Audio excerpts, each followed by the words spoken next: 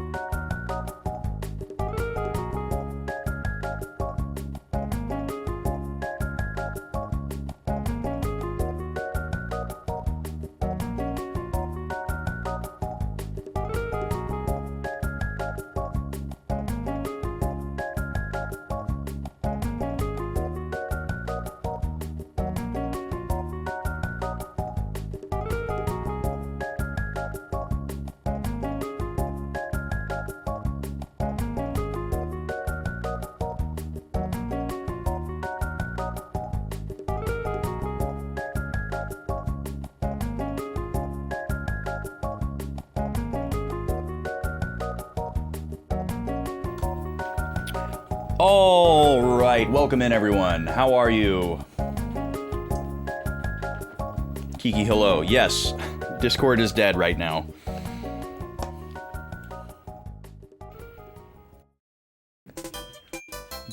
Desktop doesn't load at all, and mobile loads for me, but I can't post anything or react. I tried to do the go live post from mobile, and it was like, nah, you can't do that. Nice try. So. It be what it be.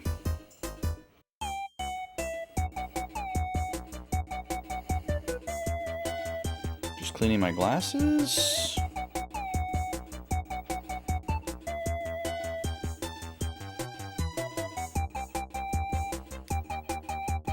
That'll do.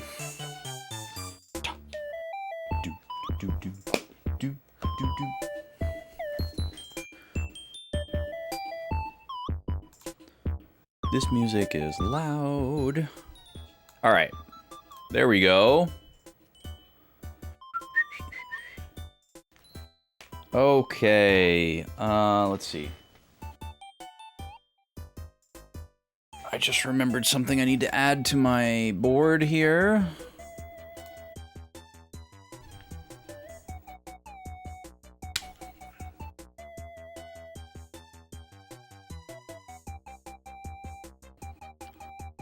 $5.17. Here we go.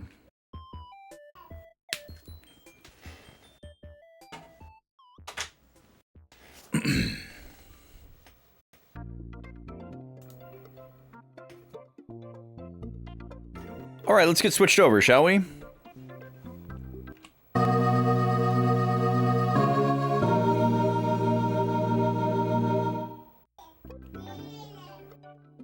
Welcome in. How are we doing? It's Friday. Happy Friday to those who are celebrating.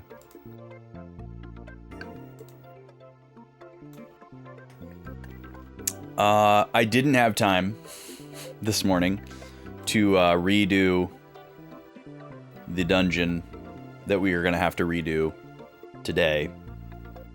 So, strap in for that.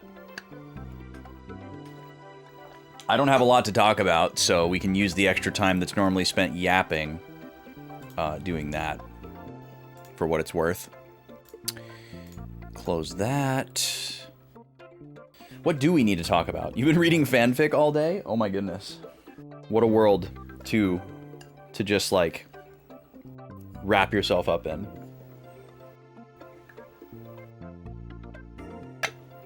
I'm still finishing my pre matcha. Whenever I make matcha on Friday, I've been making a slightly larger batch than I normally do, because I will fill up this thing that I drink from on stream, but then I'll have like a little bit left over to like drink in the morning, and that's been really nice. Oh, that's nice. That probably is making the author's day.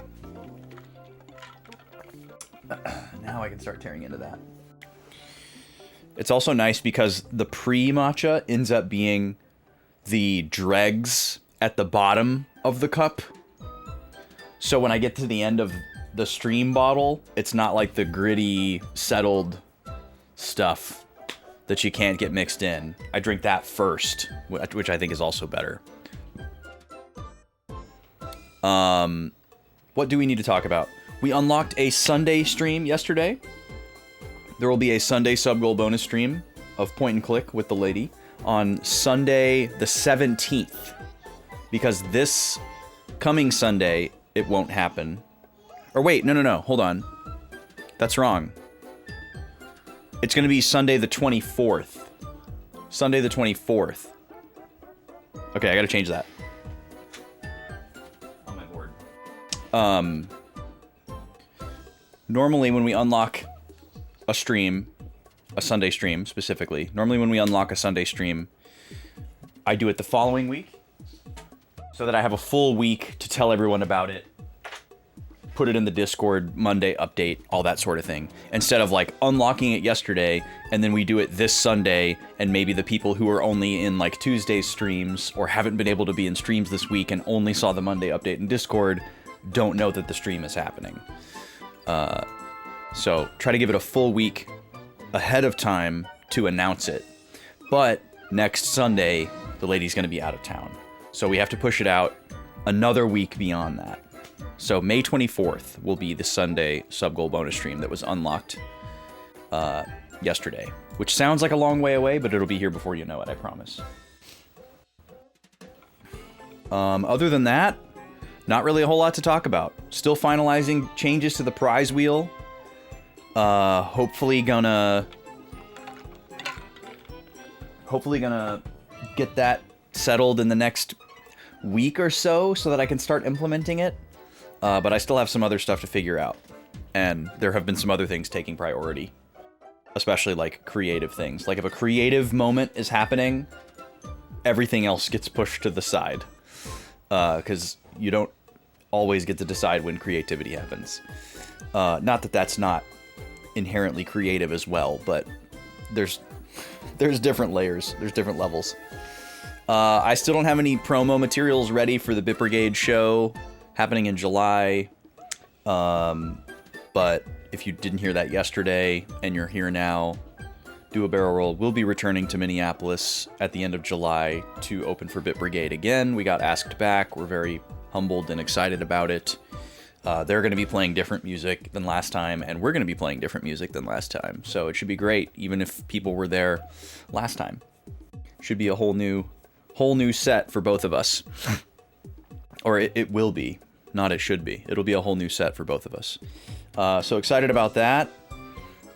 That's pretty much all I have to share. I haven't watched any .hack still, and I wasn't able to redo the stuff that we're gonna have to redo today before stream, like I hoped I might, because time always gets away from me the early half of stream day. Either like there's just way too much to do for me to do anything extra, or if I get everything that I need to get done, and then there's an extra pocket of time, there's usually something like very pointed that I want to plug into that pocket of time that's not like something that I could do on stream.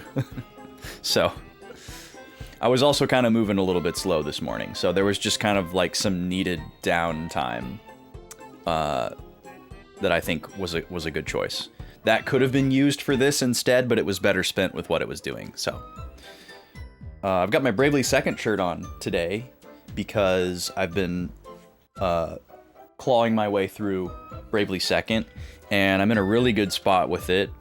I'm not going to spoil anything about the game because it's a very spoiler-heavy game and something that you should play with as little knowledge as possible, I think.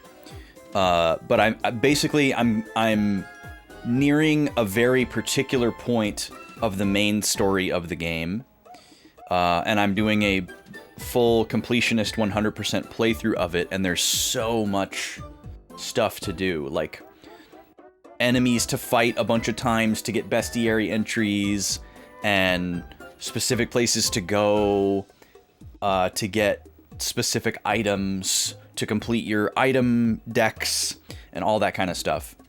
And so the pattern of the game is very much like, do a tiny bit of story stuff to like open up an area, and then do all the side stuff associated with that area, and then, you know, move forward and then repeat. And sometimes that story bit will take like 1 hour, and then the side stuff will take 5 or 20, depending on what's going on. And because some of the side stuff takes a while, I usually do it in like smaller chunks, and something like, you know, fighting a bunch of the same enemy over and over, or like farming for a specific item or enemy that's like rare or something.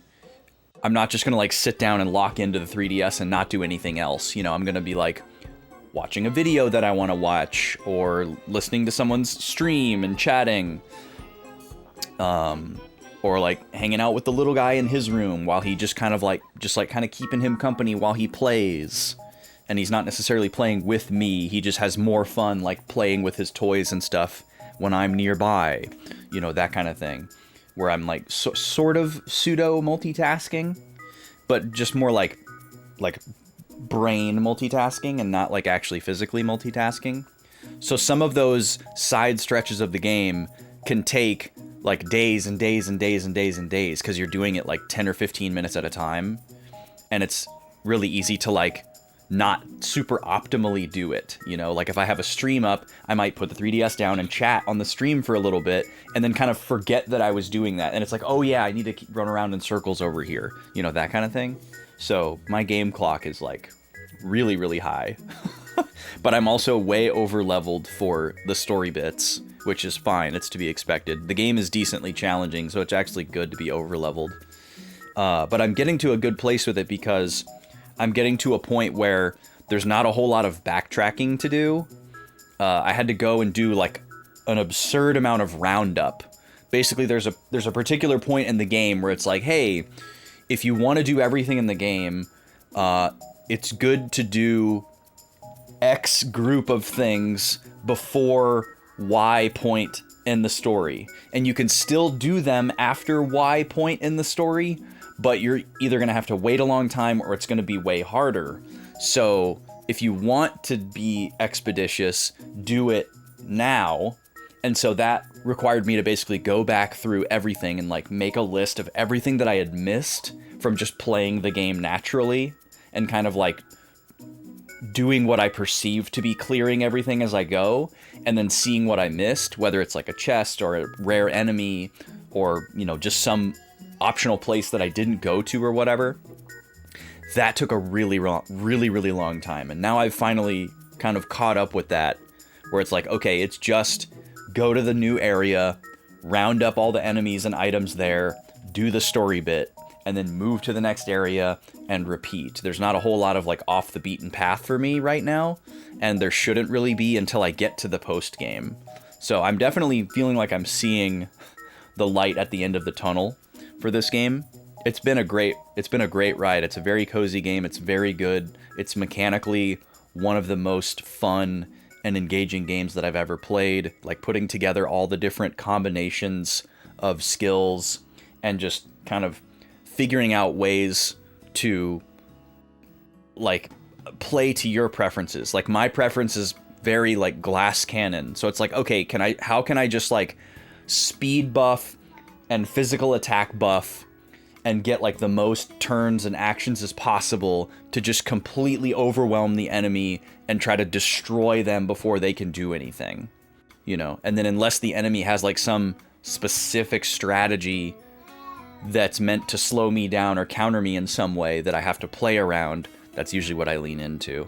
And there's just so much cool stuff that you can do. There's so many jobs, and the way that the system works, the way that you can combine things, there's just so many possibilities, and it's really, really fun.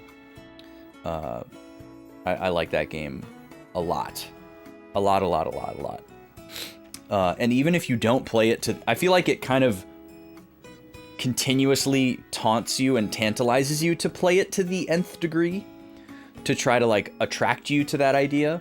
But even if you didn't, I think it's still a brilliant game. It would also be really, really challenging to play minimalistically, honestly. Like, if you tried to just beeline your way through that game and only do the story stuff and not really spend any extra time leveling up, or, like, if you turned off encounters for the whole game, you know, and only fought bosses, it would be an unbelievably challenging game. I'm sure somebody's done it, though. That would be a wild idea for a challenge run. Required fights only. And it would be so easy to do. It's literally just a setting that you turn on. You wouldn't even have to, like, hack the game or get good luck or anything. Alright. Let's boot up the game and get started with our recap and redo. I'm going to pause this Yoshi music, as pleasant as it is.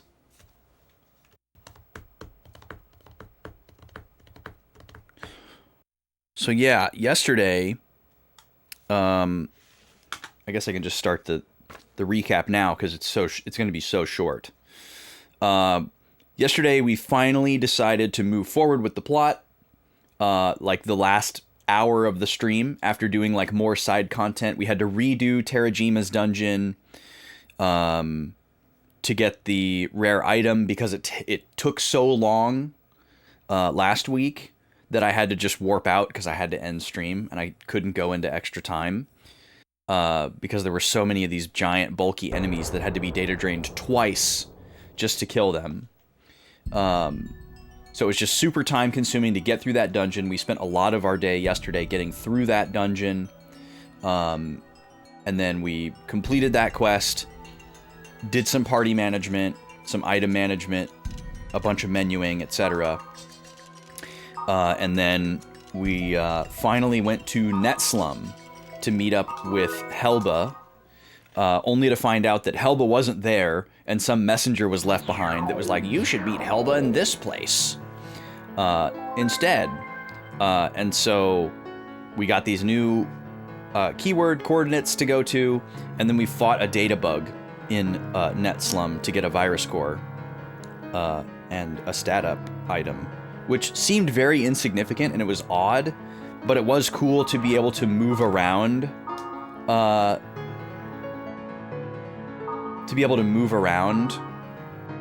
Netslum for the first time. That was kind of significant, but other than that, it was a very kind of pointless visit. We didn't get to explore there at all. We got warped out as soon as we were done. And then we actually went to the Helba coordinates, the tested Quicksilver Valkyrie.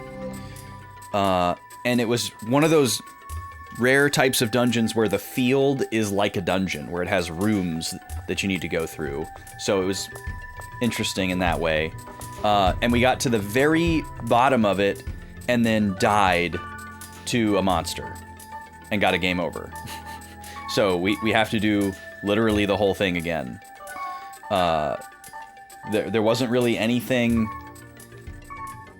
that we could have done. I just needed to be more on top of my health and using potions. Oh, we're in the wrong server. We gotta go to Sigma. So, we just gotta do it again. And unfortunately, it's a pretty long dungeon. So, it's gonna take a little bit. But that's what we're doing. That's what we're doing.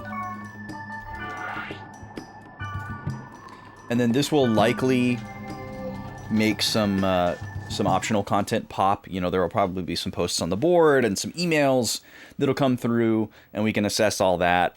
Or if not, we'll just move right on to the next story bit. I'm assuming this will be pretty much exactly the same, but maybe we'll get a slightly luckier procedural generation. Here's what we're gonna do. We're gonna do a speed charm to try to help us get through this quicker. And we need all of our buffs. I should have done that in the first room. We didn't run into any physical tolerance enemies, so we can take solace in that. I need AppCorv to increase my damage output. It'll also be nice to have like all of the buffs kind of expire at the same time. Wow, we're missing this guy a lot. He must have really high evasion or something. Okay, we need this. Gad! My dude, thank you for the 169. Happy Friday, my guy. How are you?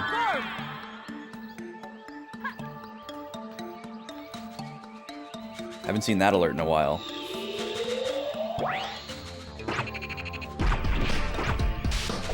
I hope you've had a nice beverage today, Mr. Gad.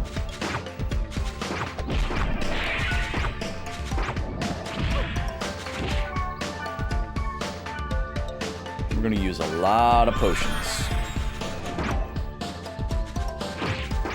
Yeah, but basically if we're fighting that big guy, we're gonna use a potion anytime our health drops below 50%. And and we're not going to use any skills. I think that's the main thing that got me killed. When you use an attack skill, you get locked into an animation for a really long time, and you can't open up the menu and use a potion in the middle of your animation. And so if the enemy gets a good whacking going on you, you're just done. And then we have these Napalons everywhere. These guys are super annoying because they can heal themselves and their friends, and they run away from you instead of attacking. There he goes, doing his thing. And we'll also run into mobs that are just multiple of those guys. Yeah, this guy's evasion must be just out the roof. What is going on? What's up, Draconics? How are you? Nothing yet. Only on the clock for 4 more minutes. Let's go, dude.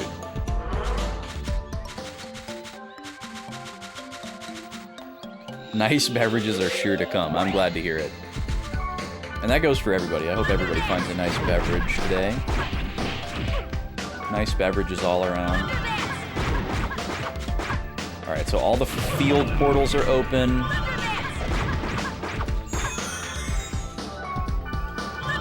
We don't mess around with these guys. We have to just overwhelm them as fast as possible. Okay, this is not a great value. A little bit scary. It's a super long animation, which means I can die.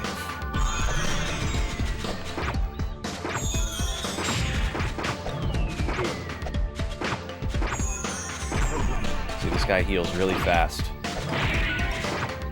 And we can, like, barely outpace his damage, but it takes a long time. 70F and Sunny. Man, it doesn't get much better than that. Especially where you're at. You gotta take those days. When you can get them. Because you don't know when you're gonna get them again.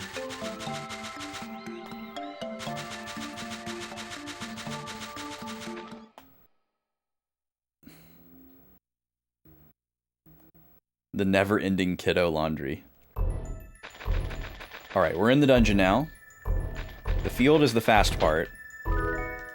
These dungeon floors are quite large.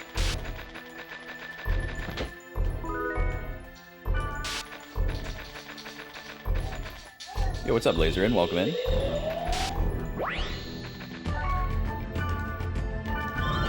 Oh, wrong one. I wrapped around. That's okay. Could have misclicked much worse things. The D-pad really gets going in the menus, which is kind of nice when you want it, but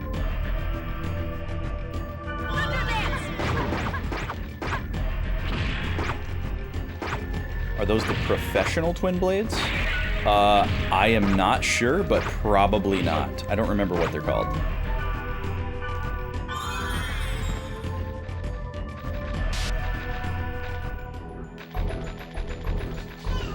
Golden egg.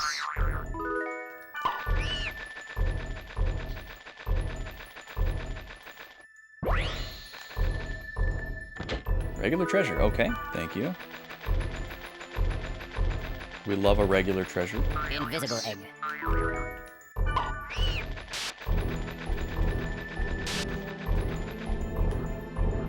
Oh, it's a palette swap with the one you're thinking of? Okay, gotcha.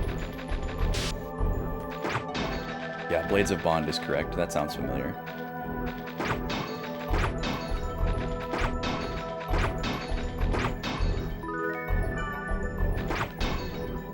I didn't have 99 restoratives? Okay.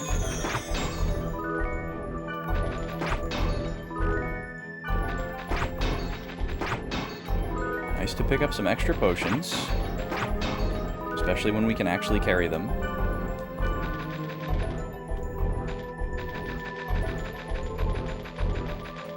Oh, I lost my buffs. Which means my other one is going to go out soon.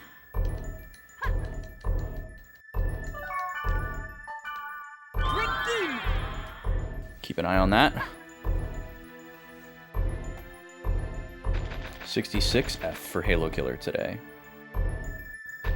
Oh, are you only able to bathe your dogs outside, Halo Killer? Yeah, that does make a big difference. I'm just gonna keep the speed charm up. I think that'll be nice.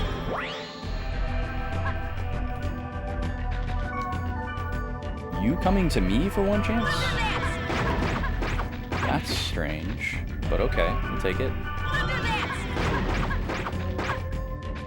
Usually he runs away.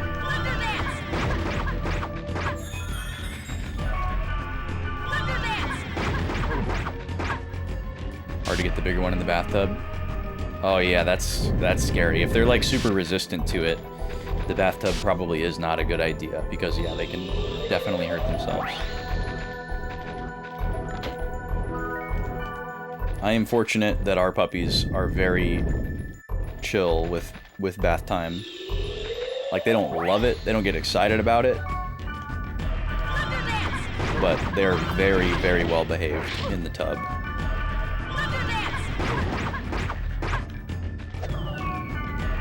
It would really suck if we had to bathe them outside.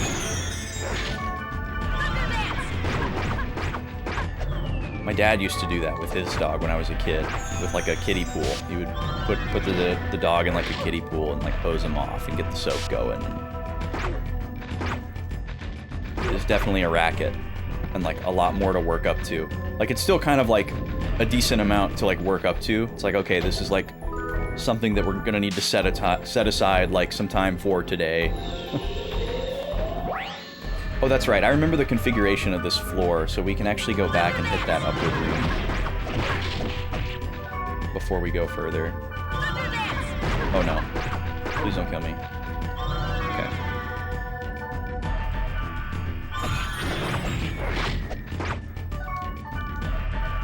No, not staccato. I should just get rid of staccato. Like, I can totally let that go. Thunder Dance is decent, and I'm glad that we have it. But staccato is just so long that it puts us in danger. At least when we're by ourselves. It's very scary. Like, we shouldn't use it at all. I remember using it a lot in the early game. Because it was just so many hits. Where'd you go? Well, the camera's killing me right now.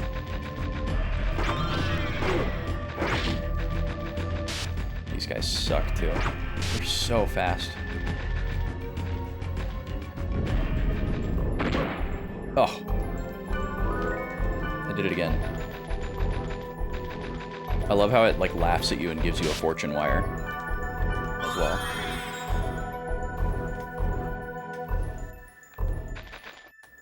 She's at least part lab and hates baths. Well, not all labs love the water like you might expect, but yeah, I guess that does probably feel a little bit frustrating and ironic when you're experiencing it.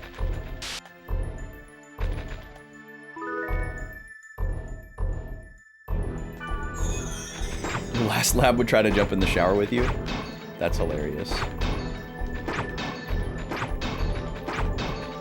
Yeah, both of our dogs are very curious about like the tub in general. Like the tub where we bathe Backlog Baby is different than the tub where they get a bath. And so whenever he's having bath time, they're like very curious about it. And sometimes I'll like stick my head in that tub just to like wash my face or like rinse my whole like head with like cold water or whatever, because it's very refreshing. And they're always like right there when that's going on. They're like, "What you doing? What's going on?"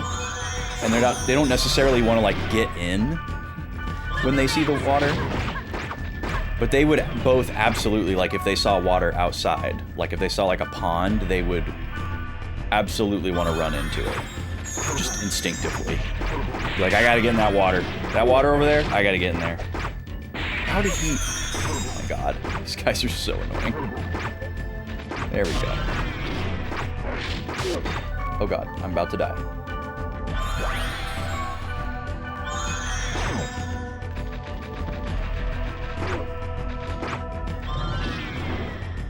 All my buffs are gone. Let's get those back on.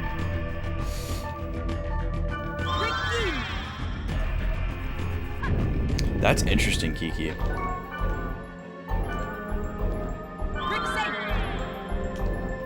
I don't know if I've ever seen that happen before. Like, I've seen dogs that don't really take to water, or like might avoid water. But I don't recall ever seeing or hearing about a dog that like recoiled and was afraid of the water. That's wild. I guess for like certain non-working breeds that like I'm not familiar with, could be fairly common.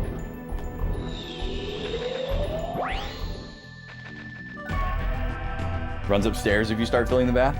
Is it because they think that it's for them and that you're gonna put them in there? Because that makes sense. That I've definitely seen before. Where like when the dog senses that it's time for them to get a bath, they run and hide. But that's definitely different than being afraid of water. Or like when they like to get in the car when you're going to like the park or whatever, but if they figure out that the car ride is to the vet, their behavior like completely changes, you know, and they don't want to get in the car and they go hide. You know, that's not being afraid of the car. That's being afraid of the vet. I have seen that a lot, where the dog will try to avoid bath time at all costs. Okay, this didn't take as long as I thought it would, actually. We did pretty good. We're already on the 3rd floor. And if I recall correctly, there was a purple thing. Yeah, so we actually know. Alright, one more speed charm.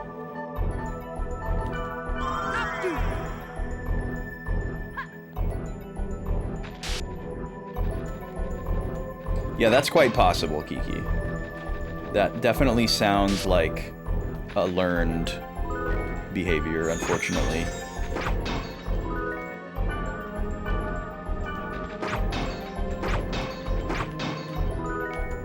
Poor guy.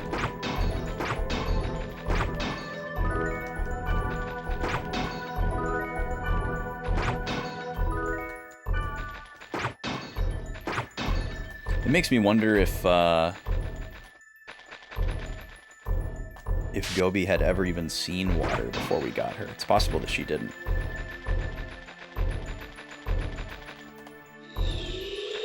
Like, I mean, obviously she was like drinking water, but I mean as far as like a large amount of water that she could like interact with.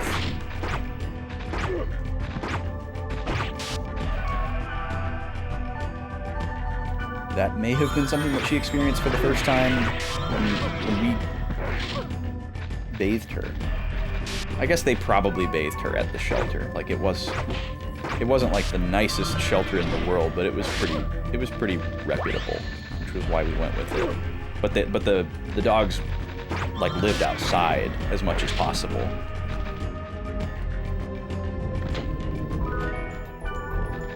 But yeah, I'm sure they were bathing them regularly. But even bathing is, I guess, different than, like, swimming for a dog.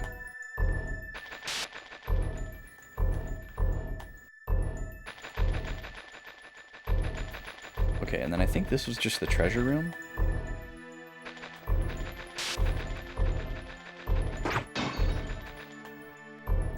Yep. Flowing robes. Is that armor? Yeah.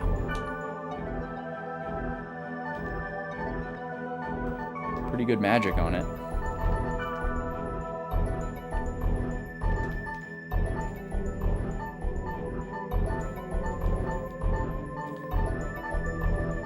Not quite worth it, I don't think.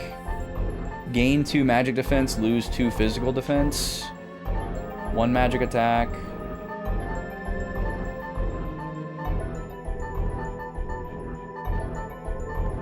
The spells are better.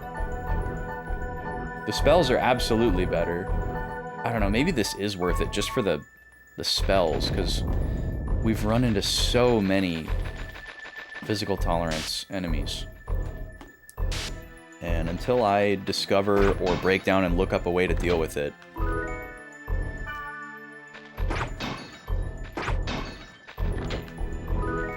we gotta be prepared for that.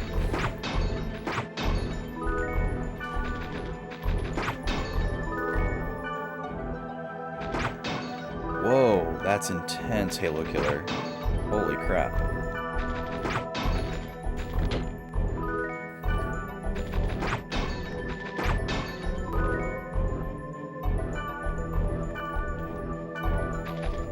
Yeah, after Nima's little episode yesterday, we preemptively gave her a happy pill today because it's supposed to actually be stormy. It wasn't even really stormy yesterday. It was just kind of like gloomy weather in the area. You know, it was probably raining elsewhere. It didn't really rain here. Maybe sprinkled.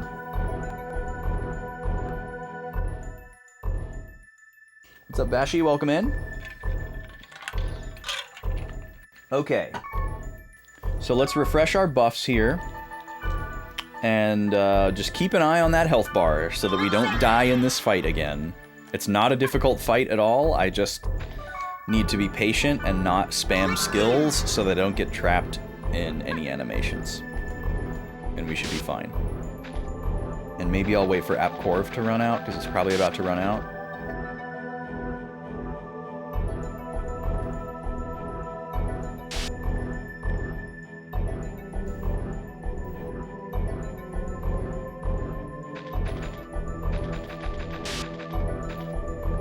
Alright, screw it.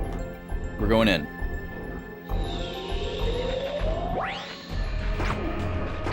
Okay, so we just gotta be patient here.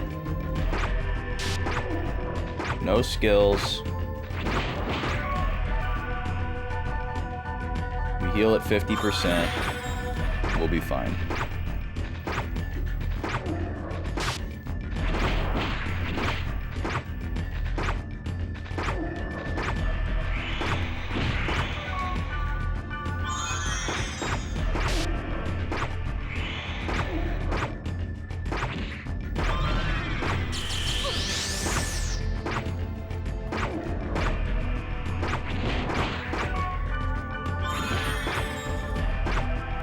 Spin attack is really the only one we gotta watch out for. Yeah, that one. Because sometimes he'll get like one hit, and sometimes he'll get like 4. Okay, my AppCorv went away. Let's recharge that really quick.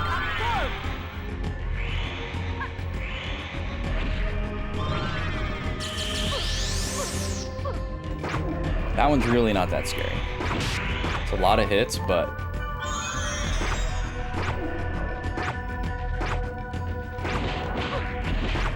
that's the scary one. There it is. All right.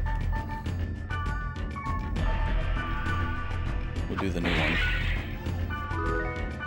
Virus Core R, baby. Okay, now we gotta watch out, because this is the part where we died.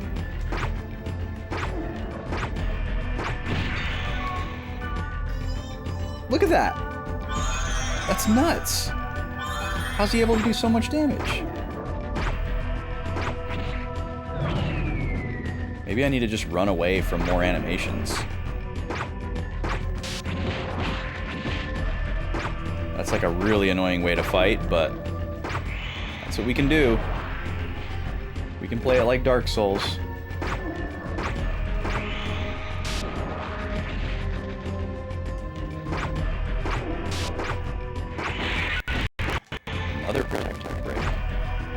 Once it starts healing itself, I'm going to fight it normally, because I want to get experience. Oh, my speed charm ran out. That makes it harder to play this way. Oh my god, I just almost died. I had 8 HP.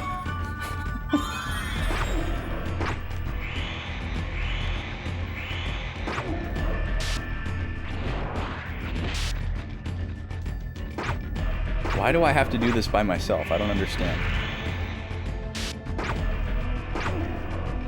Get out of here.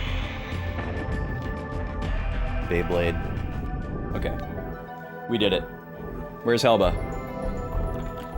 You've gotten strong. Thanks. I have lots of potions.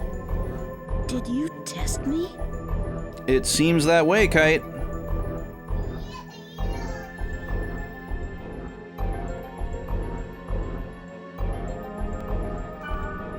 The success of the operation depends on you. The operation? But good work. I've heard from Wiseman about the plan. I think his tactics might work. Plan? What is plan? I'll accept your offer. Give him my regards. Our offer? What's our offer? Is Kite as confused as we are? Okay, well, let me write something down, I guess. Well, let's see if we get another scene right here. No scene. Okay, we're probably about to get an email then.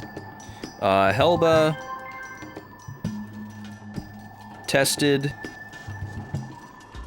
Kite's strength.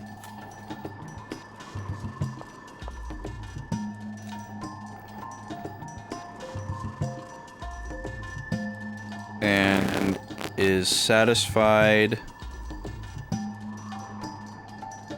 he can help with Wiseman's plan.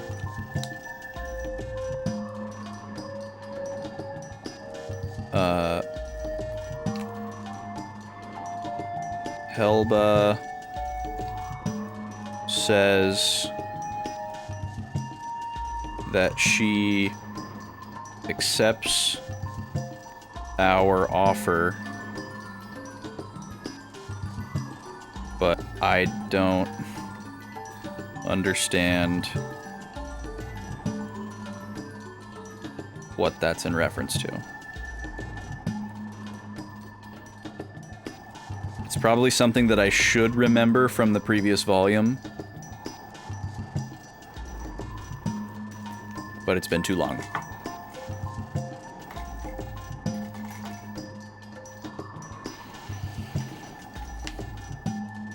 Oh, your dog likes ice cubes? Gobi used to get really excited about ice cubes, and she likes them less now.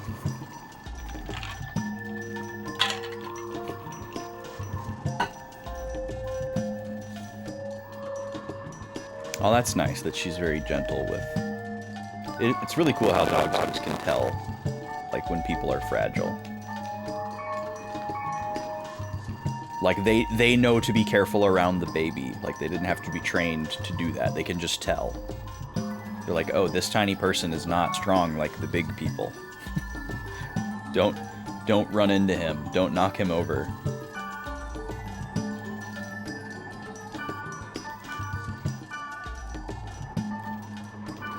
What do we got here, Nikoska?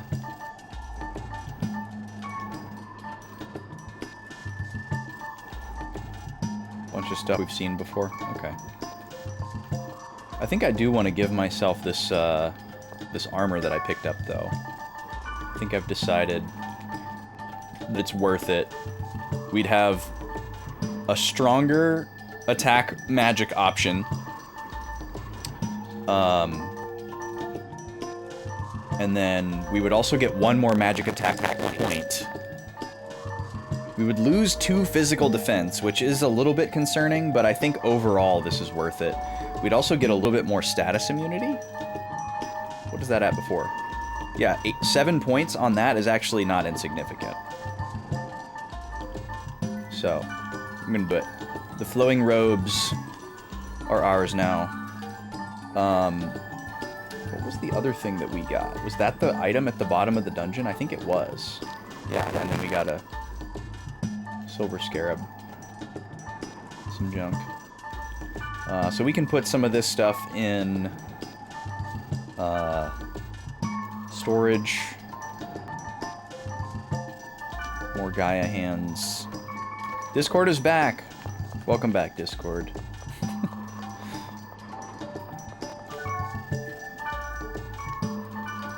Okay, so let's first store these. Obviously. And then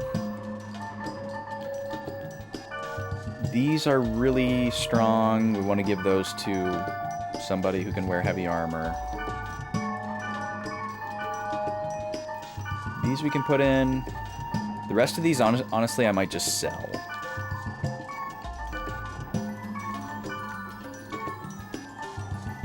I don't know. They're pretty good. I'll hang on to them. My item storage is getting dangerously full, though.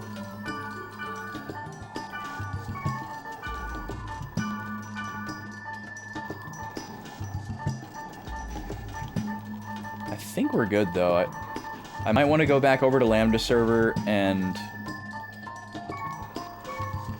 restock potions. Oh, really? The mic is acting up? Okay, let me reset the interface and the cable. Actually, it's ad time, so I'll just do that as well.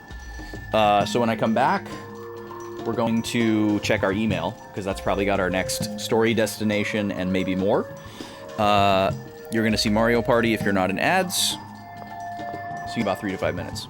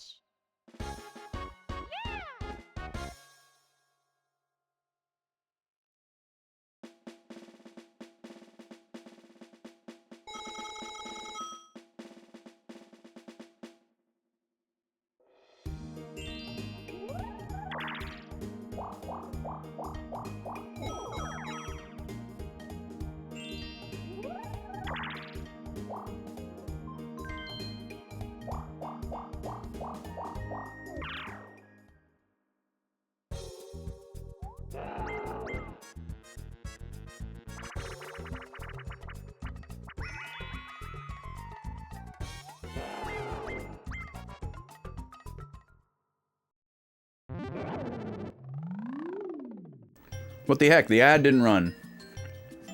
Dang it. I gotta run it now.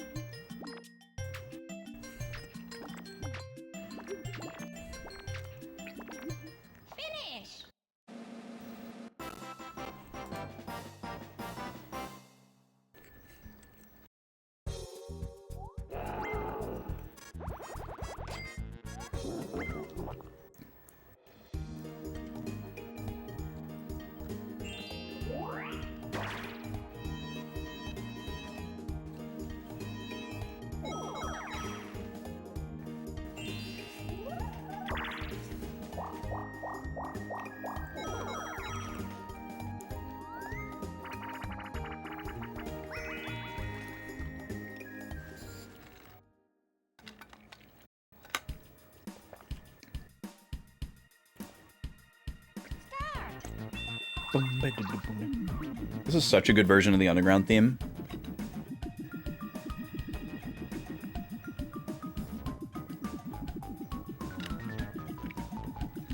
It's very similar to the one that's in Mario RPG.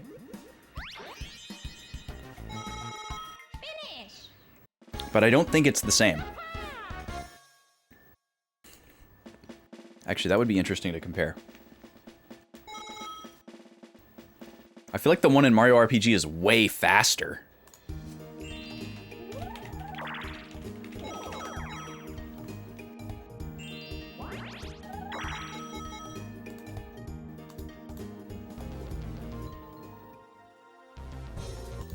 Oh no, it is the same tempo.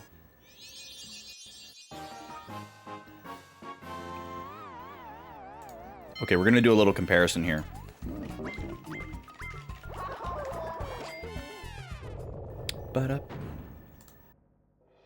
Is this playlist gonna have this song?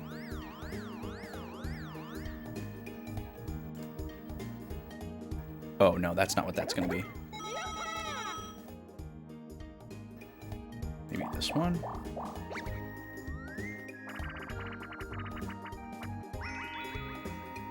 I'm just waiting for this ad to end. In case anyone's wondering what the heck is going on. The ad was supposed to run while I was away, and it didn't.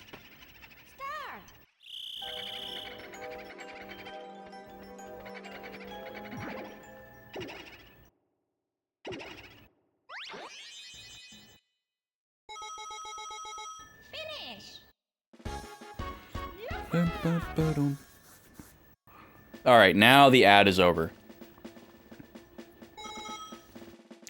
I'm trying to find this song in the Mario Party 1 soundtrack. Okay, I found it. Okay, let's compare these. This is going to be interesting. Alright, welcome back. Well, actually, let's not have y'all hearing that in the background. Okay, so let's compare these. So this is Super Mario RPG from inside the earthen pipe. Underground theme.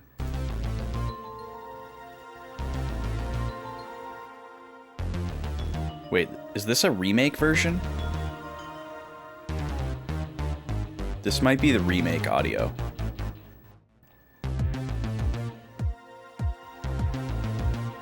Yeah, this doesn't sound like Super Nintendo. Okay, hold on, sorry. Alright, we're gonna listen to the Mario Party 1 first. So this is what plays in Mario Party 1 during that pipe maze minigame.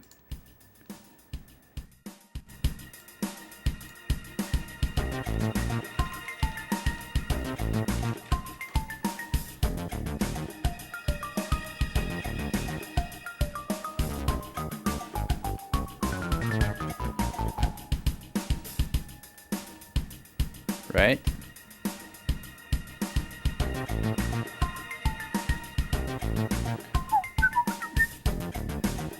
Maybe this one? Yeah.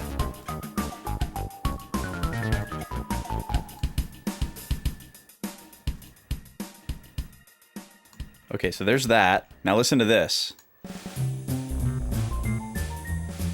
Oh, sorry. Mario Party playlist is autoplaying. Not that.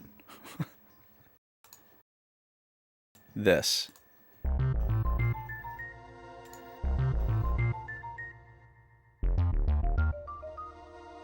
So a little bit different. Like, it's still the underground theme in 4-4. But this has got a different type of beat. It's a little bit more military sounding, which is interesting.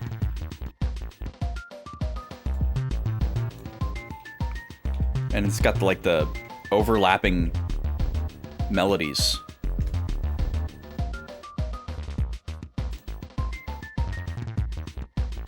So the Mario Party one, it's also interesting because this underground theme is by Koji Kondo, the Mario composer, like the original Mario composer.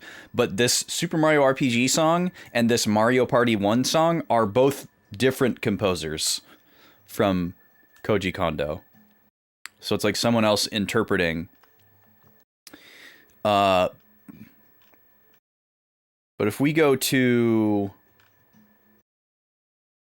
the underground theme from the Super Mario All-Stars version, well, I guess it would have originally been Super Mario 3. Was Super Mario 3 the first one?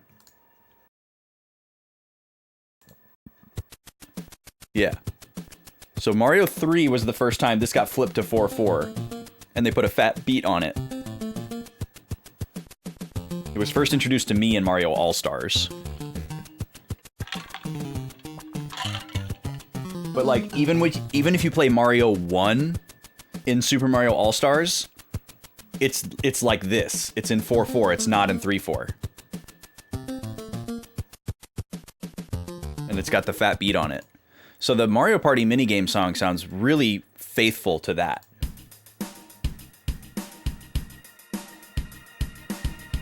Not the exact same drum beat, but very similar. But the little repeats, that's like a Super Nintendo instrument sample that's in the Super Mario RPG one. It's that sound. It's like the exact same sound. So it's like a mishmash between the Mario RPG version and the old Super Mario 3 / All-Stars version. Very cool. Interesting evolution. I'm sure there's some exhaustive video that's specifically the evolution of the Mario Underground theme that probably goes into exhaustive detail. But that was just a passing thought that I wanted to explore. Okay, let's go back over here. Back to .hack. My eye is itchy. Alright, we've cleaned up our inventory. Let's drop a save. Actually, no, let's keep going this way. Because I want to go top off my items. Oh wait, this is the save point. Okay, I'm turned around on where I am. Oh yeah, and we don't buy items from this server anyways. Okay, let's just save. I'm having too many thoughts at once. This is going to be slot 1.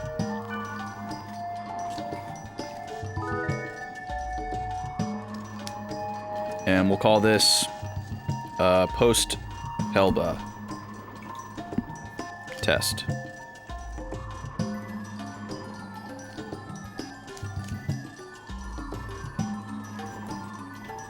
And I can check off tested Quicksilver Valkyrie.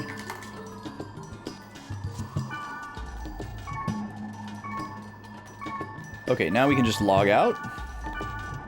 I'm assuming we're going to have an email from Helba or Wiseman.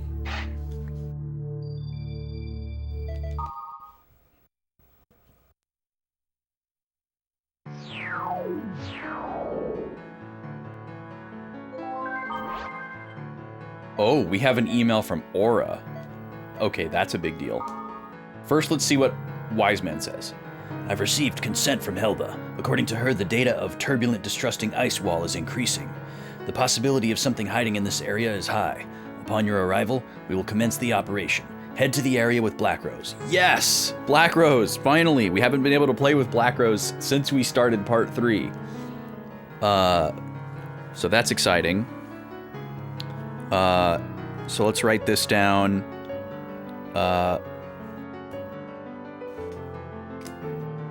Wise man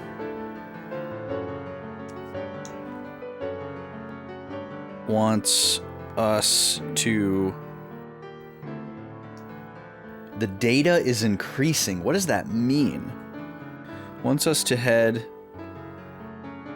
to a specific area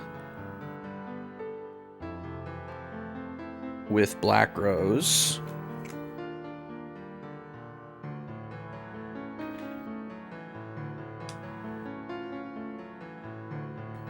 And he says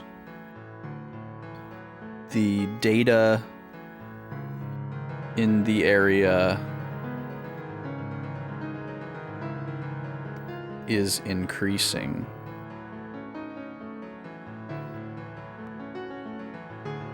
That's such a strange phrasing. The possibility of something hiding in this area is high. So are we assuming that it's like Kubia or like the next form of the Cursed Wave? I guess we'll just have to find out.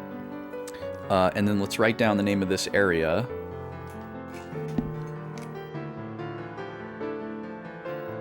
Turbulent,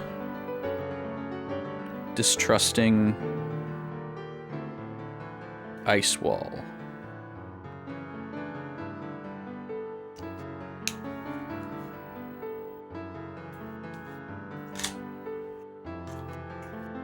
Oh yeah, Orange's email.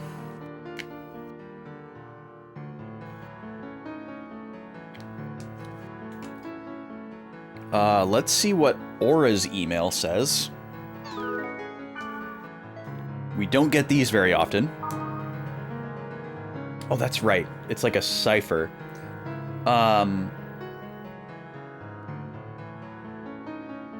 Let's see. Something is going to go outside with my fragment. Please bring it back. So what is the first name? Going to go outside with my fragment. This kind of sounds like the concept that Biff was talking about in OVA 3, where he was making these comparisons of the game world and the real world to inside and outside. And I believe they were a concept, like a narrative concept from Epitaph, but I'd have to revisit my OVA 3 notes. And even when I was watching it, I was a little confused by it. FID...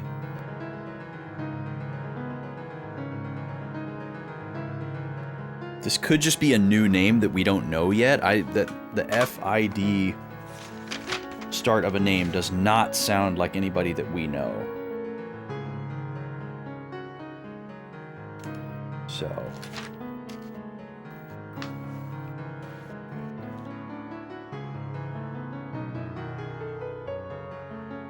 And I don't know if that's an L or a 1. Oh, that's an L. That's an L. So we have FID blank H blank L blank. Okay, let's try to write some of this down here. Aura says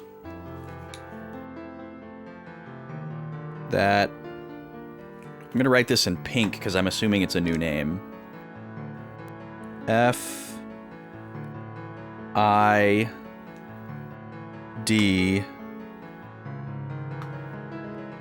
blank H blank L blank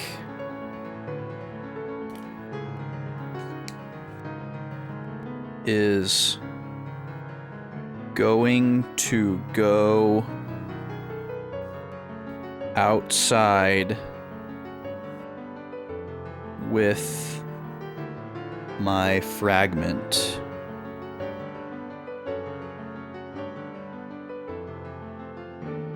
Please bring it back.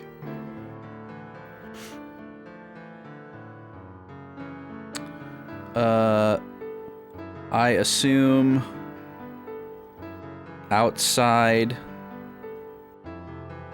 refers to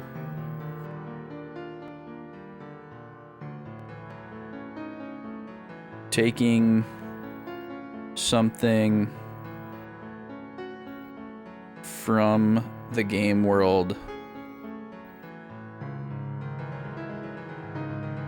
into the real world.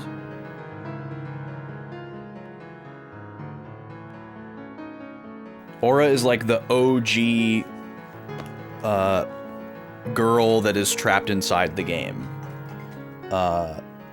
She's also a character in the anime, and one of the big reasons why I would want to rewatch the show. Because I feel like there's maybe implications that she is connected to Harold and or Emma Waylant. Like maybe she's like a younger version of Emma, or maybe like a daughter of one of them or the two of them that is like trapped in the game, or maybe was like somehow born in the game. There's a lot of theory crafting that could be done there, and I could probably chisel some things down with a rewatch of the show. Which I still plan to do. I haven't had time. The DVDs are right here. They're right in front of me. They're ready to go. They're waiting for me. Okay. Yeah, we don't get a lot of emails from Aura, so that's a big deal. Oh, nice. You got a Ponyta from a friend. That's cool, Kiki. Dreams fulfilled. Still nothing new on the board. So we've got a very clear path right now. No optional stuff to distract us. We have a story flag to head towards. Oh, cutscene. Hello. I've heard from Mr. Wiseman. Please use this.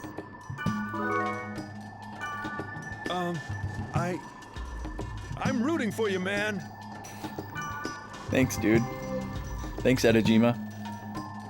So that's probably a virus core that we need to hack into this particular area, and the game's going to make sure that we're not lacking it. So can I call Black Rose? Finally? Okay, here I come. Yay! We've missed Black Rose. She's great. We definitely have some equipment that we can give her. She doesn't have any good items. Come with me. Let's go over here.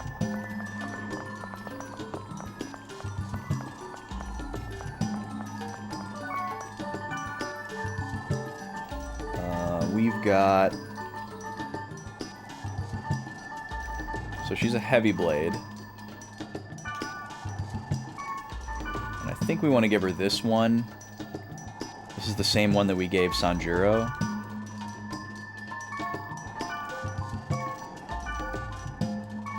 $26. Oh, this one's also 26. Hold on.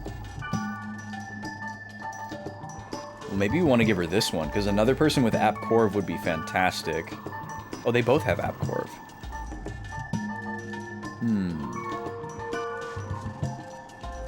I think this is better, though.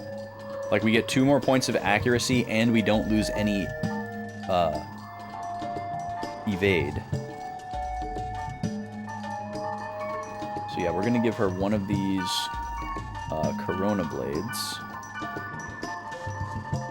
And then what else we got here? Holy moly, we got a lot of helmets. 1, 8, 10. 5, 11.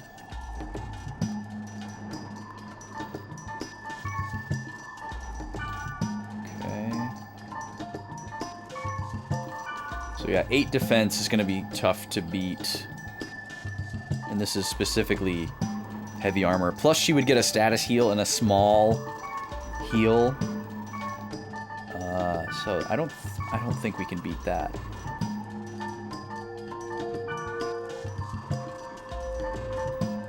This one has a better heal. It's a little more well-rounded. That's medium armor. Yeah, we'll go with this rock dragon here because the goblin caps, unfortunately, just don't have good stats. They just give you status immunity. Okay, so one rock dragon. And then how about for heavy armor? This water beast, probably.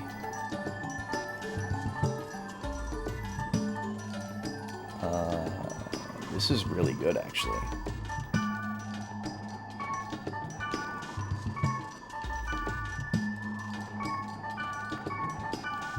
Yeah, I don't think we're going to be able to do much better than that. So one water beast. What do we got for arms? The Gaia hands, probably.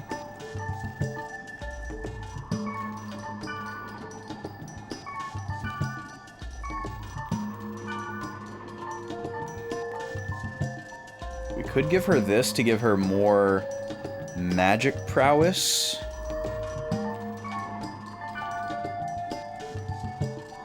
That might be a good idea.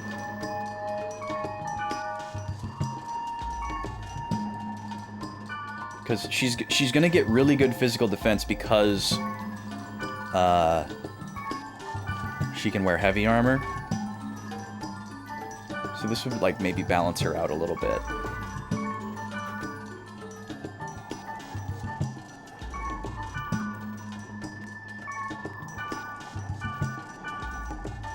Alright, and then for feet, what do we got?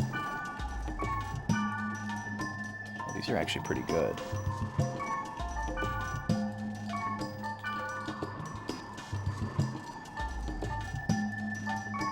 Earth. Oh.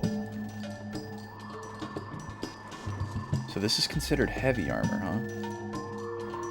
18 magic evade is pretty wild. That's so much.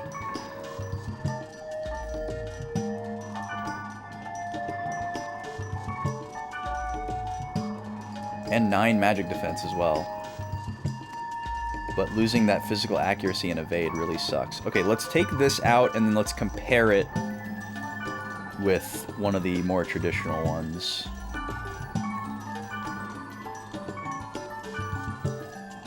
Which I guess would be this one over this one.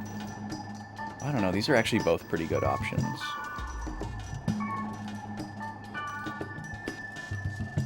I'm carrying one of these, okay. Let's grab one of these, and then we'll just compare those 3. Okay, so we'll just give her everything else outright. Corona Blade. You sure I can really have this? Yeah. And then Rock Dragon. Yeah. And then Water Beast. What? Yeah. And then Ocean Gloves. Hey, you read my mind. Okay, and now let's look at her equipment overall. Look at all these extra swords that she has that we've like given her over time. Hayabusa. That sounds really significant, but it's not. Oh, she has 99 status resist. Let's go.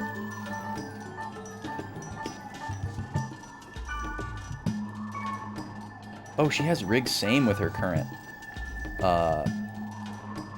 foot armor, actually. That is really nice.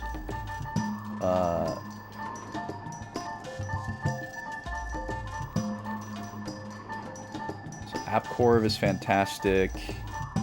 She's got a couple of offensive magic options.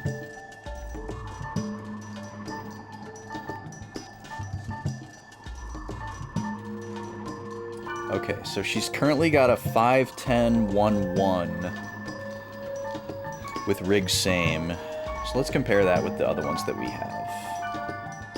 Well, and actually, let's look at our overall status.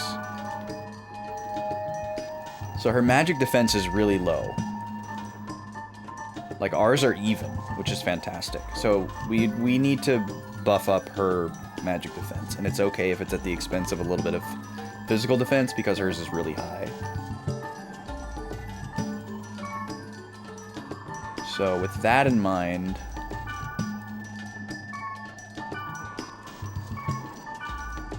we'll go with this Spiked Guard. Which is perfect, because she's one of the only characters that can use the heavy stuff anyways. Wow. Alright, and now if we look at the status, it's better. She still has low magic defense. But look how high her attack is compared to ours. 68 versus 49. Really, really good. And that 99 status immunity is really cool too. Alright, so she loses Rig Same, but having Apcorv is really nice. We don't really care about Apruum. Okay, now I don't know if I'm going to be allowed to have another person in my party for this mission, or if I'm supposed to have one spot open because, like, Wise Man is going to join me. So let me drop a save here really quick in slot 2.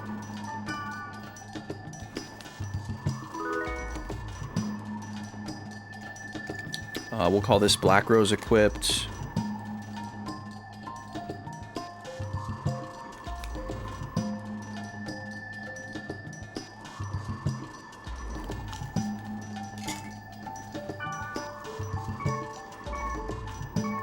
And then I'll just bring Balmung with me. That is an easy pick. Oh, no response. Okay, so I'm guessing I'm not going to be able to hail anyone. Because this is usually how it goes when it's like story time. They're like, no, no, no. The only person you can play with is... Why, hello. Oh, but Wise Man will join me. Interesting. Well, I guess Balmung is like a important story character who might be busy sometimes. Okay. I don't really want to have Wise Man in my party. Quite a... So I would probably bring, like, Gardenia instead.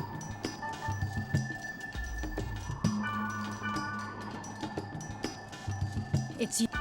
Okay, so we're gonna try to go to this mission with this party of 3 and see what happens. Turbulent, distrusting ice wall. And it's a protected area. We have to hack in.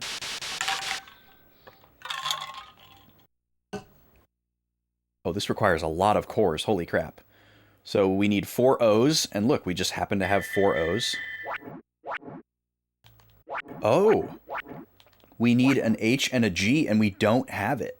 Okay, we actually can't do this yet. So we need to go somewhere where we can farm H and G. Which means I'm unfortunately going to have to log out and check my email. Because we have a cheat sheet in our email from Helba. On, like, what types of enemies give these. So let me write this down. We need 1... Oh, and we have an email. Virus core G and H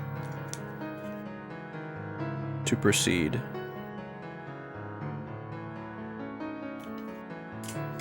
Just in case a bunch of stuff comes up and we lose sight of that, you know.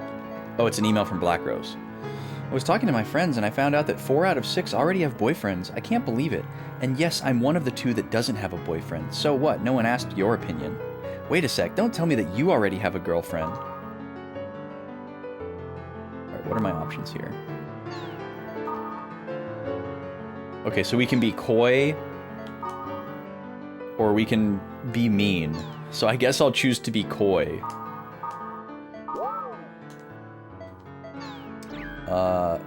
Alright. Where's that email from Helga?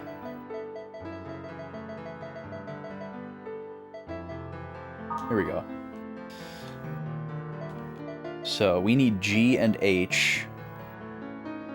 So we need to data drain some small size and mid-size monsters in the Sigma server.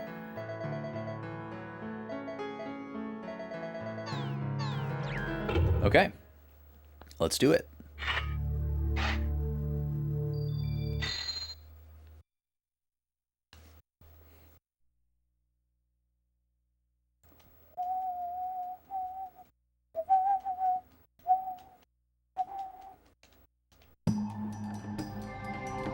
All right, we're gonna use the same party. Black Rose.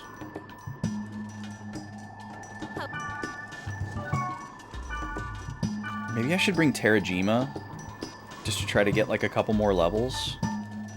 She has made it up to 47, which is fantastic. And then we can bring Gardenia on like the actual mission once we get there. Thank you so very. Oh yeah, let's check out Black Rose's new sword. Oh, that looks really sick. Very cool. Oh, I need to... Well, my inventory actually looks pretty good, but I need to buy some items. Okay, so we're gonna go over to Lambda really quick to buy some potions.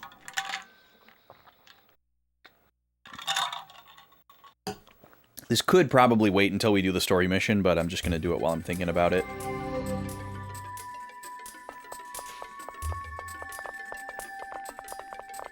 This town is also like a little bit easier to navigate because everything is so much closer together.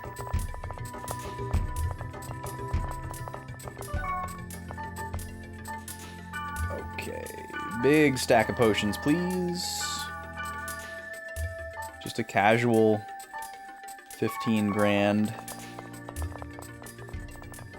And we do need to keep an eye on our speed charms. And then these two things can go away. Alright. So we need some small and some mid-size enemies to data drain.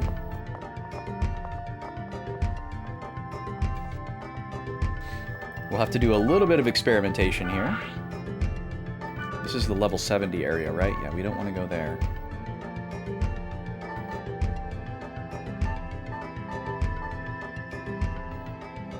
That slum seems to be here. Interesting.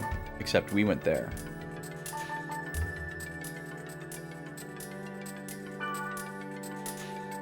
Are there monsters here? There are monsters here. Are there monsters here? There are. Weird. Okay, actually, I kind of want to go back here. And see if I can just walk around in that slum.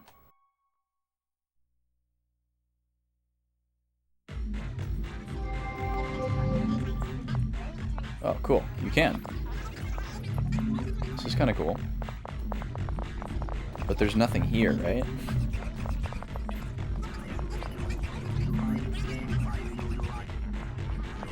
This is where we fought that harpy. And then it's just a dead end. Huh. But hey, it lets you come back, which is kind of cool. This is like a really significant area from the anime. So it's kind of cool that you get to just be in control here and that it's not just from a cutscene.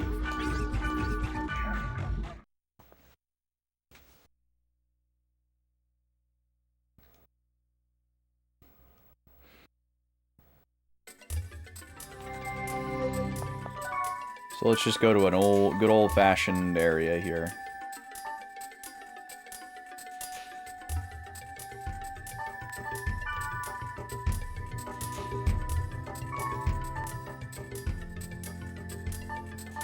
Well, actually, hold on. Let's just do a random one because we want it to be like at our current level.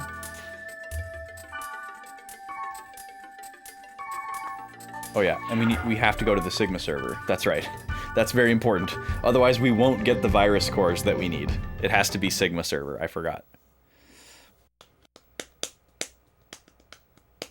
Small and medium-sized enemies only in the Sigma server will give us G and H. So let's go to this level 53 area.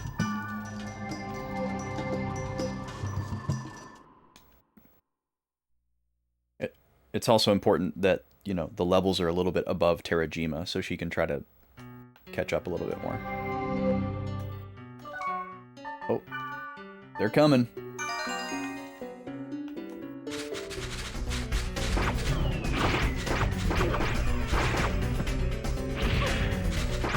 This is going to be a little bit challenging for the small enemies because they're very likely to die before I can protect break data drain them.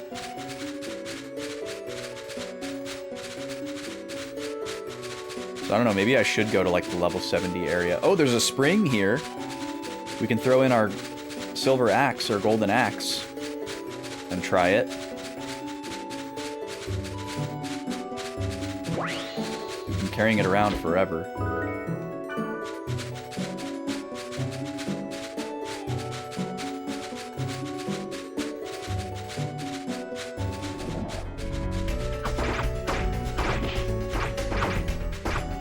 There it is.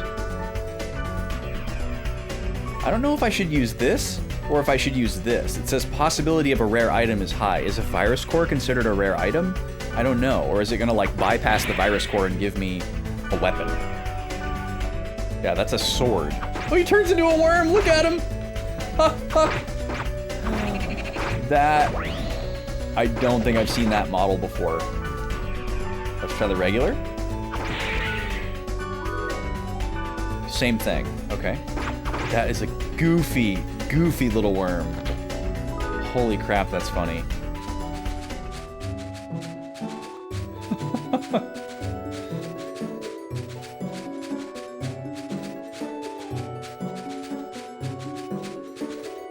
We're not going to get any good experience from data draining though, so...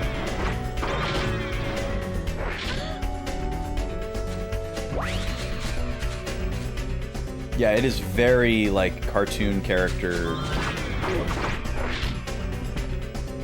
coded.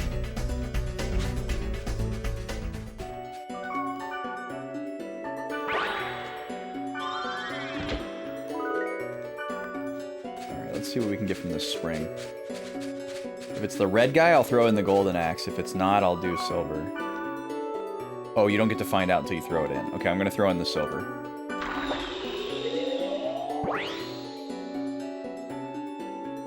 Did you lose a golden axe? A silver axe, you say? Till next time.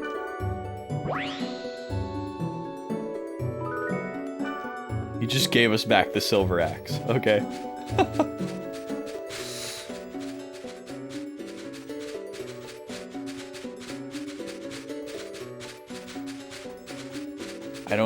I don't know how you could possibly figure out the mechanics of the springs. I'm sure it's all figured out and I could just look it up, but it's more fun just not knowing.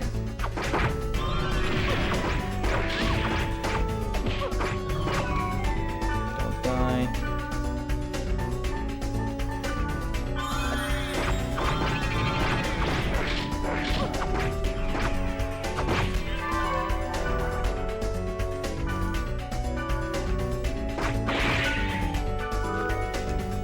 Oh, stop giving me swords. I want the virus core.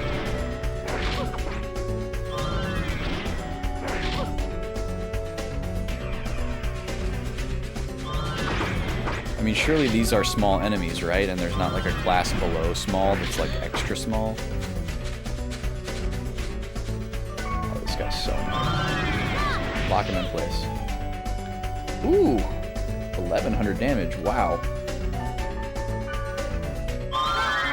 Okay, let's get some heals happening.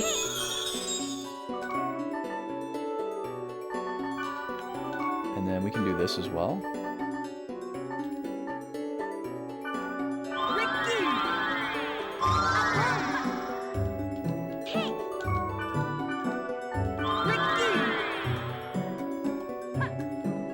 Yeah, having her able to cast Abhorred instead of me makes it so much faster.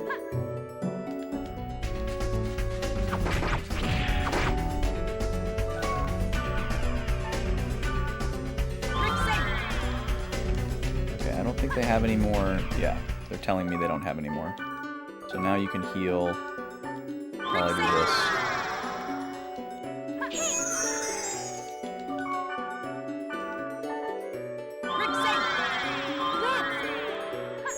I wonder if I can only get virus cores from enemies that require data drain. It's been so long. I suppose that's possible.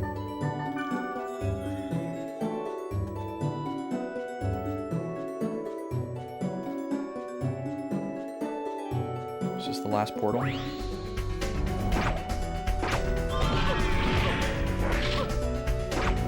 Yep.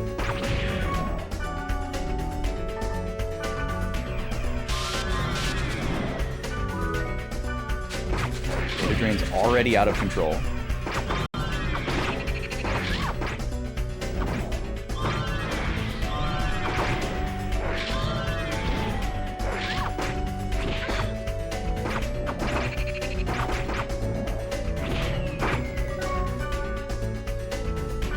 Looks fine. That's kind of weird.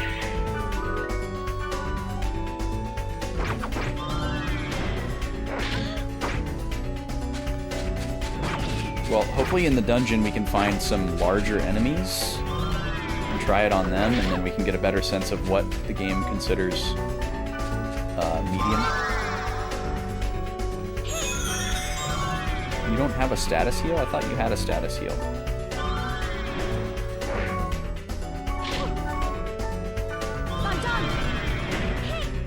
Nice. From downtown. Heck of a shot.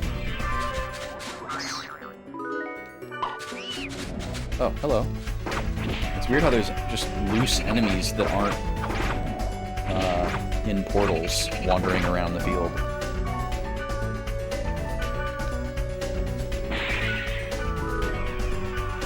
Yeah, we just keep getting equipment from these.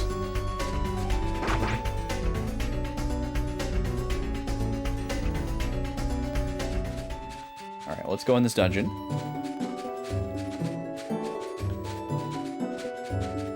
See if we can score a buff here. Oh, more enemies. Hello.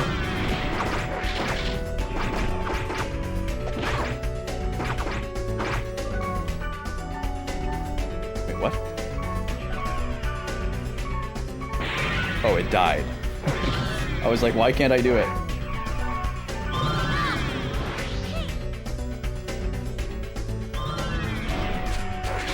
Hit this guy. Oh, that's so nice. For them to have, like, competent magic. And apparently something that they're weak against. I guess they're, like, wind elemental, and that's an earth spell. Oh, more dudes.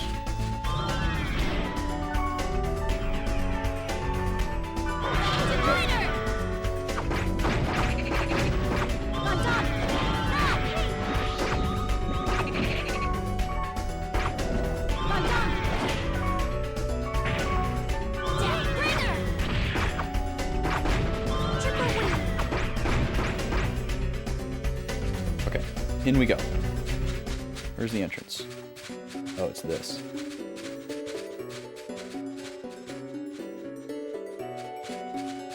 Oh, and we lost the rigs. Let's get our rigs back on.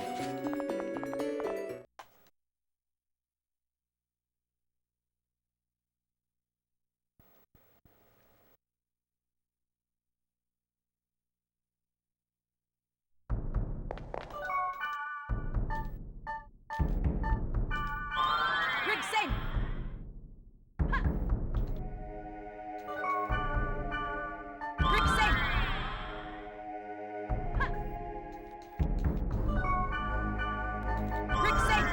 Everybody gets one. See, it would be so nice for Black Rose to have that one too. Because they can get them up quicker than I can. It doesn't do like the actual animation, so the cooldown is a little bit shorter. And just not having the menu and being able to move while they're doing it obviously makes a huge difference too. Okay, can we get some larger enemies, please? And maybe an enemy that requires data drain. We're not really interested in anything else that's in here, but if we're gonna bother going through this dungeon, we'll take it for all it's worth, I guess. So these are the same enemies.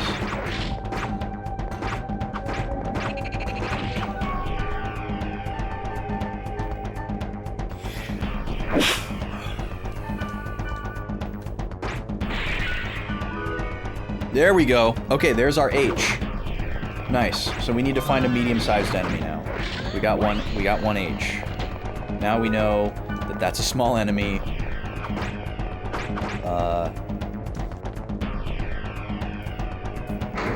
Wasn't H supposed to be medium? And then I large? G small? So that was a medium enemy? That's wild if so.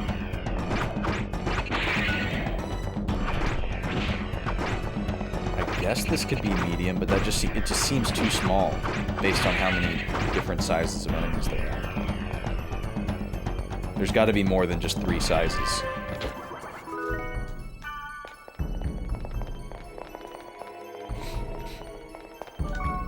Oh, see, now we can just hit this. And she'll start hitting Apcorv on everybody. Oh, until I leave the room.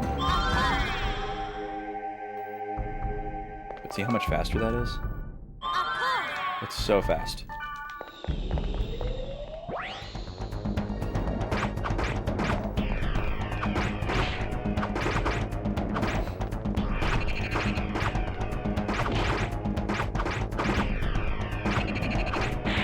Yeah, I don't know, maybe we do need to go to that level 70 area so that really tiny enemies don't die instantly.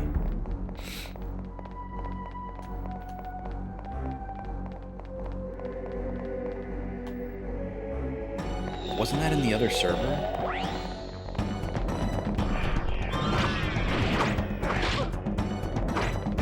I guess the other thing that I would have to do is, like, come to an area like this by myself, where I can do more chip damage and control the incremental decrease of the enemy's health bar.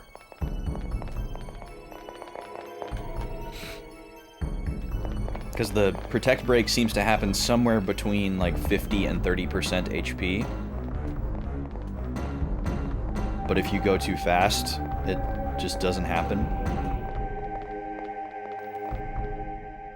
I guess I could just tell my party not to attack as well, to save time. Having to like leave and then disband.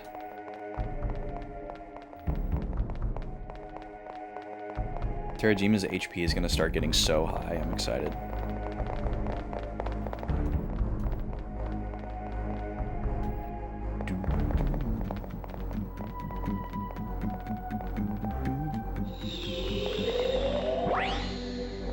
A chest.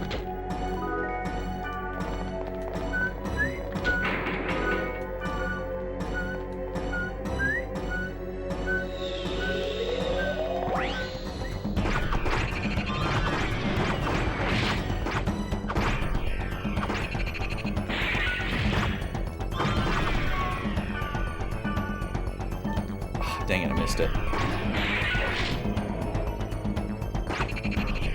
He was in the window for a second.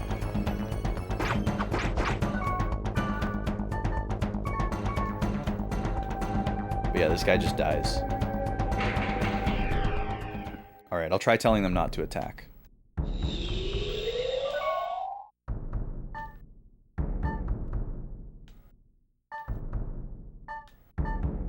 I guess I can tell them that.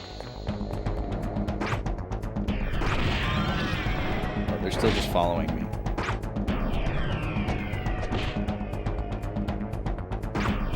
But see, like, even this guy, by myself, I hit him too hard.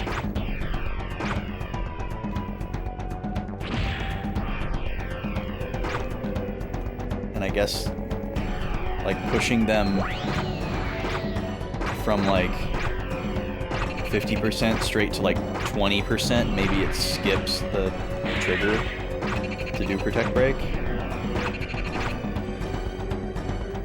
Alright, let's get out of here.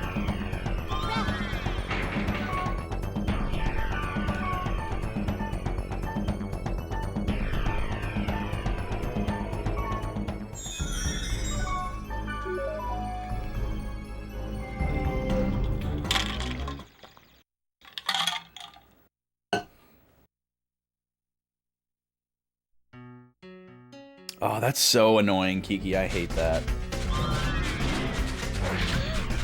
It's like such an easy thing for them to change and fix, and it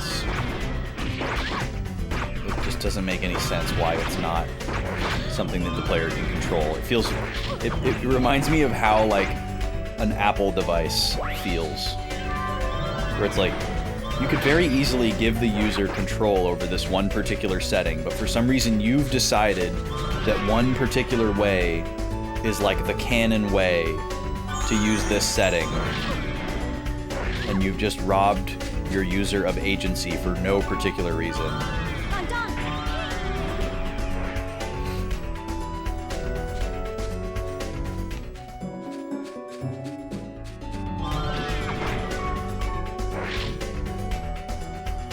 Alright, let's gate out.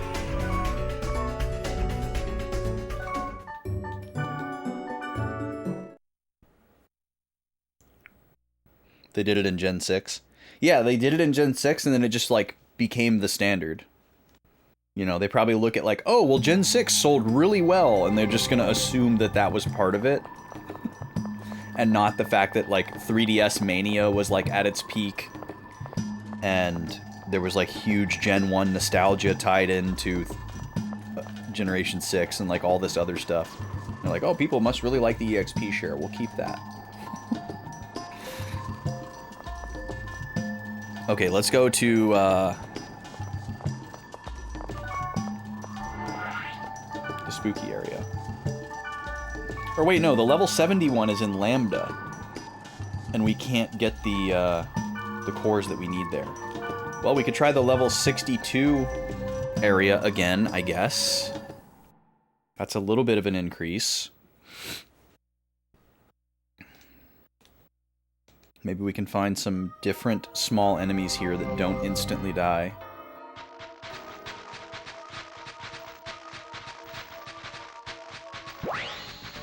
Oh, this is a large enemy. I know these guys. These guys are very scary, actually. This is the guy that game over'd me yesterday.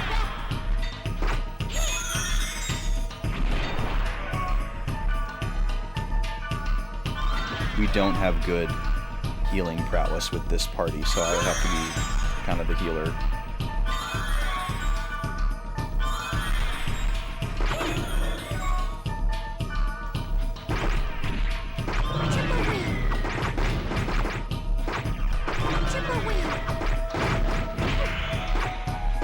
Man, it's strong.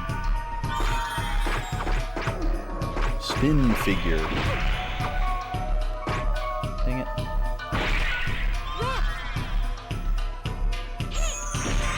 Hello? Okay. Oh, I don't have any SP. Okay, don't kill it. Don't kill it, I want to drain it.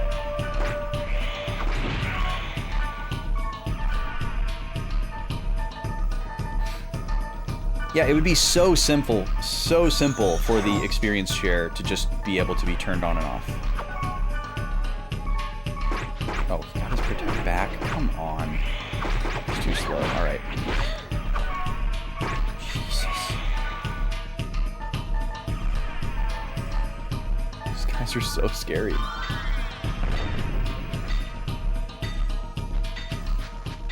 Terajima misses out on the experience.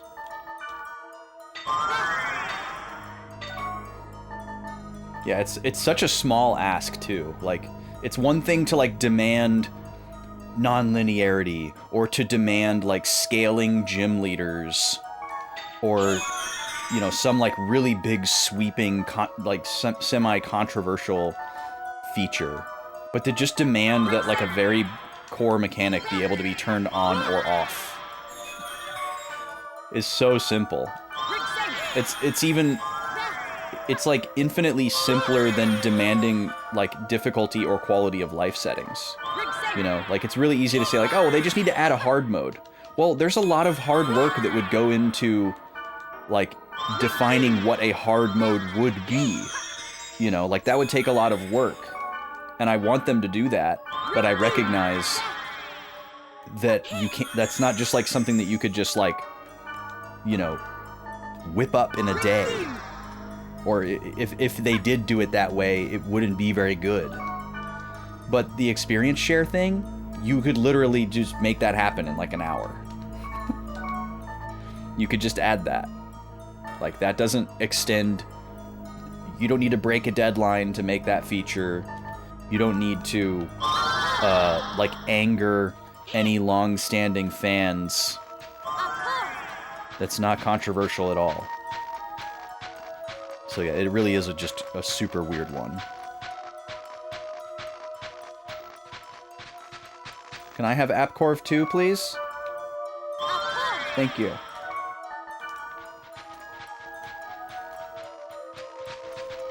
If this is a big guy, I'm going in the dungeon. Okay, we're going in the dungeon. Let's find something that's not giant, shall we?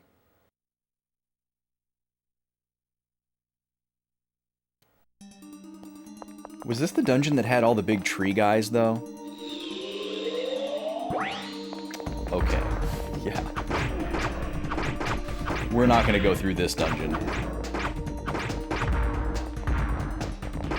Absolutely not.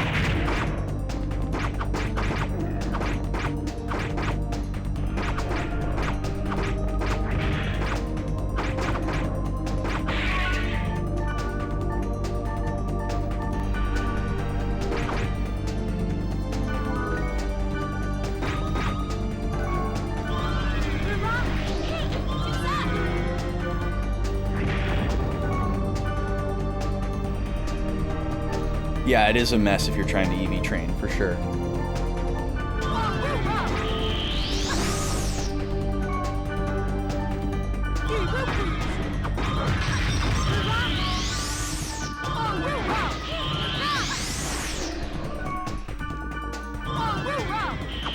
We're leaving as soon as we kill this guy. It's also about time to run another ad.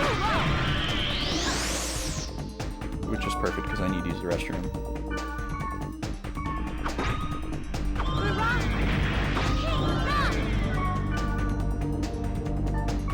I got some scrolls I can burn.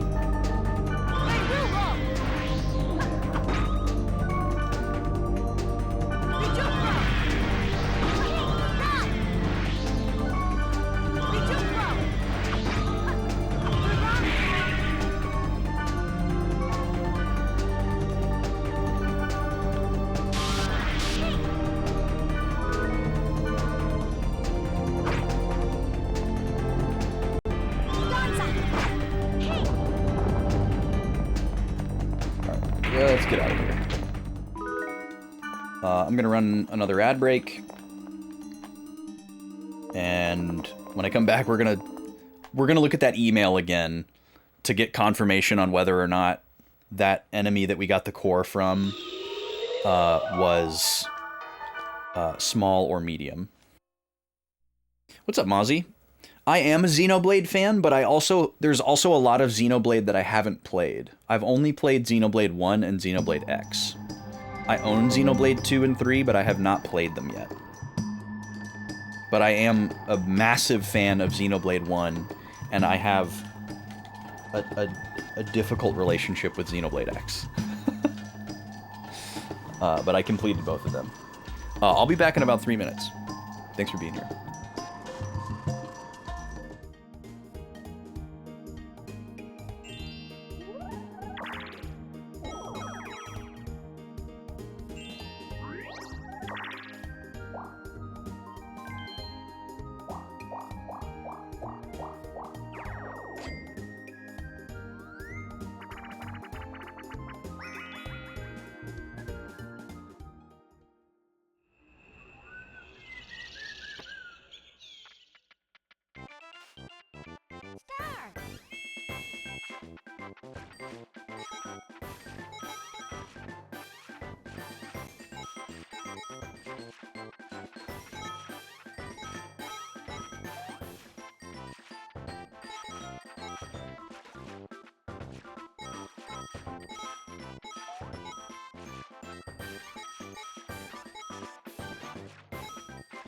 Finish!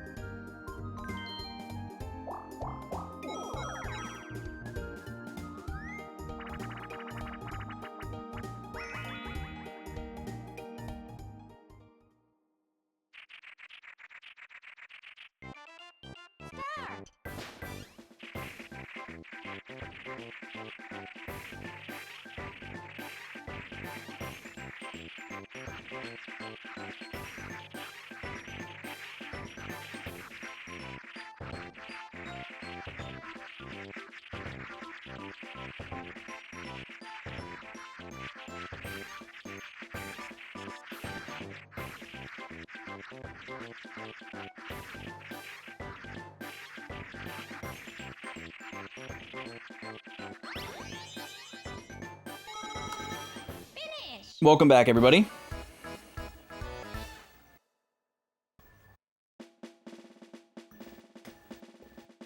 Oh wait, the ads aren't over yet. 20 more seconds.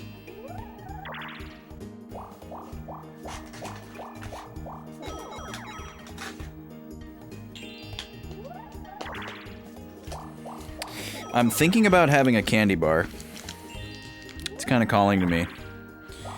I picked up a coffee crisp at the soda shop a few weeks ago because you just can't find them in most places. And it's such a good candy bar. It's a Canadian staple.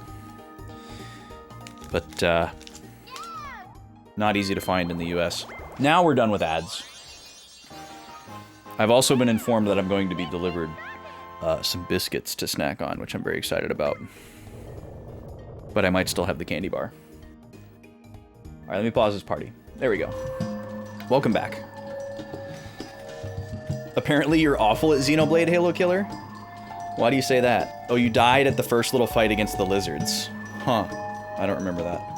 I got really, really good at Xenoblade 1. I did not get good at Xenoblade X. I spent close to 100 hours playing Xenoblade X, and I don't feel like I understood how the combat worked. I like the knowledge that carried over from Xenoblade 1 really seemed like it was there, and I really felt like I understood like the skill system and the class system and everything like that, but the way that damage scaled according to like all that stuff didn't make sense to me in the way that it made sense to me in Xenoblade 1. In Xenoblade 1, it's like, oh, well, this skill does more damage if this enemy has this status effect. And then you would inflict that status on that enemy, and then you would do the skill that's supposed to have increased damage during that status, and then you would see it inflict that increased damage, like, very clearly. It's like, oh, it's like double, or 1.5, or 3x, you know? And it would be very successful and repeatable, and, like, you would learn from those experiences, like, how to approach certain fights. It's like, oh, this does more damage from the back, this does more damage from the side, this does more damage during status, this does more damage, you know, whatever. But in Xenoblade X, it seemed like it was going to be the same way, but the results are not reliable. It's like, oh, this will do more damage to a flying enemy, and then you'll use it, and it doesn't do more damage, or it doesn't appear to do any more damage to a flying enemy than a regular enemy. Or, oh, this will do more damage if the enemy has this same status. You know, you try to use like the same gambit that you used in Xenoblade 1, but it doesn't work the same way. And random, like, I would have these like really great armors and stats and everything, but somehow I would still just get walloped by stuff unexplainably. And I was just like, it was very frustrating. I felt very stupid, for lack of a better word, when playing Xenoblade X. And like all the way up to like the end of the game, like fighting the final bosses in everything. It was just like, I don't really know what I'm doing. Like I'm kind of just like, I'm kind of just clicking the skill that's cooldown has ended. Like I know that this one heals me, and I know that this one like increases my parameters, and this one's like an attack. And so I'll click the ones that are attacks and just kind of like wait for them to recharge while I auto attack. But like I can't really tell which one's more effective or not. They don't seem to do more damage regardless of my position. And like the ones that heal are like super unreliable, and I really, really did not like fighting in Xenoblade X. I loved exploration in Xenoblade X. It was phenomenal for exploration. And like the vibes were really interesting. The story was not bad. I think it was like solid. I think if you were more interested in the story of Xenoblade X than anything else that the game had to offer, you probably would be disappointed. But as like a supplement to like enjoying the mechanics and the exploration and the vibes, I think it gets the job done. But mechanically, I really, really did not like Xenoblade X. And then, like, the final payoff of the story really stabbed me in the back. I felt like my investment was not made good on. What's up, Cheaty? How are you? You blame the Wii U. Interesting theory. I don't know how we blame the Wii U for the mechanics of Xenoblade X not making sense. I thought all the Wii U-esque features of it were fine. Yeah, I'm sure you're memeing anyways. .hack is treating me pretty well. We're trying to farm a virus core right now, and I'm trying to figure out the best way to do it. Let me log out here. We gotta look at this email again from Helba.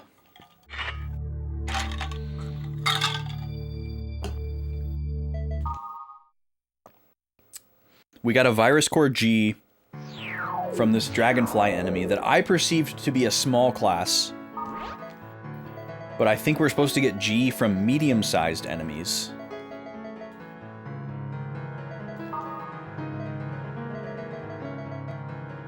Oh, no, okay, I had it wrong. It's, okay, so GHI, okay. So yeah, a middle-sized monster will have the H that we need. So we need to find some middle-sized monsters, which should be much easier than finding small ones that don't die instantly.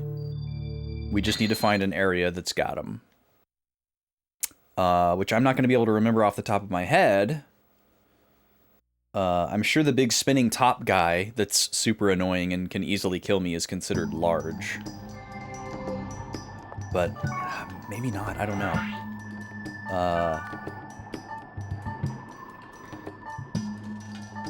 Actually, let me look at something really quick. What are my key items? Do we have a bunch of eyes? Yes. So I'm assuming we got these from the big giant Groot guys. Oh wait, hold on. So we did get an H. We didn't get a G. We got an H. Okay, so I am back to being confused. So that dragonfly enemy was considered a medium-sized enemy. So we need to find like a really small, teeny tiny enemy. Interesting. Okay. And it has to be Sigma server.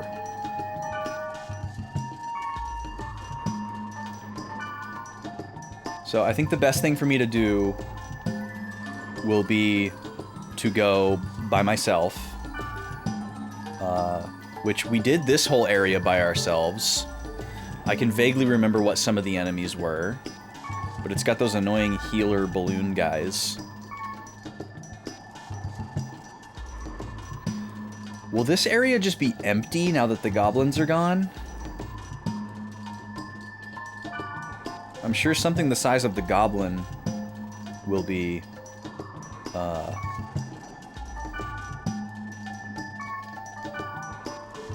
Small. Let's try this one. I'm gonna go by myself so that I don't instantly kill stuff. And we won't be in big trouble if we die here. Show me them portals.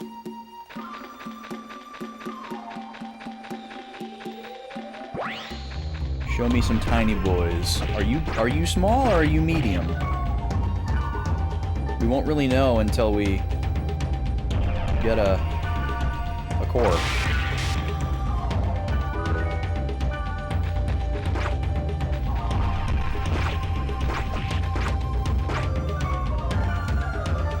Potion, then drain.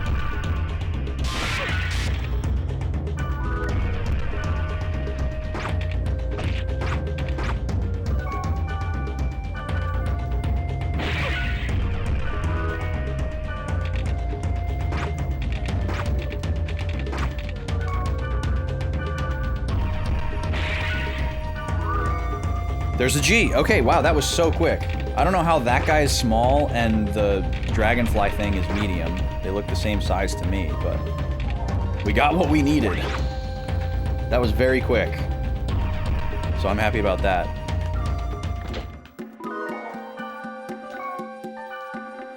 Let's gate out.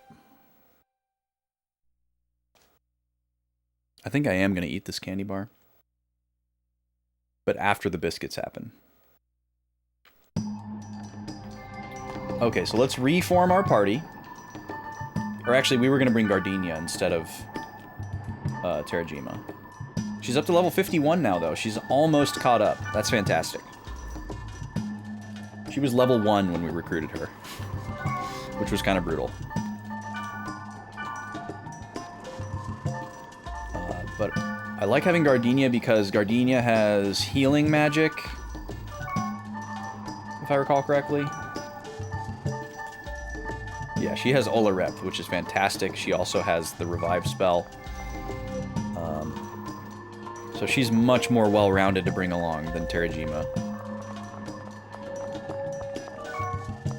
Let's drop another save here. This will be slot 3.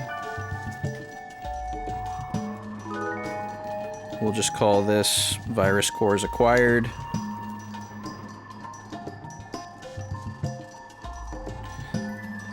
I know it's been like 13 years since I played Volume 1 and 2, but I feel like I would remember if there had been a time where I had to grind for these. I feel like the game usually just gives you the ones that you need as you go along. Because that felt really significant. Yeah, I saw that, Kiki. The Switch 2 price is going up September 1st, if y'all didn't hear. So if you're thinking about getting one and you haven't gotten one yet, try to get it before September 1st.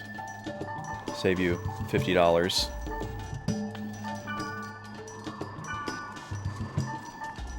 These are not good times, are they?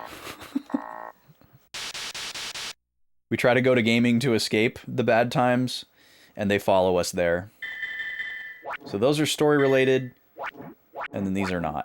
Anything A through I is not story related, and then everything else is like kind of like a true key item.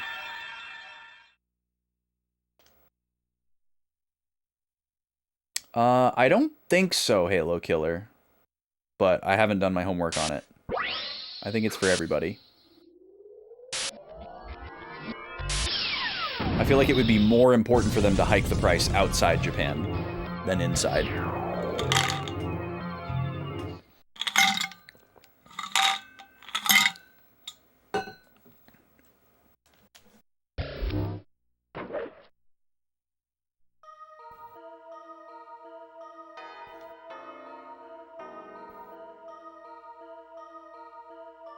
How is that? Can you hear me?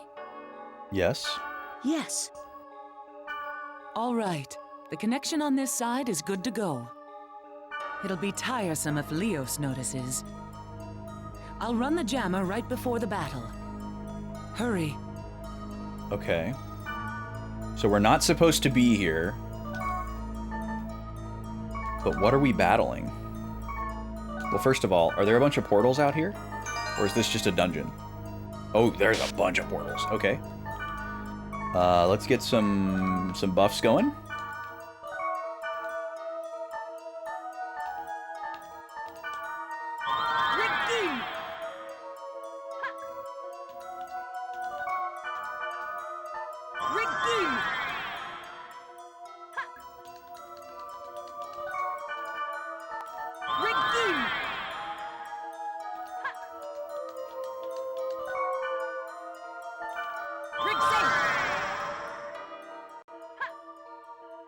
Yeah, it makes sense that you would be able to get it a little bit cheaper in Japan.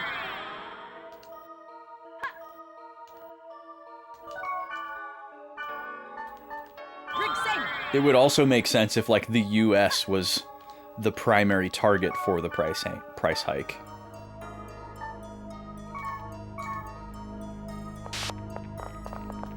Okay, and now we're going to switch to attack.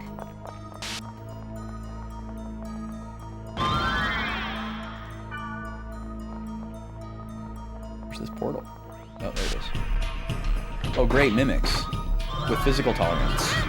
My favorite.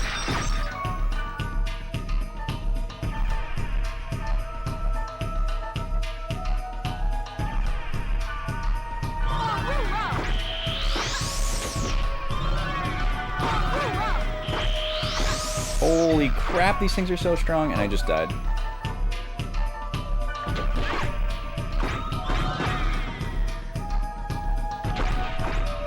And my other two party members are confused. God, I forgot how much I hated these guys.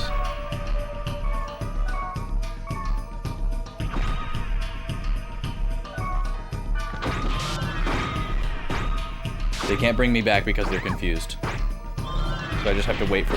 Oh my god, they got immediately confused again.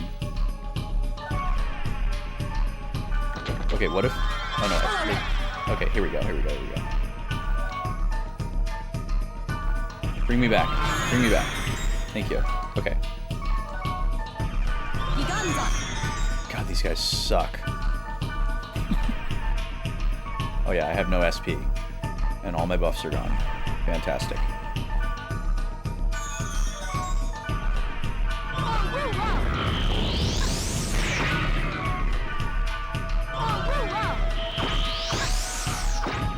That's also another nice thing about this spell that I've got now is that it's AoE.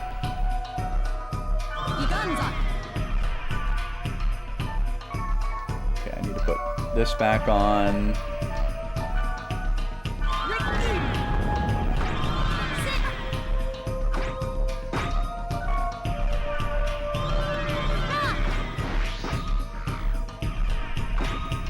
God, physical tolerance sucks. Yeah, they were smart to Ryujin lock them. Halo Killer.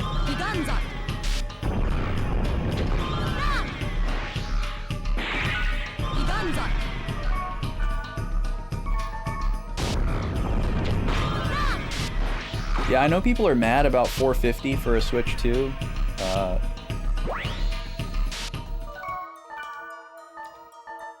I don't know why. That just seems like the classic thing where, like, people love to be mad at Nintendo.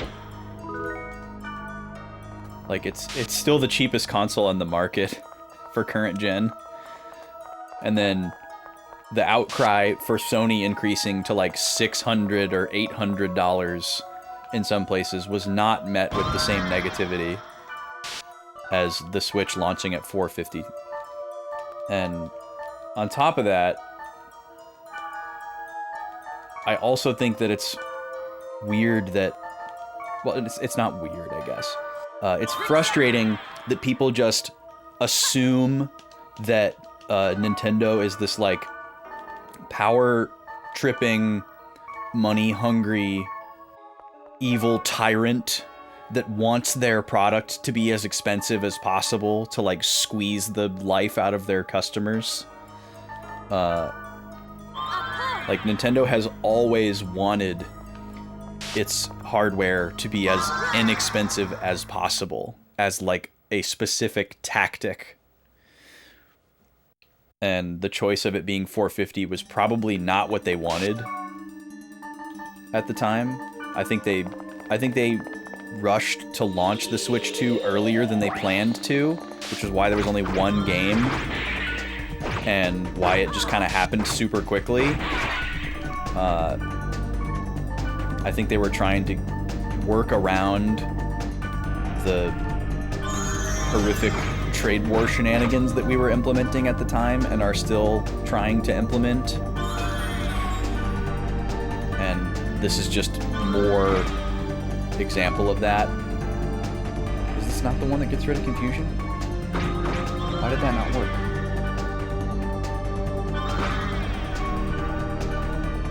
God, the confusion is horrific. The way that they're able to just put it right back on. Do I have buffs on? I do, okay. But yeah, I don't know. I don't really agree that 450 is too much for the Switch 2. Or like, you can decide if it's too much and just not buy it. Or you can just say that, nah, it's too much. But like, I don't know, it's... Like, I don't know what you're basing that off of, is basically what it comes back to for me. Like, what precedent is there that they were gonna release the Switch 2 for like $299? You know, like, it's not 2008 anymore.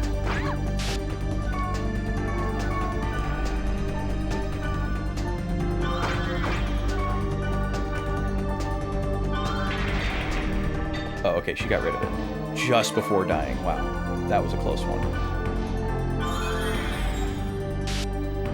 You think it should have been 400? I'm sure they would have loved for it to have been 400. I'm sure they would have loved for it to be 349. I think in a perfect world it would have been 349. That was actually like my prediction before all the craziness happened. If the last election had gone a different way, it might have been 349. Because I think that's kind of the range that they would like to exist in. Like, part of Nintendo's brand identity of being family friendly is also being affordable and not being this like premium tech product for you know, like adults only that have jobs.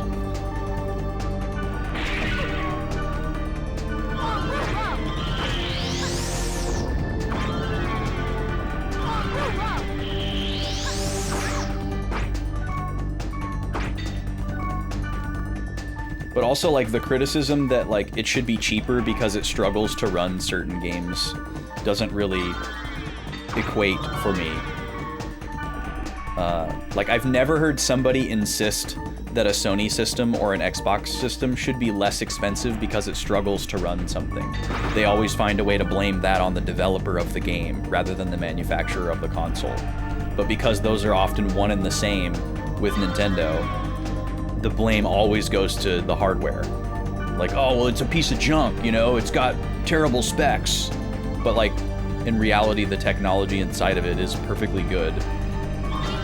And sure, there are games that don't run perfectly on it, but I don't get why that becomes a conversation of the console should be less expensive. It should just be, they should work harder to optimize it. And I know that you're like trying to justify the value proposition, but I don't know. I'm more trying to point out the inconsistencies with how people talk about Nintendo versus Sony and Microsoft, because I think it's really silly.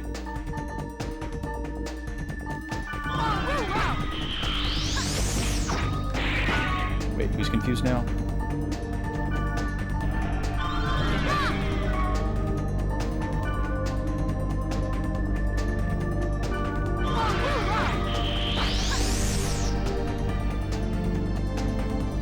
Yeah, the other thing too is that, like, performance has never been a target metric for Nintendo. And as much as, like, people who play the other two manufacturers' consoles want Nintendo to pivot and focus on performance, they're not really doing it. like, they've always been focused on software first. And, like, creative things. Not, like, the performance-based stuff.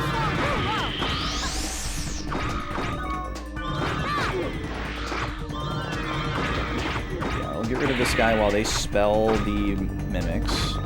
They're both confused, oh my god. Yo, what's up, KB? Just playing some dot hack and chatting about the games industry.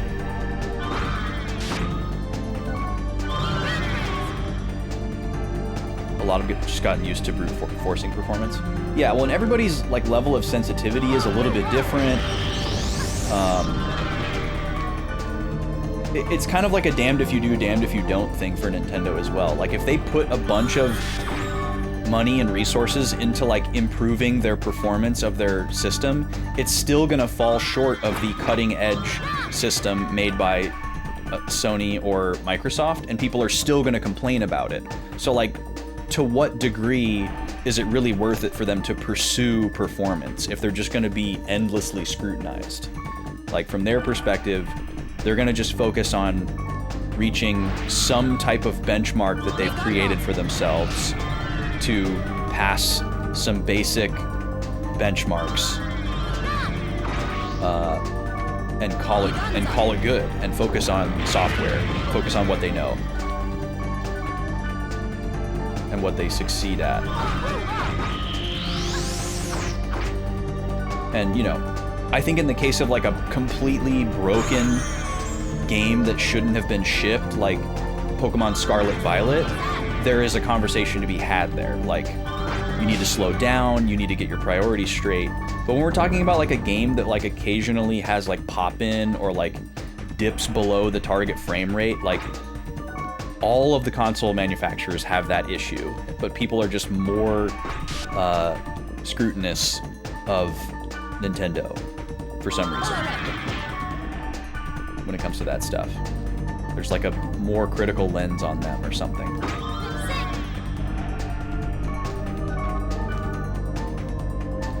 And I do get quite frustrated by it. Oh, these mimics are also very frustrating. I hate them.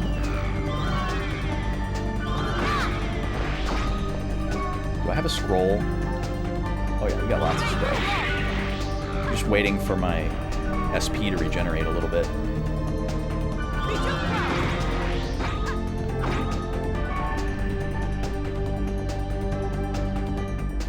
.30 FPS is a minimum for you. Yeah, and I think a lot of people feel the same way, but I think existing in a space where that's a normal minimum for you, it's easy to lose sight of the fact that there is also a huge swath of gamers who don't care at all about frame rate, and they don't notice a dip here and there. And it's only if the game is like completely broken and unplayable do they have like a reaction from it. And for me, like, even if it's noticeable, it's just not a high priority for me. Like, it takes a lot to like take me out of the experience. And I know I'm not in the majority with that, but I think it's not as small of a group as some people might think. Honey Cruise. One more scroll. I did not see the Mario Galaxy movie, and I don't know if I'm going to.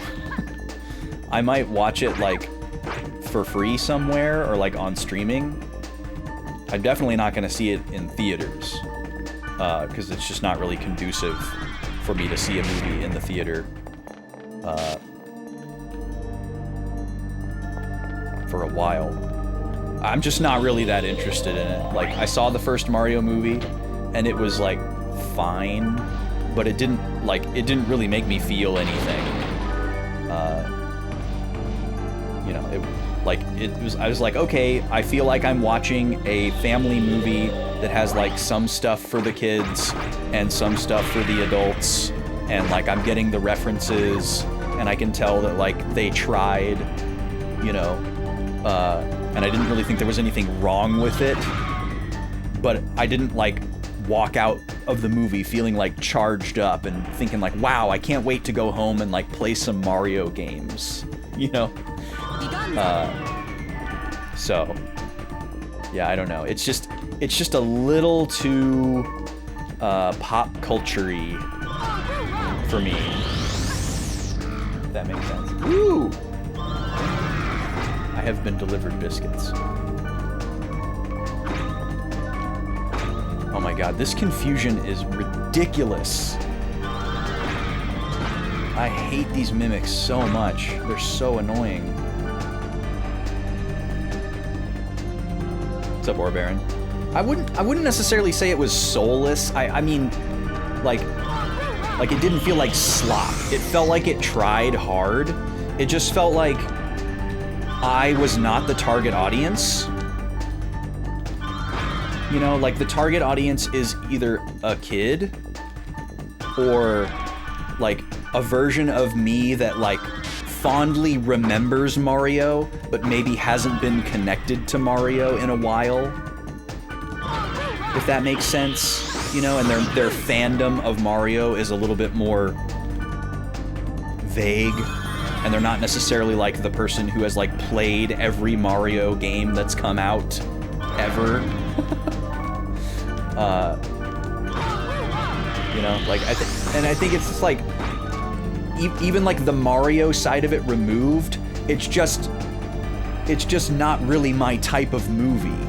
On top of that, like just like the super light-hearted, plucky, quippy,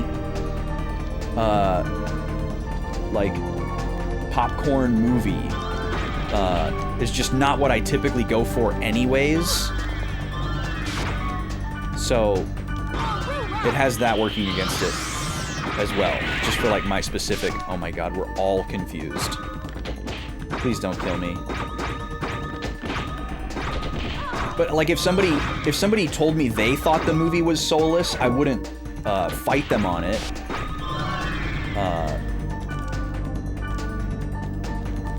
But that's not the word I would use to describe it necessarily. Like I could say a lot of negative things about it, but I do feel like they really tried.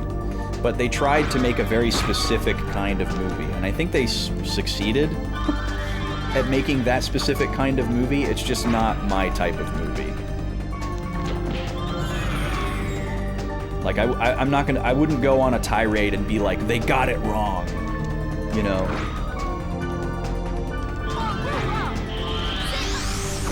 I think they very much made the movie that they wanted to make. God, this is so brutal. Like one of these guys is like worthy of taking on my whole party. But four of them is ridiculous. Okay, that's one down. And they're also healing each other, by the way, which is just making this devastating. Yeah, I don't think anybody's gonna follow you on that one, KB. That's a wild take, if you're serious. Like, I don't hate Chris Pratt, I'm just really fatigued and sick of him. Like, I don't think he's a particularly good actor. I think he's funny, but, like, I'm over him, you know? Like, I don't need any more Chris Pratt movies, or whatever, you know? Like, I don't feel like he has any range as an actor. Like, him as Mario is pretty much exactly the same as him as Star-Lord in Guardians of the Galaxy. And, you know, I enjoy those movies for what they are. Stop killing Black Rose. Jesus. That fight was absurd. Wait, there's still one of them alive? What is going on? I thought that was a regular chest. My god, we're still in this battle. Unbelievable. Kill this thing.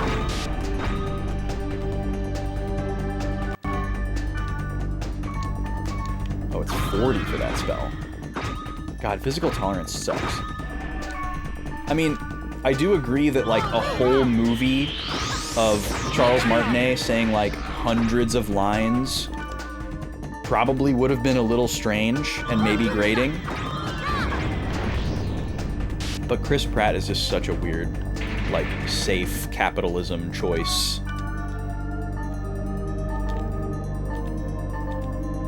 And, like, all of the other characters in the Mario movie are all kind of, like, acted in the same way. And I don't jive with it.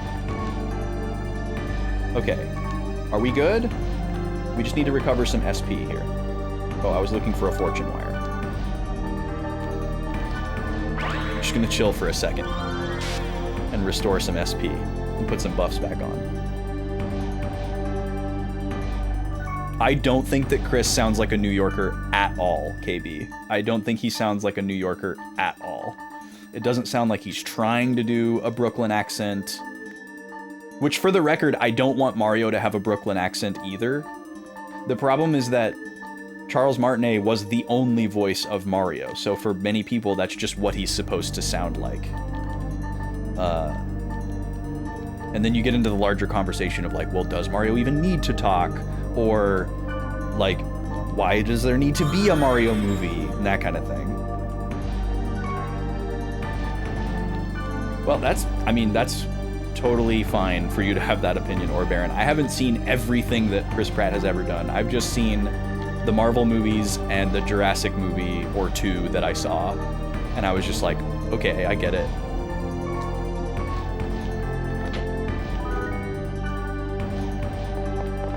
Okay, KB wants to Dwight Schrute about Mario's voice. You know what I mean. But yeah, I don't know how you can argue that he sounds like a New Yorker in the Mario movie. Maybe he stepped it up for the second movie, I don't know. But I didn't get that impression at all. It just sounded like Chris Pratt.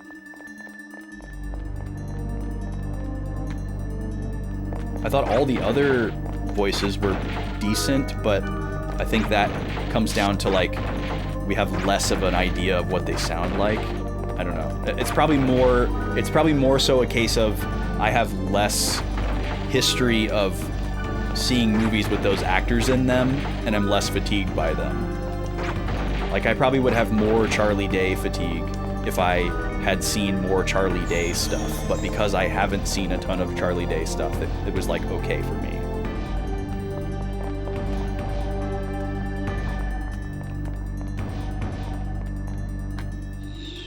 Oh god. I've seen Always Sunny, but I haven't, like, watched the whole show front to back.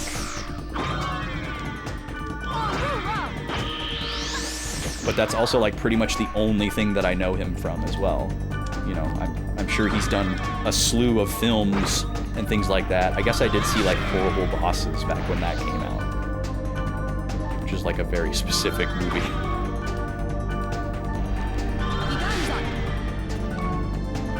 God, I hate these guys.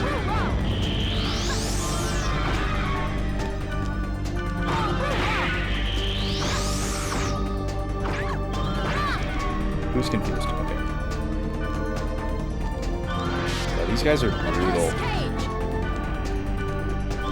Physical tolerance and constantly inflicting confuse is a horrific combo.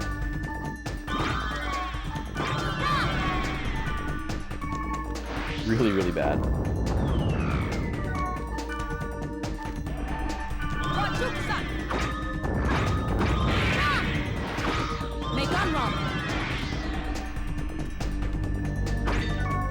No, don't kill her. Stop. Stop that. Okay, we need to get some buffs back on and, like, actually recharge. I'm not gonna transition rooms this time. I'm gonna actually eat this biscuit. There's my candy bar. Chilling on the notebook.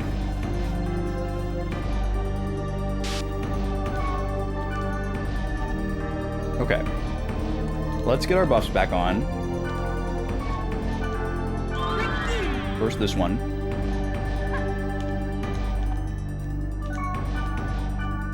But yeah, I don't think we need to talk about the Mario movie anymore. Clearly, we don't agree. I was asked for my opinion, I gave it. We can talk about something else now.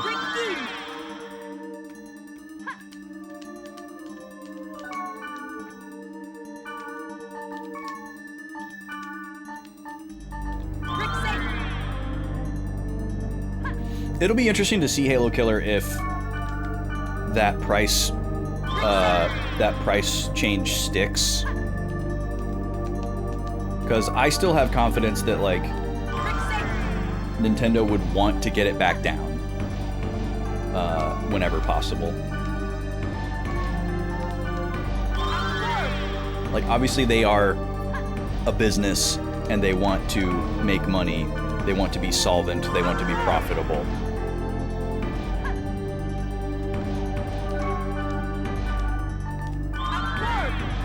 Oh yeah, I'm big on the notes. Big on the notes. This game hasn't been as notes heavy as some of our previous playthroughs because there's so much like side content, and a lot of what I'm writing down is just like where to go and what to do. But whenever we get to more of the narrative stuff, there'll be a lot more to write down. Okay, that looks a lot better. But yeah, that command is there just if you want to take a look, or like if I'm writing and I forgot to kick it out, you can kick it out, or if I'm done writing and I forgot to put it away and I'm playing the game, you can use the command to put it away. Well, don't the special editions usually cost more because they also come with like a digital pre-installed game or like a voucher?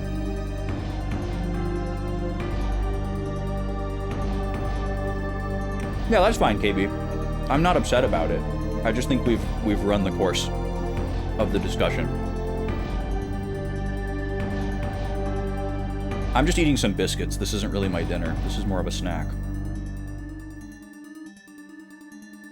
You're shocked they didn't write it out until Gen 10? You mean try to wait until the Pokemon games came out to raise the price? Well, OLED is different. That's a completely different piece of technology. That one you're paying more for actual different technology. If you were just paying $50 more for a different color, that's a different conversation. But yeah, I didn't remember that the Animal Crossing bundle was more expensive and the only thing that was different was the colors. Oh, there was like a special edition OLED? I didn't remember that.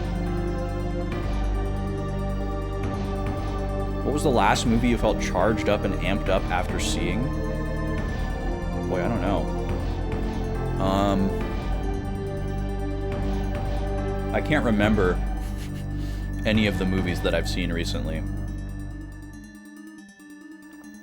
I mean, I wasn't charged up and amped up after seeing it, but like, I guess an example of a movie that like had an effect on me was Begonia. Like, I was like thinking about that movie for like 3 days afterwards, and like a bunch of the scenes were like stuck in my brain. And it was like wild.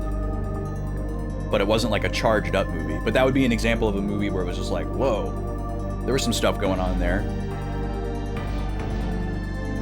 I haven't watched a lot of movies recently, so I don't have a lot of great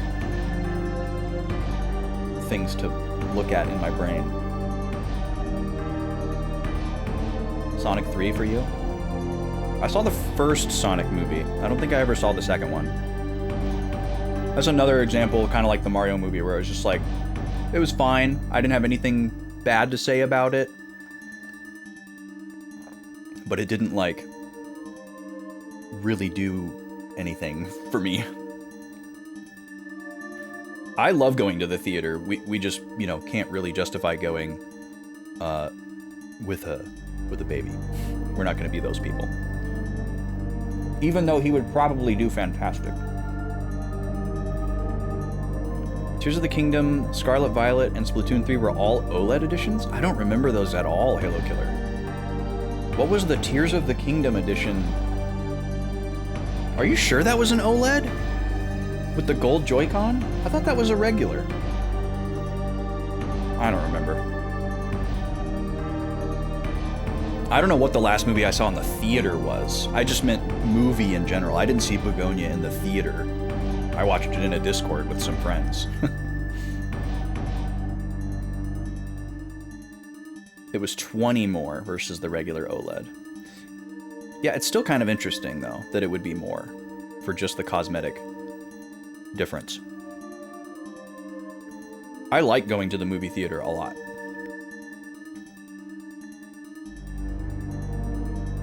I also don't remember what these systems looked like. I can vaguely picture the Zelda one, because I kind of thought about it.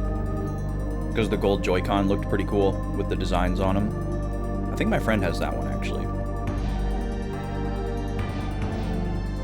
I can vaguely remember what the Animal Crossing one looks like, because that was like the first one. That was the first Switch that wasn't the 2 default colors. Oh no, Kiki, that sucks. I think it would be cool if they made colorful docks that you could buy separately, since they sell the docks separately, and they sell the Joy-Con colors separately, and there's a lot of Joy-Con colors that aren't attached to specific editions. It'd be cool if they just had, like, a red dock, or, like, a Mario dock, you know? But they probably figure that there's, like, not enough people that would want to buy that to justify the manufacturing costs. Yeah, we hate scalpers. We hate scalpers in this house. Okay, I've had one biscuit. I'll eat the second one later.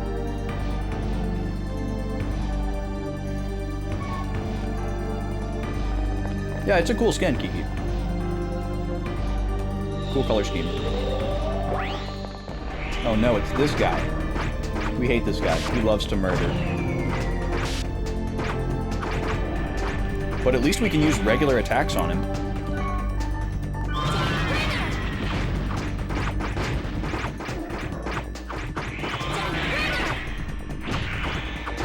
But he is very strong. He seems to crit a lot. You miss when Xbox used to make cool systems? Like cosmetically cool, you mean?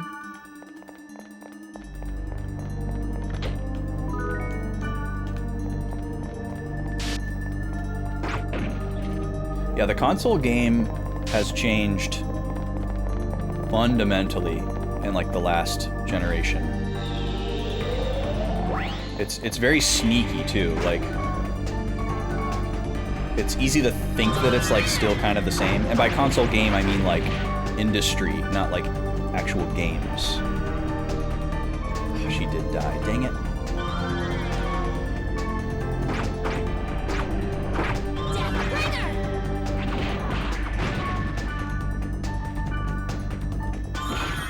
Like, it doesn't feel like that long ago when it was, at least to me, like, it doesn't feel that long ago when it was, like, the PS4 had just come out, and we still had, like, PS3 and 360 stuff everywhere, kind of as, like, a standard. But that was, like, over 10 years ago.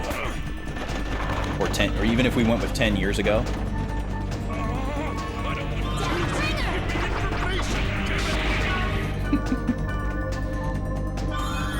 That sweet, juicy information. Get out of here.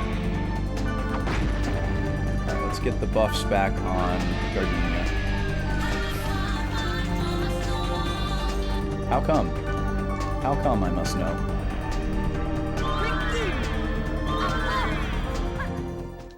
Yeah, we really seem to be at a stage of the game where, like, every single regular enemy is a problem. For one reason or another. Draconics found the new alerts.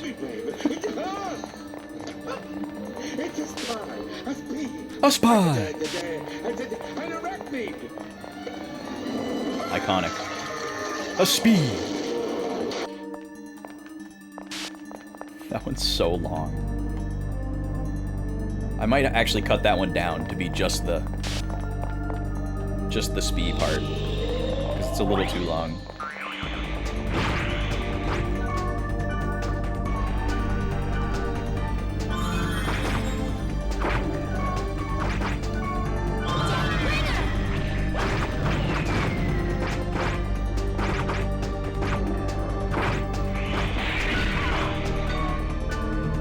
We had 20 unique Series X.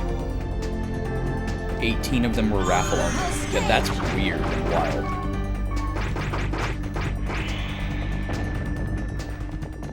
I think it's because,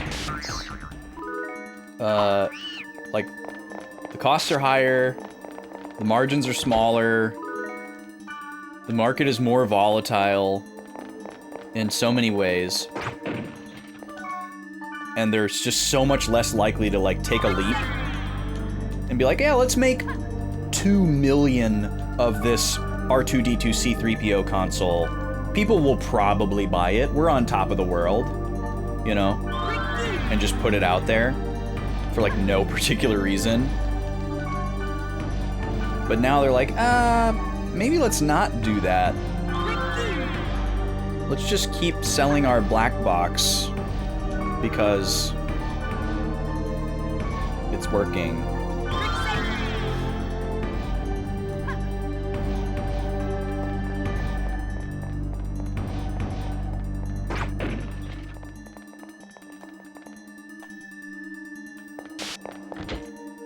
But yeah, because of, like, various factors of, like, economic downturn, like, not as many people are buying games or game consoles, and that's contributing to the prices going up because the margins need to be better.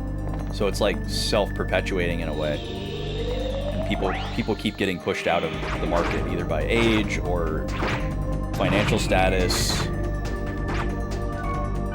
And then also, like, the games industry technologically is moving faster and faster and faster, like with every passing day, but artistically and creatively moving slower and slower and slower with every passing day, which is a horrific combination. Oh, he has App Corv on. Interesting. That did not occur to me until just now. Like, games are so big and they take so long to make that people's experience is just so different than it was 10, 20, 30 years ago. There can egg. Like, on one hand, the market's, like, super oversaturated, and it's like, oh, there's, like, an infinite number of games. How do you know what to play? But on the other hand, it's like, oh, it kind of felt like there was only, like, 5 games that came out last year, because you have, like, all the big AAA heavy hitters or whatever that, like, most people are aware of. And those numbers are way different than they used to be. You know, the total saturation was way smaller, and then the number of, like, big budget heavy hitters was way larger. Like, if you go back to, like, the late 90s or, like, the mid 2000s, like, games were just flying out. And even into, like, the 2010s. But it's so slow now. It's, like, painfully slow.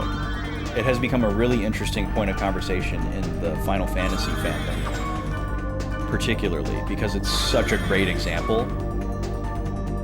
Like, if you look at a timeline of release years of mainline Final Fantasy games, it's kind of mind-blowing.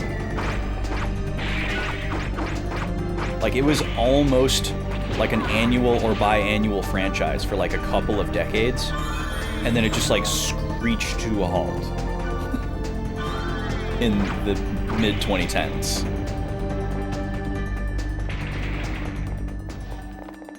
And so now you have, like, way less young kids that are Final Fantasy fans, because instead of, like, growing up playing Final Fantasy, they may have played the one particular Final Fantasy that was out when they were a kid, and then grew up, and then another Final Fantasy came out.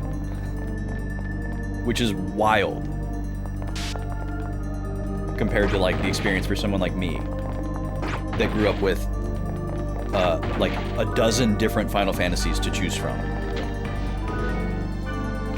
And even if you were there, like, at the beginning, they came out pretty close together.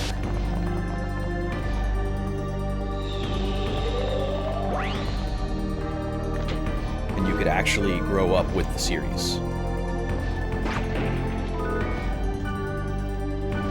Like, if you played Final Fantasy 1 on the NES in America in 1990, you had the Super Nintendo Final Fantasies, both done and out.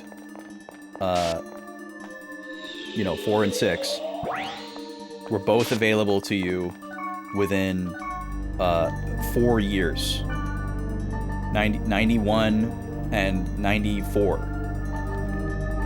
And then in 97, you got Final Fantasy VII. So in the span of 7 years, you got 4 incredibly, like, iconic games that, like, showed a progression of technology and artistry, and all these other different, like, ideas and concepts.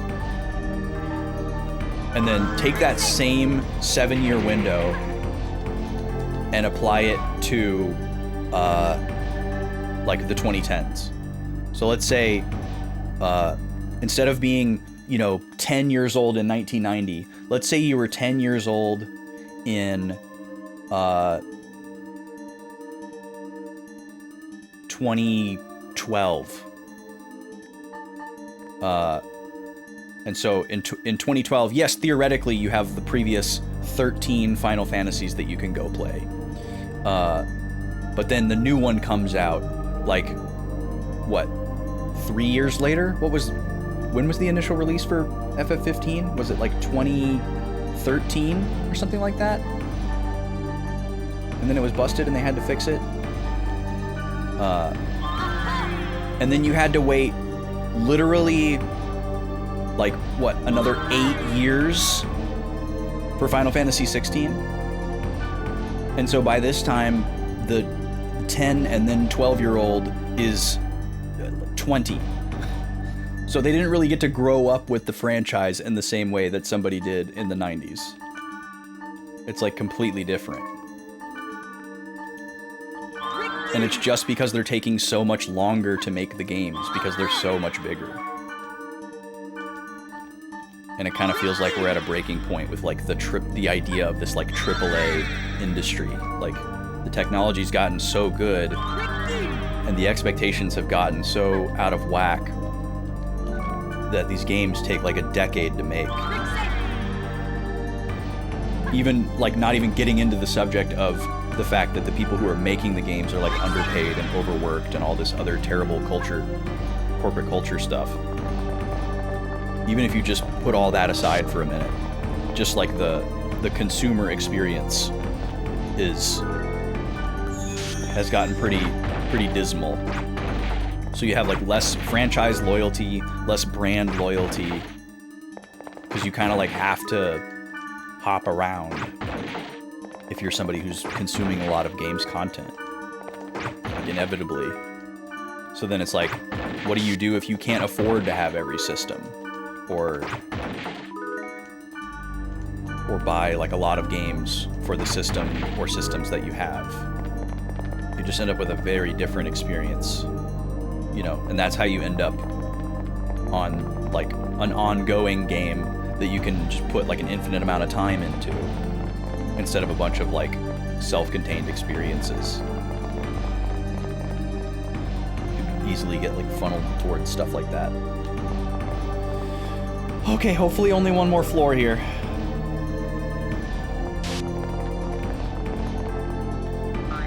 There can eggs. Oh, oh, it's the Curem guy. Okay, this thing is pretty strong. It's very Curem coded. Now I need to read this message that Chidi sent. You played them in almost reverse order. Started with 10, went backwards. May have played 7 before 8. Got addicted to 11. Now you're deep in 14. Love them all for different reasons. Favorite ones are 9 and maybe 5. Yeah, that's the other thing too. I feel like around the time of, like, Final Fantasy X, Final Fantasy XII, Final Fantasy XIII, there was maybe a little bit more of a willingness to go back. And now it's just like there's no willingness. There's no willingness to go back. Like, it never ceases to amaze me how many people just will not play a 2D pixel art game. They just can't do it. Like, It's like it doesn't look like a real video game to them. It's like how I feel when I look at a mobile game. They just can't do it. They won't have it. It doesn't matter if it's the pixel remaster that's like super shiny and has the terrible reverby remaster music that I hate.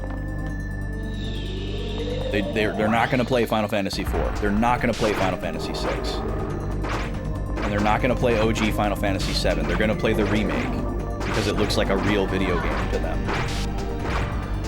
I don't remember it being like that when 10 and 12 and 13 were out. Like, I'm sure there were people that were like, ah, that stuff looks old, it looks hokey.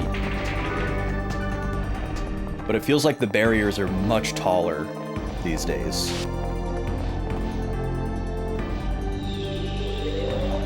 Yeah, and that's a good point to bring up, Tuki. Like, there are people who are in the opposite camp, where they are also averse to the 3D games. I gotta run this ad break. I'll be back in a few minutes. I'm gonna finish this biscuit.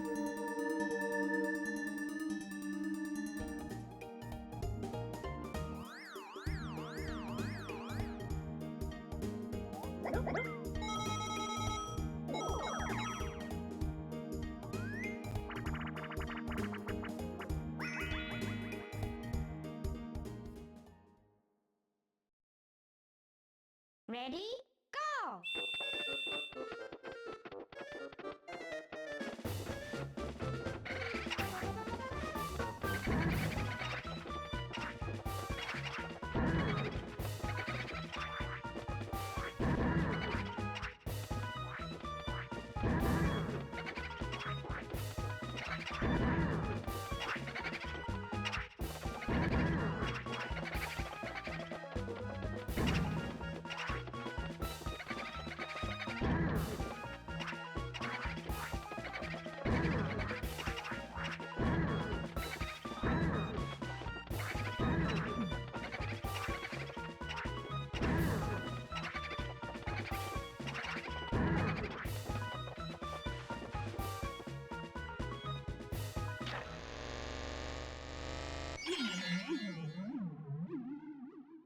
Finish!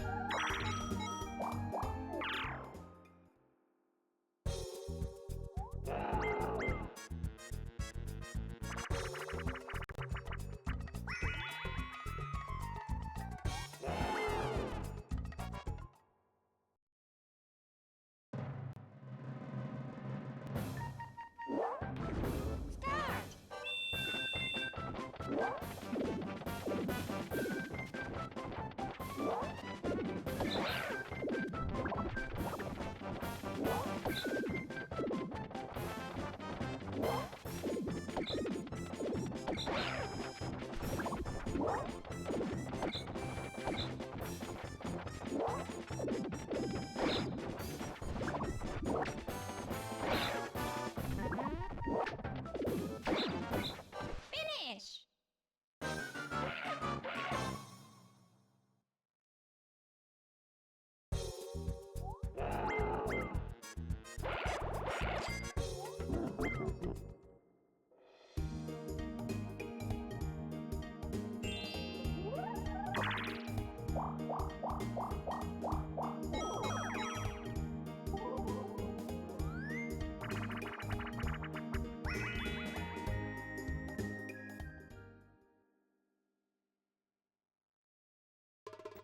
All right, I'm back. Start! Beedoo beedoo.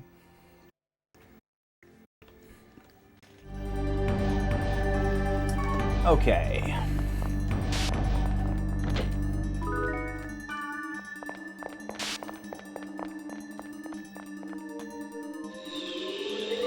put... That must have just run out.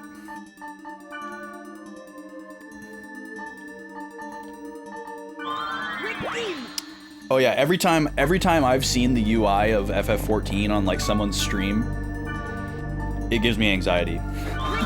like mad. I have no idea what I'm looking at. It looks like it would be really not fun to learn.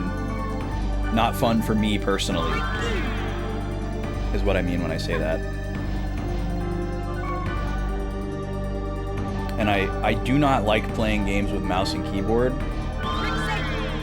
And I feel like you have to play that game with mouse and keyboard if you want to play it at a high level. So I would hate that, because I would want to play it with a controller, but the game is like designed to kind of be an inferior experience with a controller.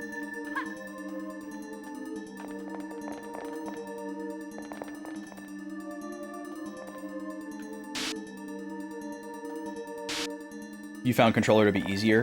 I mean, I guess in part it could maybe be a superior experience because of the limitations, like because you would be forced to have some limitations on like how many actions you could macro and map and that kind of stuff. Maybe it would be a less overwhelming experience, but I feel like I would inevitably get into a situation that makes me feel hamstrung and be like, I need 8 more buttons. I need a row of numbers. I need a number of F keys. I need a number pad.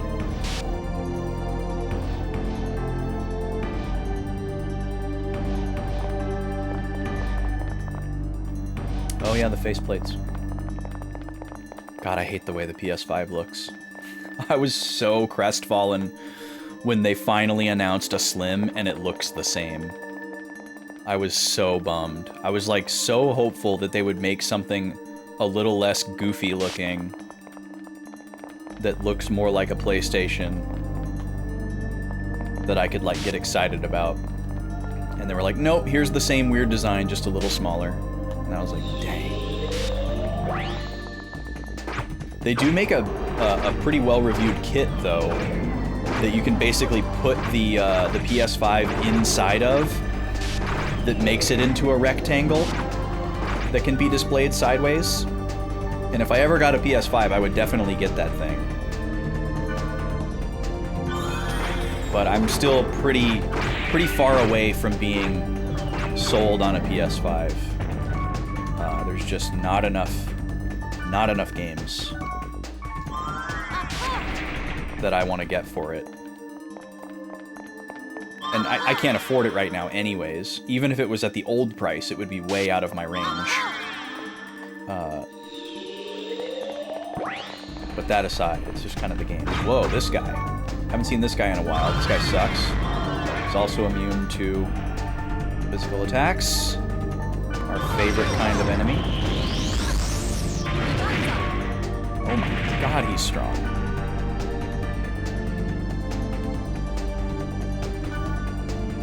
Oh, you have a keyboard controller. Interesting.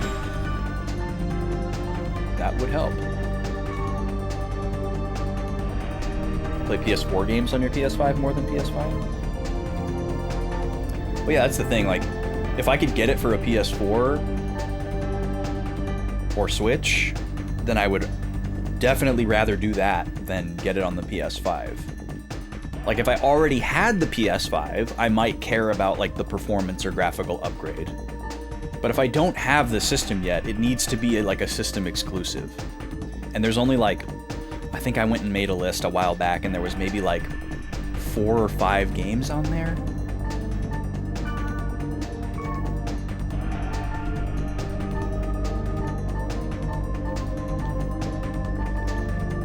What am I doing?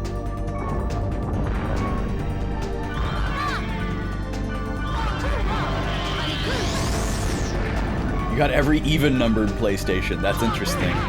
Just the 2 and the 4.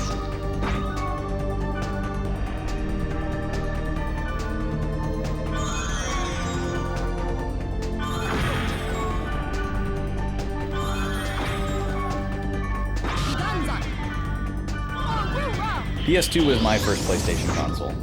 I technically have a PS1, but I don't use it for anything. It's fully functional, but it's mostly just a museum piece. Because why wouldn't I just play it on my PS2?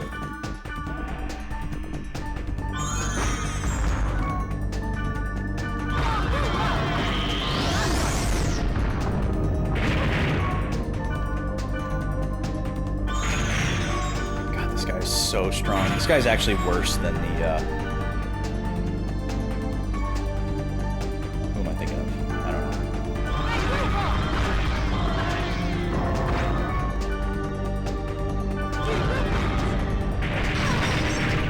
Oh god.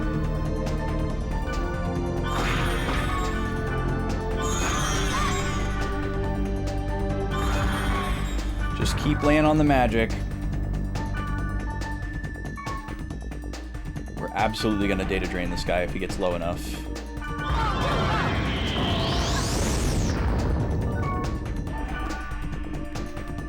.360 Elite. Yeah. Yeah, I have the Slim 360. The 1439, to be specific. Because that, after my extensive research and homework, that was the one that was the most consistently rated for like not failing or overheating and like having the feature set needed for the games that I wanted to play.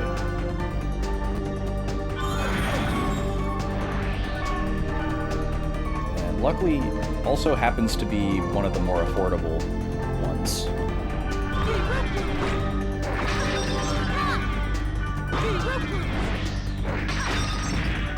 Boy, those are some dismal numbers. Oh, now I've lost my SP generation.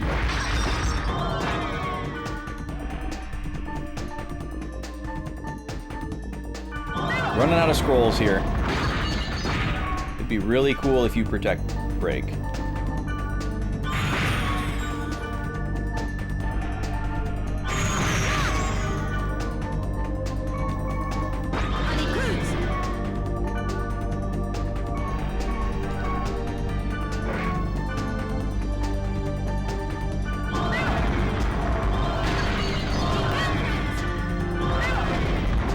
Come on, dude. There it is.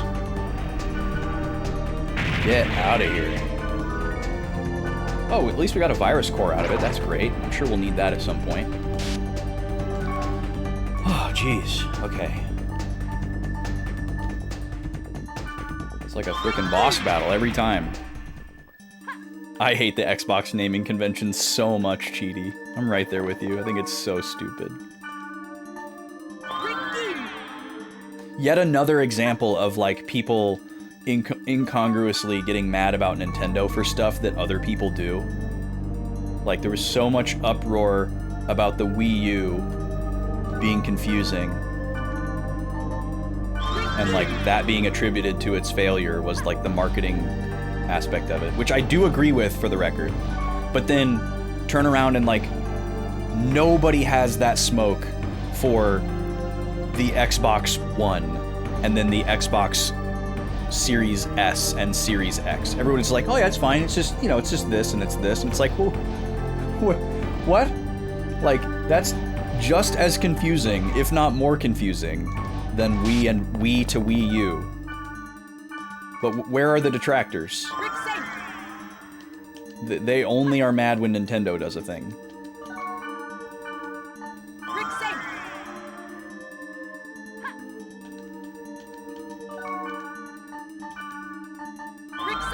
You've never heard anyone defend the Xbox names? Have you ever heard someone say that the Nintendo naming scheme is confusing? And then second question, have you ever heard anyone complain about the Xbox naming scheme? Like a normie, not like somebody in like a Discord server, but like a normie. We're talking about normies here, not people in this chat.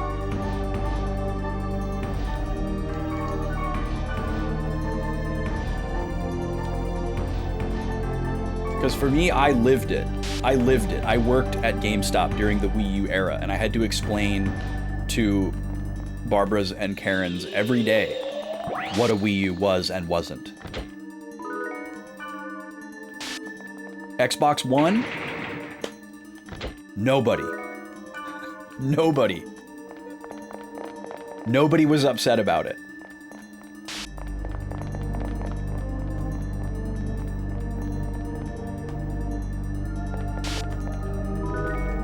Nobody was demanding that it be called the Xbox 3 or the 720.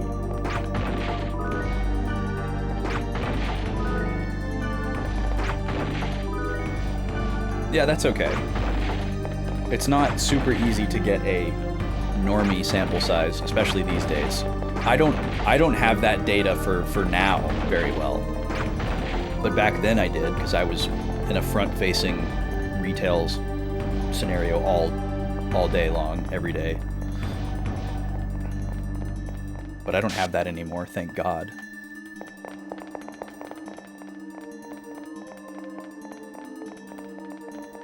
But even if we just look at, like, social media outcry in gamer circles, whether or not they're normie coded or not, I would still contend that they don't have the same smoke for Xbox that they do for Nintendo. Although Xbox's star has really fallen in the last couple of years, so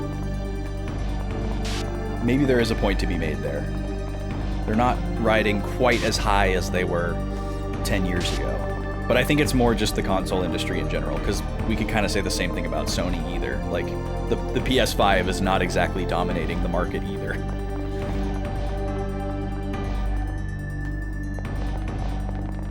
There's a lot of negativity, and a lot more than there used to be, and rightfully so. Because there's like a lot of corners being cut, there's a lot of really dumb choices being made. There's a lot of really bad things that are out of control of the three console manufacturers that are happening, that are causing them to make certain decisions to protect themselves that have bad outcomes for their consumers. But they aren't necessarily a decision that they would otherwise make, but they kind of have to take the blame for. That's kind of where we're at right now.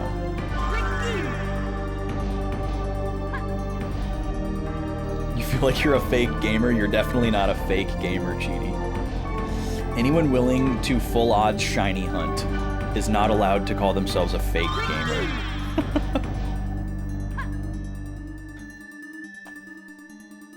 Anyone even considering playing Final Fantasy XI with friends in 2026 is not a fake gamer. That is real gamer stuff.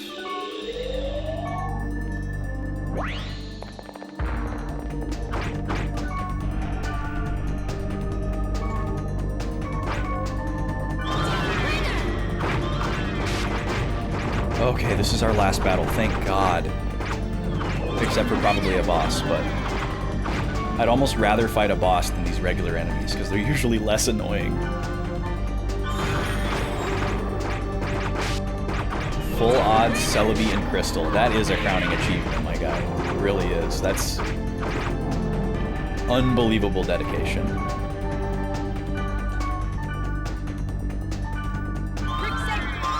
Very impressive. For that pink bubblegum grass thing.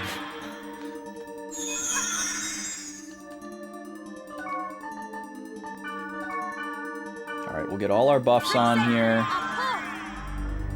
Your pink onion, there you go.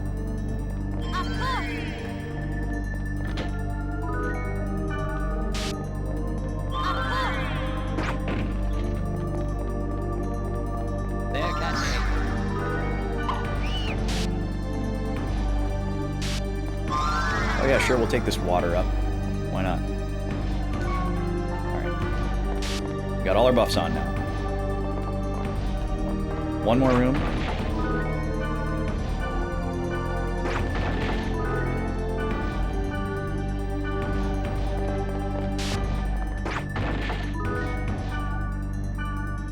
A bunch of junk, apparently.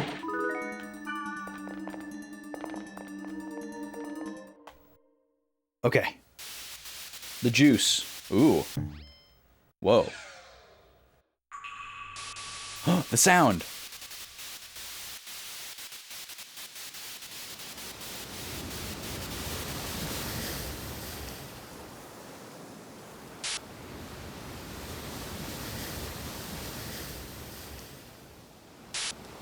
Are we gonna see Aura? Whoa. Oh, okay. Finchel.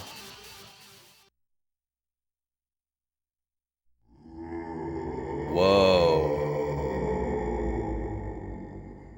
Look at this guy. What the hell? It's a mask this time! Launching program. Audio and visual communication from this end will now cease functioning. White noise on the screen will signal the start of battle. Good luck. Ready!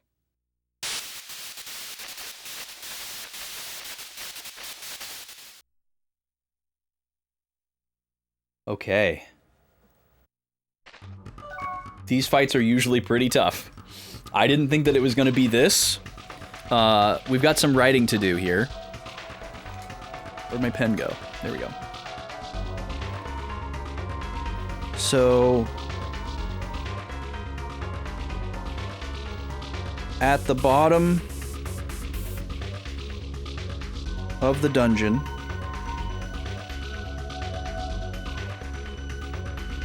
we hear the sound and encounter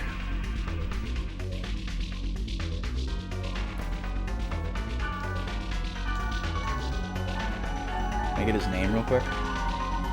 Fidchel.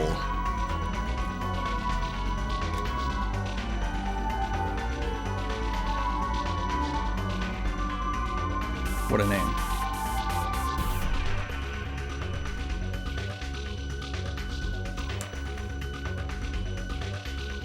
Who is the Phase 4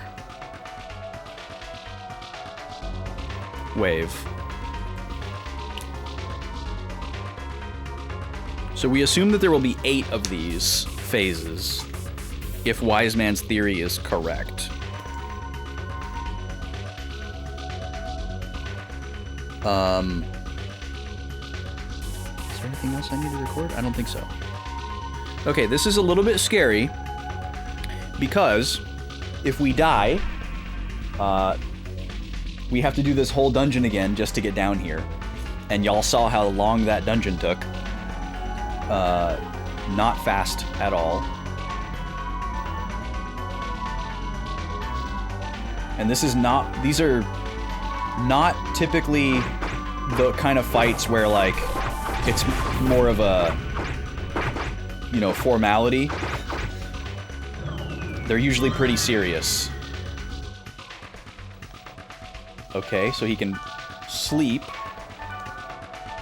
I'd rather deal with sleep than confusion. I also need to use a speed charm. And I should probably use one on all 3 of my characters.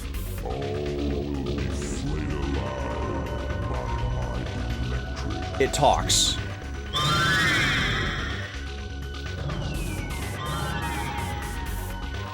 We all just got paralyzed. Wait, maybe not. Is anyone paralyzed?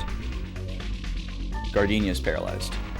Kite and Black Rose have really good immunity, so we should be able to avoid paralysis. That's fantastic. Speed charm. Speed charm on everybody.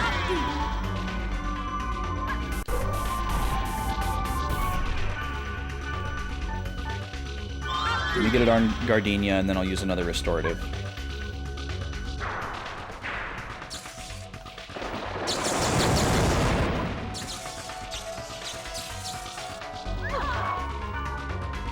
Okay. How much damage did that do? About half.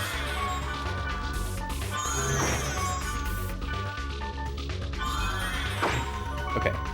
And then, anyone have status still? No. Okay, so now I'm gonna tell them to attack.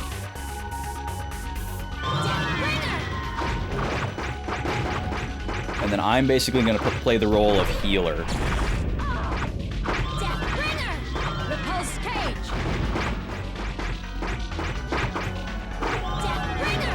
Repulse cage.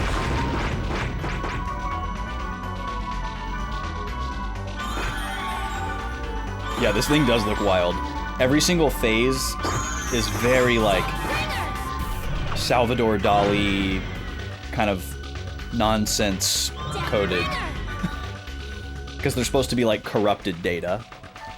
And each one is kind of weirder than the previous.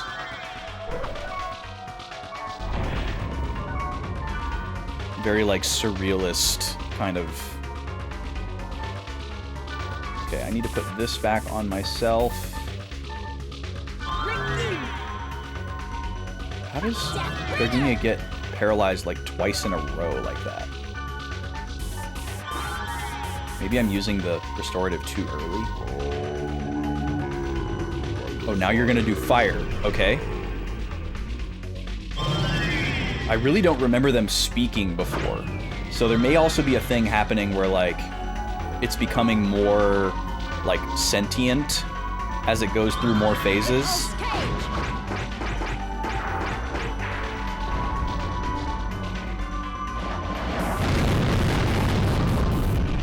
That's a strong spell.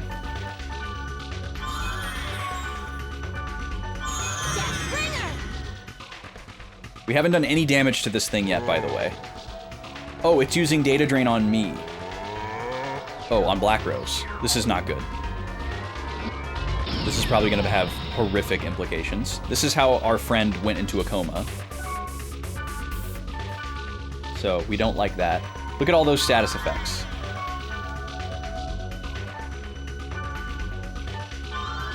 You just gave her, like, every status effect.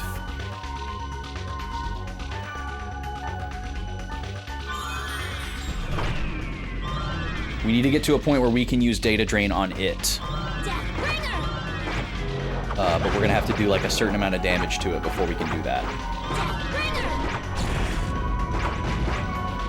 That attack is not that bad. Now he's gonna do ice. As far as I know, Vashi, it's kind of a singular person's vision that kind of came up with the core concept.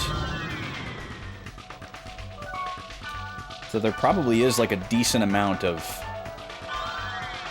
behind-the-scenes type stuff. Like, obviously it took a bunch of people to put all the different stuff together, and I'm sure like there's a different person that's like the producer for the games versus the anime versus the manga. You know, they probably each have a different person at the helm that's not that one person, but I think one person came up with the core concept. I could be wrong, though. I would need to revisit that, but I want to say that's what I remembered. It does look like a watering can.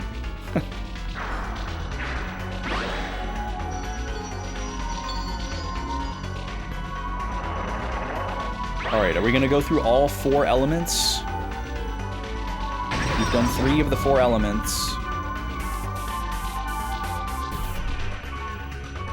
Actually, let's try to use some healing spells here.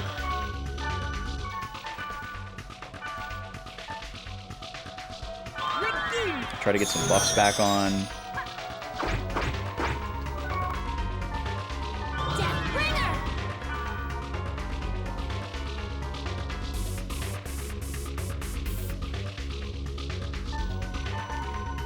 Yeah, there's just some casual IRL danger, yeah.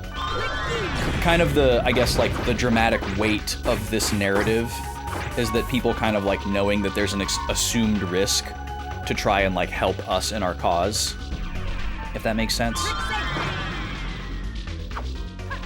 But Black Rose's little brother is also in a coma from playing this game, and that's why she started playing this game. So her and Kite have a very similar interest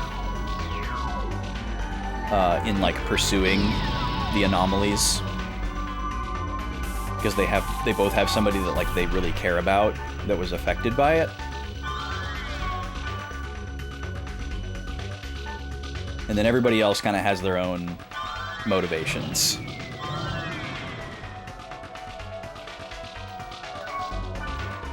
Like, some of them are like, oh, you're powerful and you have access to cool stuff, so I want to be your friend. And other ones are like, oh, I think you're doing the right thing, so I want to help you.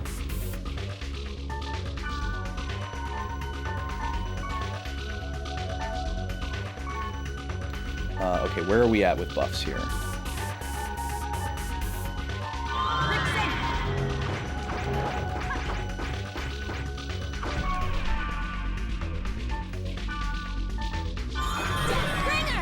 Yeah, I couldn't watch Sword Art Online. I think I watched like the first 2 episodes.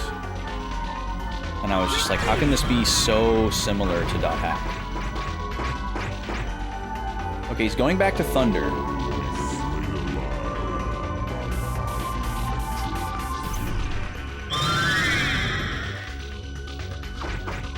Yeah, like I don't want to be so loyalist and elitist to say that other isekai isn't allowed to exist. Okay, we finally got it. I just need to wake up. There we go. Repulse cage. Here we go. Now the fight can really begin.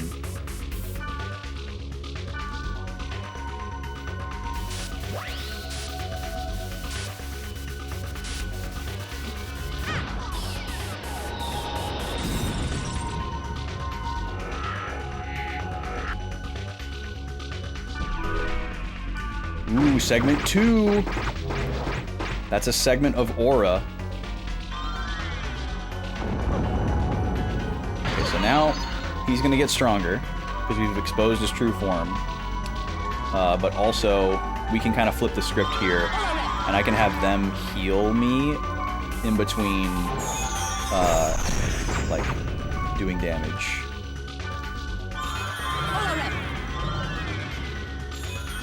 Oh, nice. They're actually healing me during this animation. Deathbringer. Repulse cage. Alright, let me get speed charms back on them. Because this guy loves to just kind of zip around and get out of range of stuff.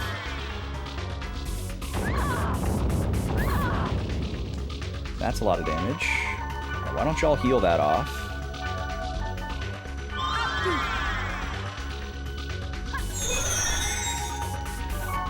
And then let's get Apcorv back on. Oh, he's healing himself as well. Great.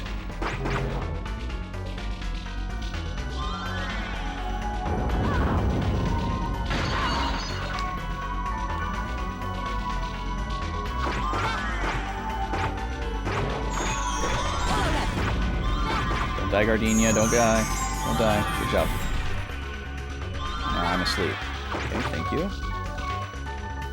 Let's get some attacks in. Repulse cage. Okay, we're doing good here. If he doesn't introduce some like new gambit at 50% or 25% or 10% or whatever, we're in great shape. Repulse cage. Okay, first aid.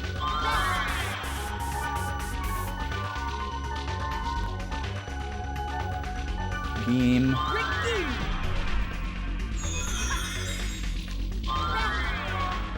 Strengthen. Speed charm on me.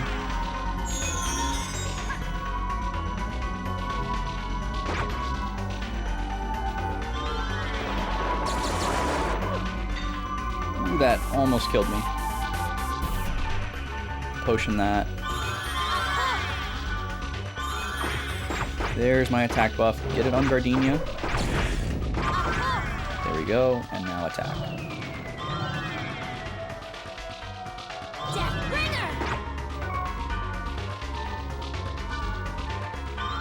Wake up.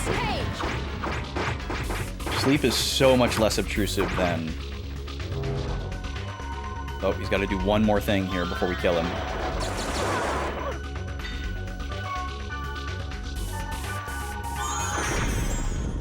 Okay, do you have another phase? Not like a phase capital P, but like lowercase phase? That was not too bad. The phase 1 fight at the end of volume 1 that you have to do is infamously terrible. An unseen wind of plague shrieks across the border. Pandemonium, wailing, and the stench of carnage fills the air. There's no place to run, no hope of escape. Those who are mourned will never return. The hands of time cannot be turned back.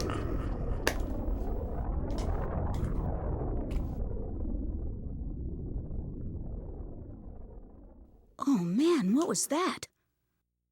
What does it mean? Sorry, I don't have a clue. But I think this is bad.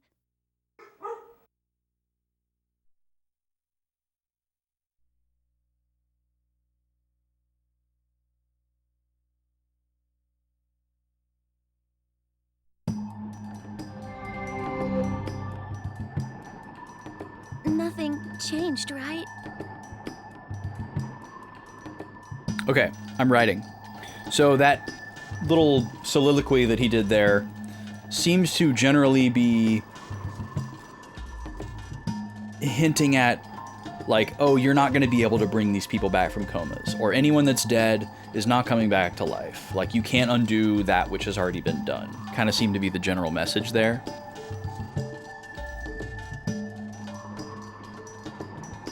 So we don't know if they're speaking directly to us. You know, do they mean Orca and Kazu, who Kite and Black Rose are trying to bring back? Does he mean Aura? Does he mean just in general, everybody? We don't really know exactly.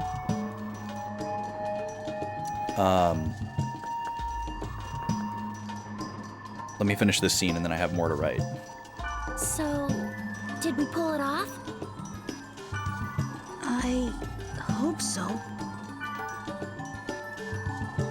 Oh, okay. So the only other thing I'm going to add here is it seems like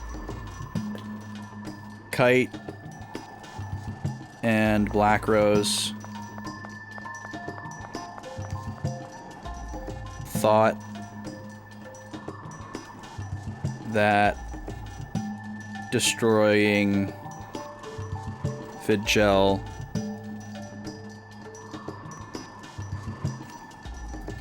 might fix the corrupted state of the world.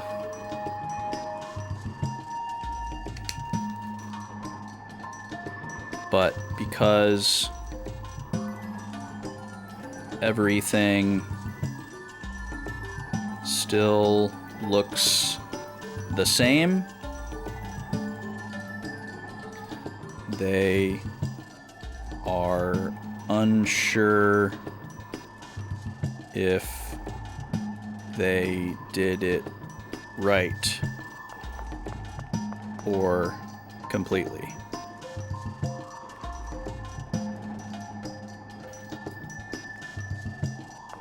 Okay. Thanks for the GG.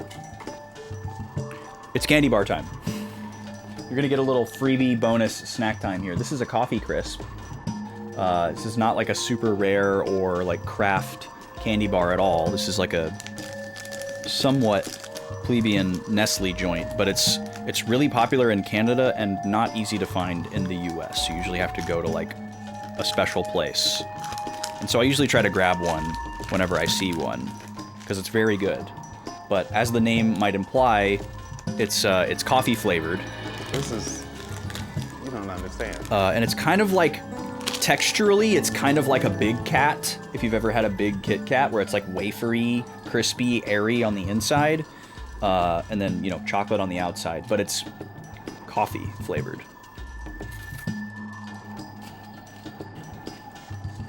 It's so good. It's very similar to the texture of like a classic sugar wafer, air wafer, that you'll see at the grocery store that'll have like the chocolate, vanilla, strawberry flavor. Very, very similar texture to one of those, but then like dipped in chocolate, and then if it was coffee flavor on the inside. It's so good, man. Also, hello, Smashy. Now watch. I can't circle. I don't have my telestrated table. Here comes the pizza. See it? Oh, cheese. Wait, what did we play on the Wii U? What is Kiki playing? Oh, Breath of the Wild. Well, good luck with trying again, Kiki. I missed that message. It must have been while I was locked in. I love Breath of the Wild so much. I do like Tears of the Kingdom better, though. I gotta say. I know one walked so the other could run, so like they, you know, they're consequential. One doesn't exist without the other, but. Oh yeah, we hate Nestle as a company. This is not an endorsement of Nestle. Screw Nestle to the nth degree.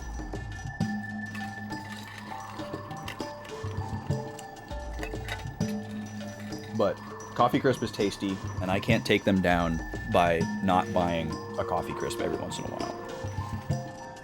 So, it's one of those things. Our classic ethical consumption conversation that we often find ourselves redirecting ourselves back to. Well, first and foremost, I should save. But yeah, if you don't know why Nestle is bad people, definitely look into it. It's really bad. We're gonna save in slot 4? Slot 4.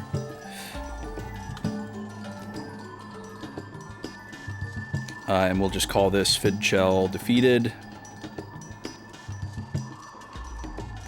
This is a game state that I really like, where some story events built up towards like a very specific event, and you do the specific event, but then it doesn't immediately lead to something. And so you're like, well, wait a second, what am I supposed to do next? And normally I don't like that feeling in a game, but because I know that it's not going to last very long, and just the way that this game works, it's actually really cool, because, you know, then that email comes through, or you stumble upon that board post. You know, there's only so many places that you could look for the answer. So it is exciting when that happens. Did I actually save? Or did I go into this menu and not? I didn't actually save. It's like preferring Majora's Mask over Ocarina. Yeah. I feel like that's a more pronounced example because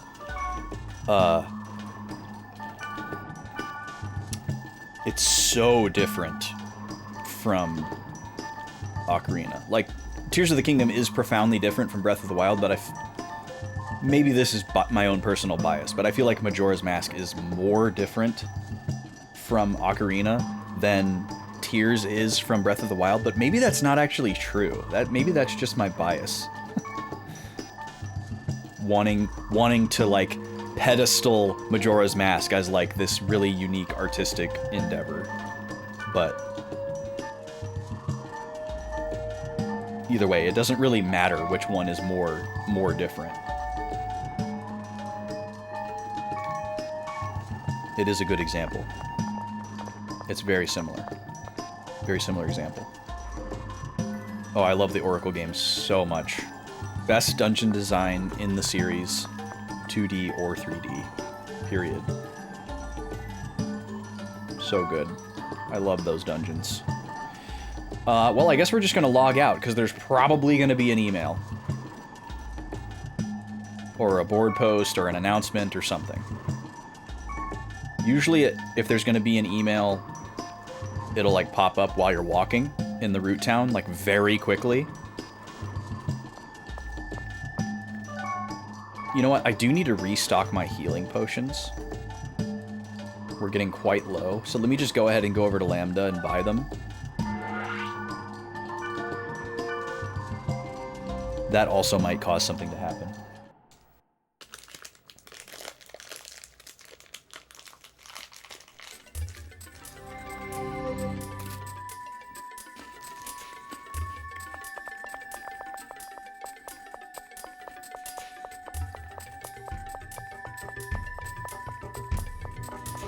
Yeah, I'd be interested to see what you think, Kiki, of something like Link to the Past.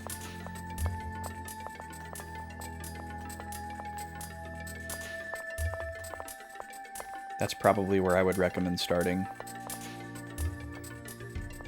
It's like probably the best blend of like moving along quickly enough and being like friendly enough to a new player versus starting with like Zelda 1 or, well, actually maybe Link's Awakening is the place to start. That's friendlier than Link to the Past, and it's not as long. Oh yeah, I was gonna shop. I forgot to shop. Did I go through quiet a bit with the last fight? I don't want juice. Give me information. I'm not sure what you mean, Bashy, but there were probably a few times where I was talking less because I was concentrating. Is that what you mean? Like serious time? How are we doing on Resurrect? Oh, we're fine. We used a lot of restoratives. We'll pick up plenty of those, so we don't need to restock those. Oh, okay, the autocorrect. Got it, got it, got it. The last fight actually was not that bad at all. Now that I understand your message. It was not that bad at all. I'm just going to save again in slot 4 here. Can use the same slot. Compared to, like, what some of the other Cursed Wave phase fights are like, that one was totally fine. Pretty unobtrusive. Especially, or not especially, but also compared to what we've been through in just like the regular enemy fights for the last 3 or 4 streams, where like every enemy has like a gimmick that we have to play around that makes it take forever.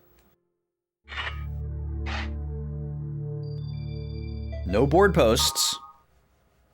All right, let's quit the desktop.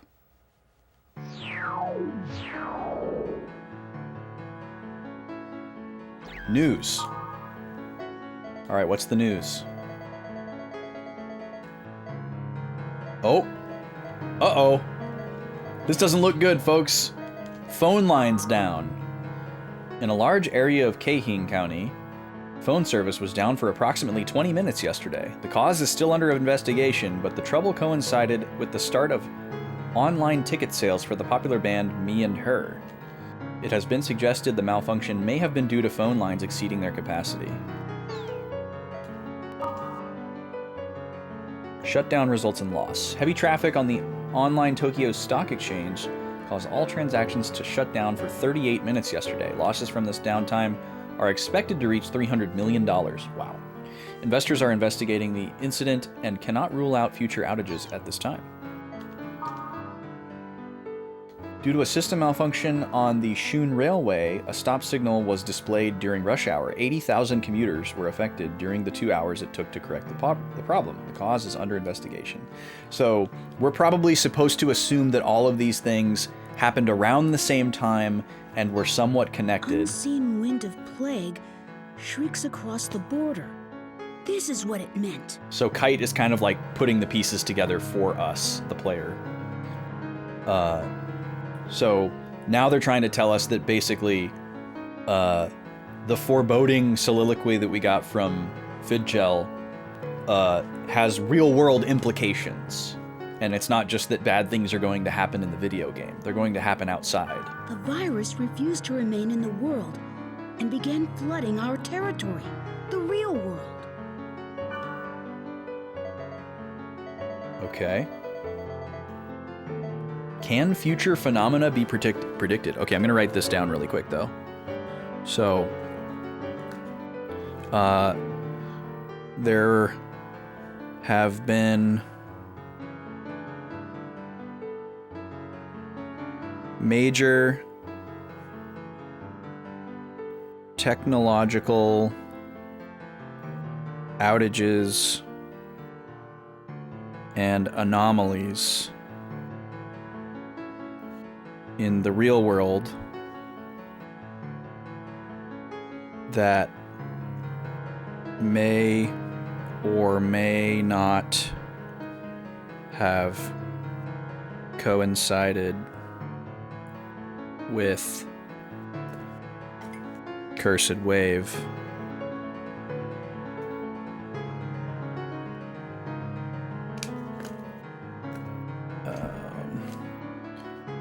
Kite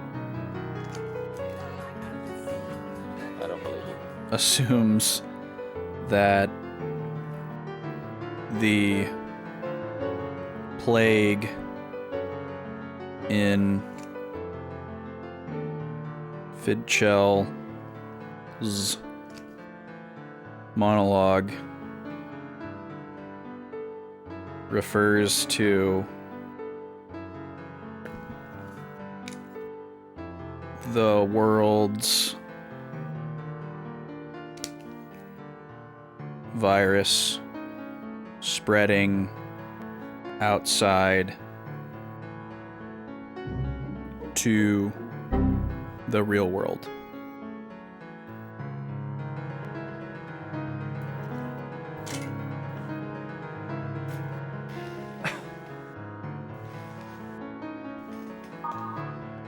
Yesterday, a professor from the Osaka Industrial Machinery University presented a new development in predicting future phenomena at the International Physics Forum.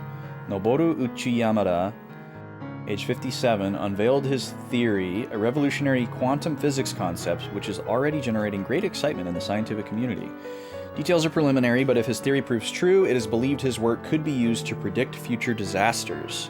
Some researchers were skeptical of the professor's claims, stating such predictions were just pipe dreams. They're being very vague here. Like, what do they mean by phenomena? Do they mean, like, natural disasters? Do they mean things like what we just read about? Like, the vague concept of phenomena is very, very wide. So it would be cool to know more about this. But this is good world building. I'm sure it'll be relevant later. Ooh, Italian sub does sound really good. I used to be very anti going out for a sandwich in like my 20s. I'd be like, you know, why would I go out to eat and then order a sandwich? Like when I can make just as good as or a better sandwich at home. But I've flipped on that. And I actually do like going out for a sub or a sandwich somewhere. Mostly because, like, if you want to make a sandwich at home, you usually have to buy ingredients for more than one sandwich to make that sandwich. And so you've got to commit to, like, multiple sandwiches. And it's not something that I'm going to want to eat, like, daily. It's something that I'm going to want to have, like, every so often. So I actually like going out for a Sammy. What's up, Erez? Sorry to personally attack you while you're trying to lurk and eat your sandwich. What's on your sandwich? What a weird new section this game has. I love it. Alright, I bet we got some board posts now. No? Okay. Turkey, spinach, goat, cheese, and egg. Nice. Eris, have you ever had a coffee crisp candy bar?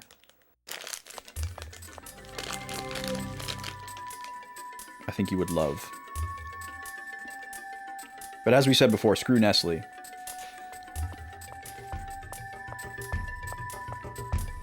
But dang if coffee crisp ain't good. How did I get it? I got it from the soda shop when I was in Minneapolis.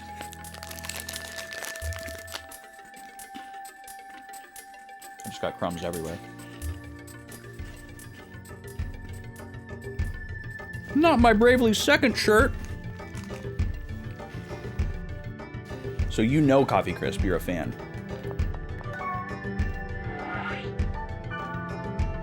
So this is interesting. We're in limbo right now. We don't have an objective.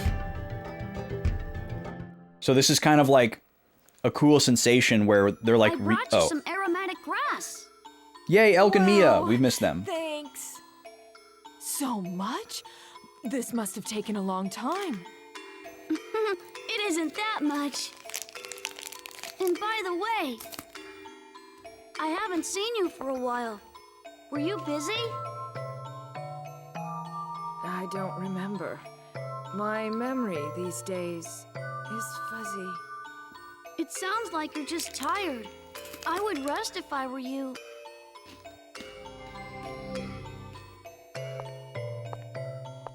Oh! Hi! Hi.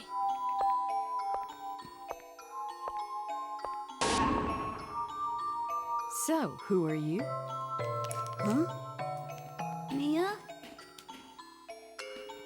I'm not myself. What is going on with Mia? I'm done today. Yes, I think that's a good idea. Later. This is only the second time we've seen her since we started Volume 3. Wow, Mia seems to be exhausted. She's gotten to the point where she's beginning to lose her memory. I'm worried, Elk. Something's going on with her. Don't tire yourself out either. I'm gonna log off too. Thanks. See ya. Bye-bye. We mostly perceive Elk to be normal, other than being irrationally interested in Mia.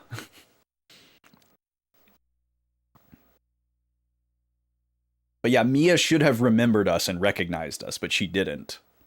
So it seems like she's like hacked in some way, or something. Ooh, panini press, very fancy. Y'all got me wanting to make my signature sandwich again. That was so dang good. This is just for the level 70 area. I don't think that's my next story objective, though. There's the email. Oh, it's time for another ad. Let's go ahead and do that before we read this email. This will be the last ad break of the day. I'll be back with another hour of stream. Thanks for being here.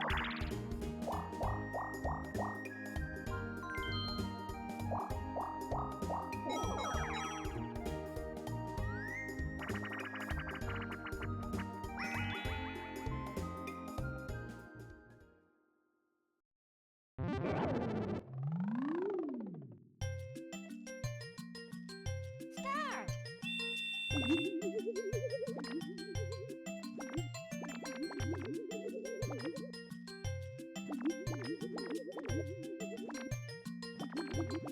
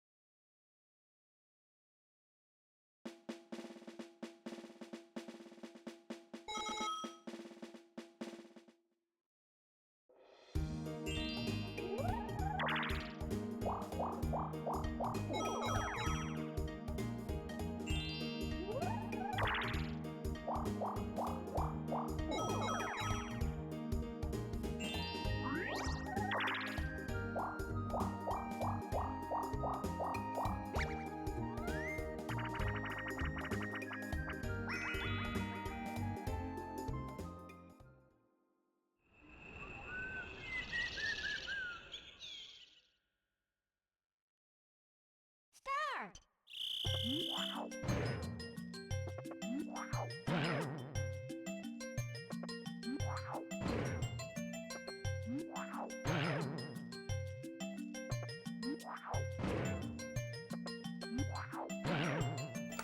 We're back.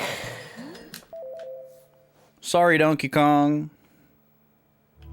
Your time is up. Return to desktop. Smashy knows how to live the good life. It's almost as if the sandwich is eating me. Incredible. Oh, we've got an email from Leos here. System admin. Thank you for the welcome back.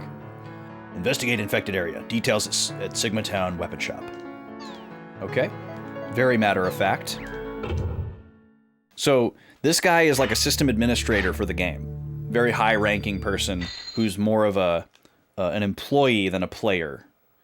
And Leos tried to crack down on Kite for working with Helba and the other hackers. And, you know, kind of had a lot of the bad things happening in the game traced back to him rather than the people he's trying to pursue. Helba prevented Leos from being able to delete our character because she's such a talented hacker. And then as a consequence of him kind of not getting the outcome that he wanted, he was like, can you at least, like, cooperate with us a little bit? Like, you can keep doing your own thing. Apparently I can't stop you. But can you, like, maybe capitulate a little bit? So we kind of, like, to show that we are for the game and not against the game, we're trying to, like, show good faith by, like, doing some work for this guy as well.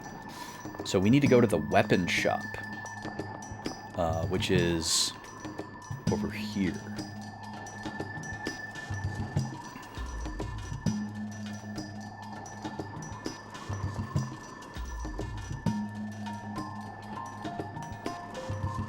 Making me do all of that for Oh, what? Balmung's here. Look at what happened.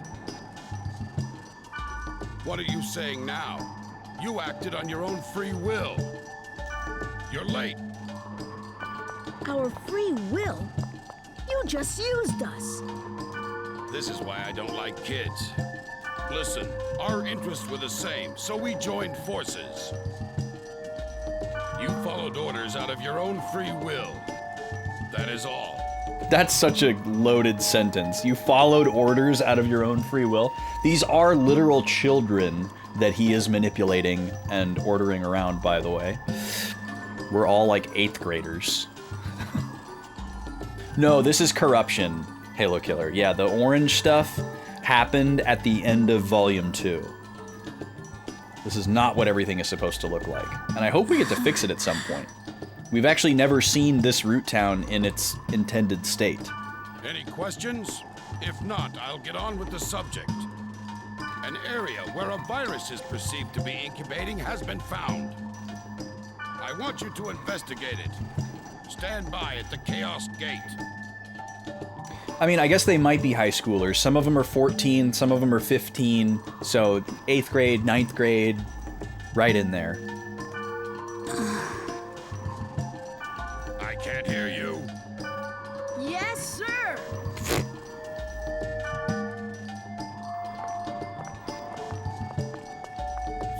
orders out of your own free will. Okay, so he recognizes that that was a stupid line for him to use. It is shameful that we are taking orders from someone like that. We need the information from Leos, and Leos needs us. To help Orca and restore this world to what it used to be. All that cracked stuff in the sky Time as well. is not supposed to be that way either. The whole skybox being, like, cracked. I called Black Rose too, but she apparently does not like me. None of us like you. The target of the You're investigation the is cops. Sigma, rising implacable sipping bug. It's protected, so use this. Sipping bug. Thank you for the virus core, All right, Pete. I'll wait for you at the field. Okay, so he's not joining my party. How are you faring? Be on guard, even against weak. I should probably bring Balmung with me, right? Ooh, is this good? 7 magic defense is pretty good.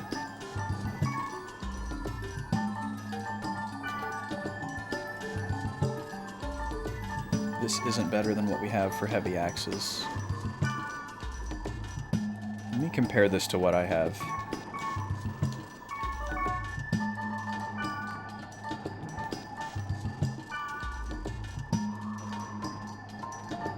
Oh yeah, it is better than what I have, but then I lose my... I've been stuck with these goblin gloves for a very long time because they give me so much status resistance.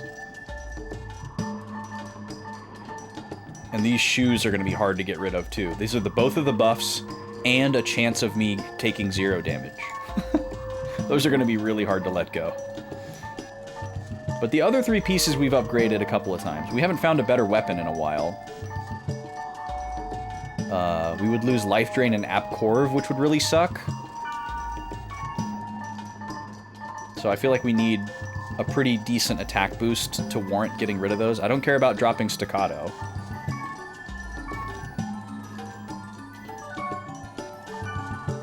Maybe I can't party up with Balmung since he's just standing right here. I'll handle it. Oh, okay. Now he's in my party. Let me see if I can bring Black Rose or not. No, she's offline. So do I stick to my guns and bring Gardenia? Do I bring Terrajima? We put a little bit of resources into Sanjuro. I'd love to play with Mia or Elk, but I'm assuming they're still locked out. We could try Elk. Yeah, no Elk. No Mia. It's either that or we use, like, one of the characters that we haven't used yet. We haven't used Moonstone yet in Volume 3. I guess it's the only one. But I really don't see the advantage of having a second Twin Blade in my party. Like, I'm the only Twin Blade in town, you know? Terrajima or Black Rose? Let's... Well, or we can't bring Black Rose. Terrajima or Gardenia? Gardenia has good healing. What does Balmung have for healing? Oh, he has the Olrep as well. Okay.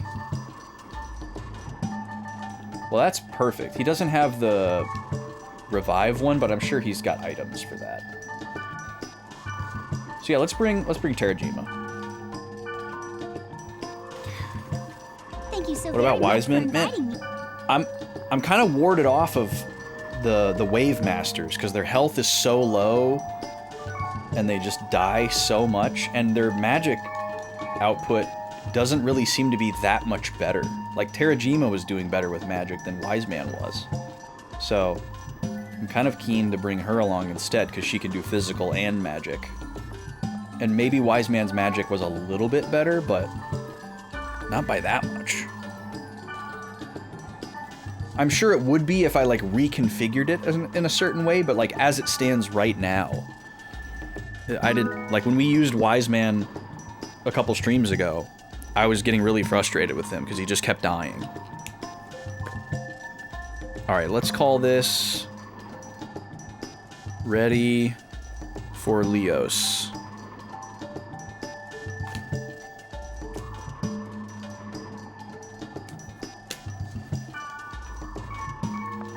And I guess I need to write down some notes about this encounter as well before we go. And look how much health Terajima has too. 1300 health, that's incredible. She's not even the same level as us yet. So Leos tasks us to investigate Rising Implacable Sipping Bug.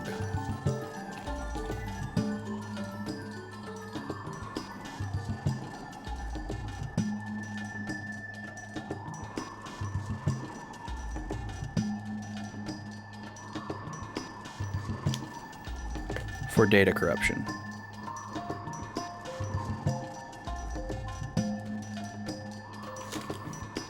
So I didn't put a checkbox, or I didn't check off the previous required area. I don't know if I'm going to continue to do checkboxes for required areas. I think I'm only going to do it for ones that are side quests that I could forget about or leave behind or forget what they're for. Alright, here we go. Presumably we'll have what we need to get in here, because he gave it to us, but maybe we need some smaller ones that we'll have to go farm. So there's the P. Oh yeah, yeah, we have 2 I's, but we need 2 H's as well, so we're gonna have to go get some H's.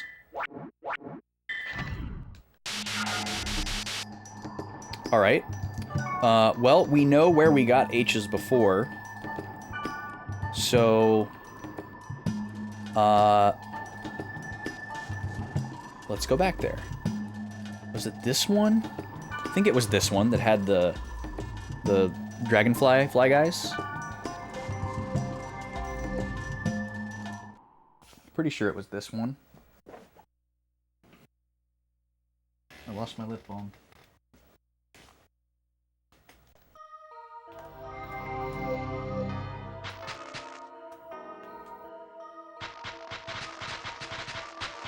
Or no, wait, this is the big Beyblade guys.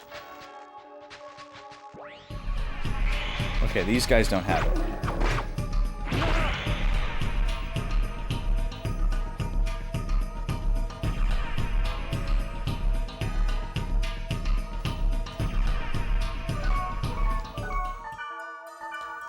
Which one was it?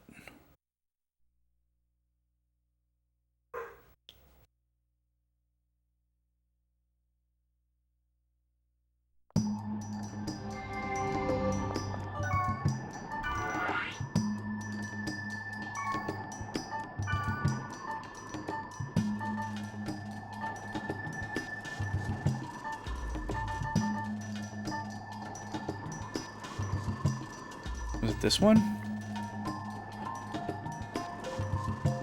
No.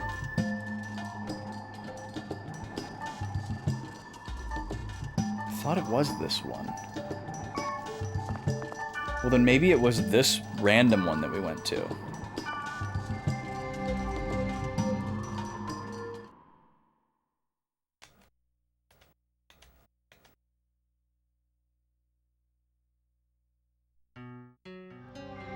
Yep, there they are.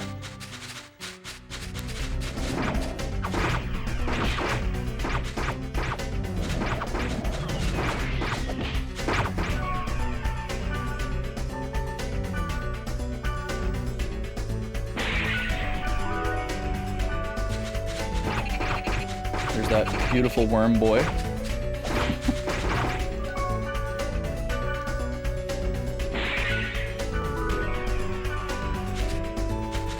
God, he looks goofy. So doofy. Maximum.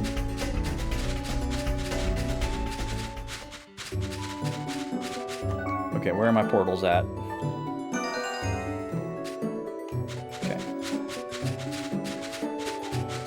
I think they're in the dungeon too. I guess I could just go in there, but if we can get one on the field. It's a little bit faster. Data Drano. Where are my portals at? Let me hear it from the portals one time.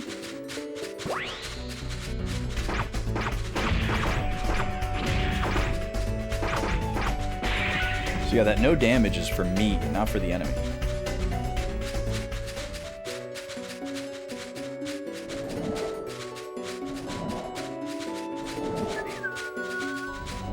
Oh, here's this loser. Get him.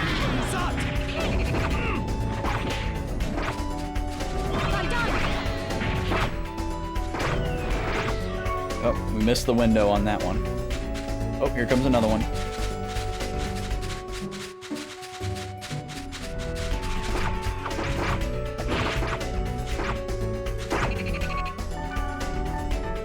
We're like almost too strong. Stop giving me rock and roll.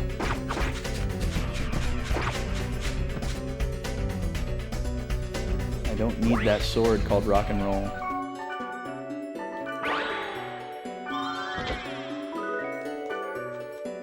And I definitely don't need any more Raikomaru either.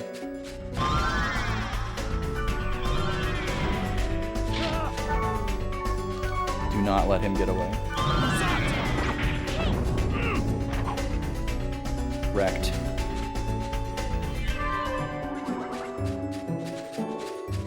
Alright, let's just go to the dungeon. These portals are so spread out.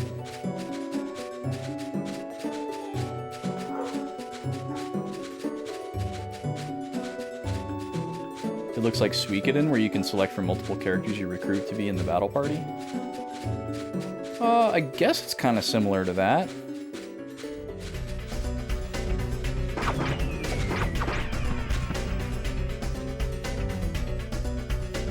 But way less overwhelming. Fewer characters, fewer different types of characters. Come on, Dragonfly guy. Give me that protect break.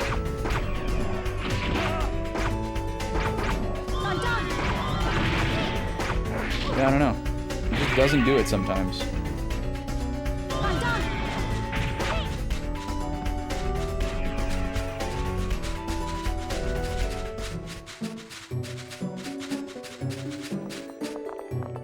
Alright, let's go in.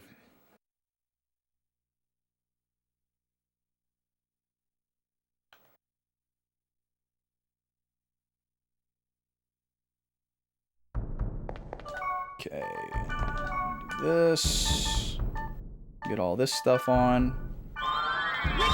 We want to spend as little time in here as possible.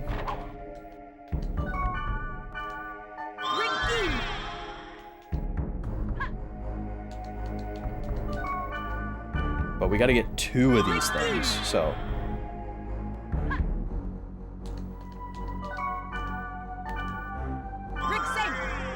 I'm not going to do the attack buff, though, because it's just going to make it harder for me to hit the window to data drain.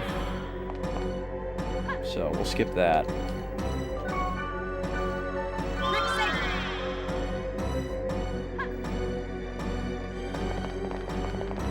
And I guess I'll try telling them to stand back when we run into the dragonflies, too.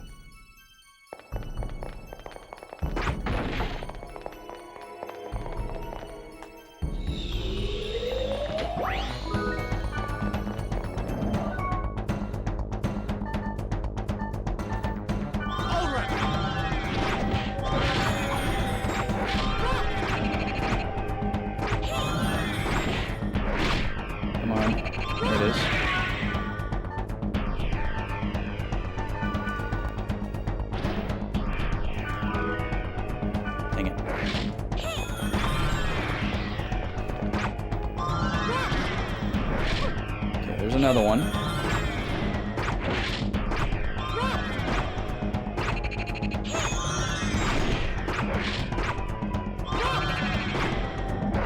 Hello? There it is.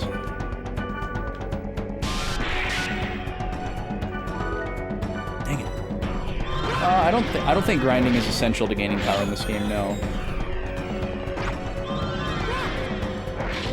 I think it is a way to gain power in this game, certainly. But I think if you have a good understanding of the equipment system, or a panache for like the trading mechanic, like if you invest a lot into that, or like the springs, if you like playing your gamba with the springs, you could get some really high level equipment and skip a lot of grinding that way.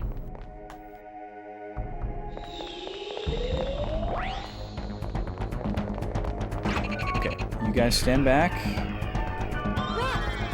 while I try to give this guy the suck.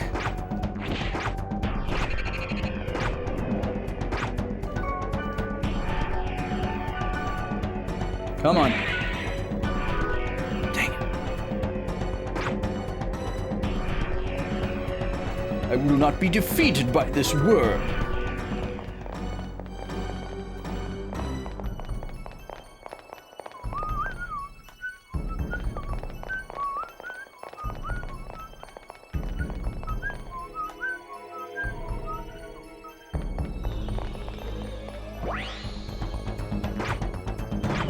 No dragonfly this time. We might be able to get it from some of these other guys, but we just don't seem to hit the window on them. But these guys would probably give us G rather than H. Dude, stop running away. It's so annoying.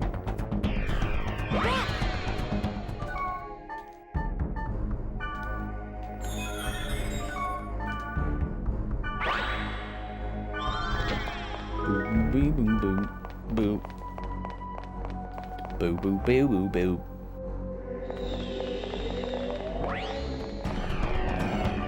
Okay, here's our boy.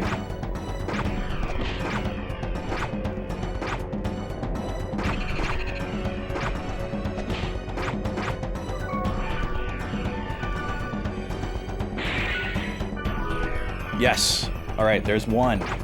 There's one H. Halfway there. Get Bon Jovi on the phone.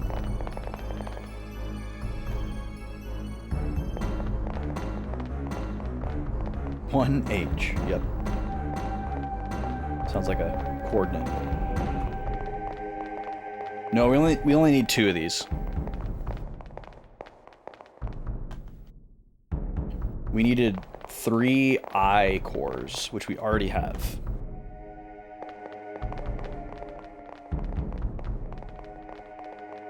But we are plumb fresh out of H.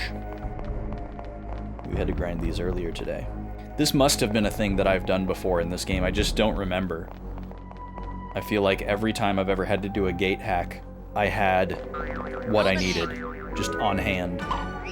And it felt like kind of an arbitrary ceremonial mechanic. But needing to actually go out and find the right type of core from certain places makes it a lot more compelling. Okay, Union Battle... Magic. Oh.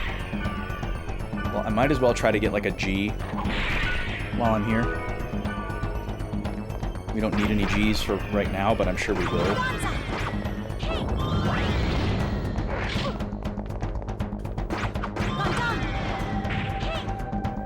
And maybe there will be like one more server, and that's where we'll get like JKL. Because maybe the second half of the alphabet is story-based, and the first half of the alphabet is not. And those are the ones you have to farm for. That would kind of make sense. It'd give you a clean break. 13 and 13.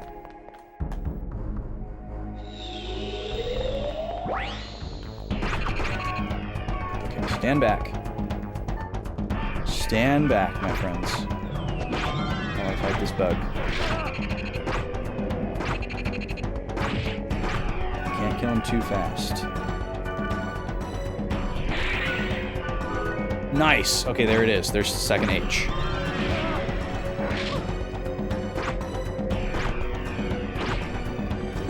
can get out of here.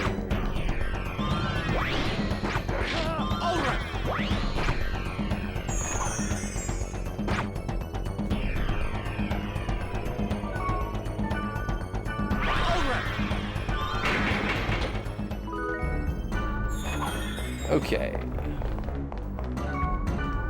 Grab this chest. And Sprite Ocarina.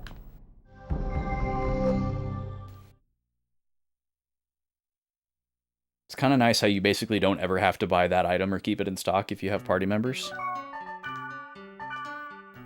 And they'll use it for you. I guess that kind of goes for a lot of items.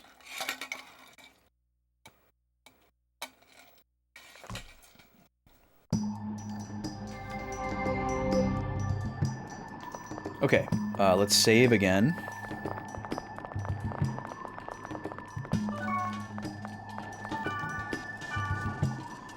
I'm gonna save in the same save slot, and I'll just add to the description cores farmed.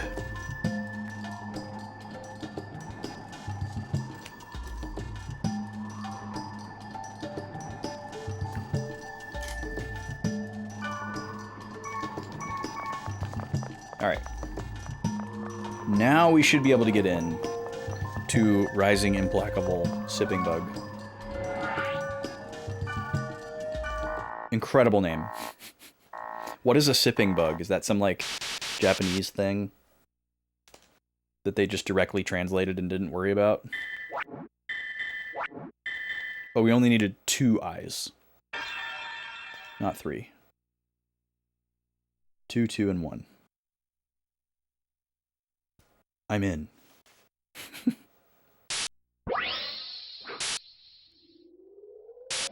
It's interesting that we still have to hack in, even though we're working with the system admin. You'd think he would be able to just, like, let us in. Like, he gave us one of the virus cores. Why do we have to hack in? Maybe he's, like, going against CC Corp a little bit? Maybe he's kind of, like, meeting us in the middle? I don't know. Probably reading too much into that, but that's what I'm here to do.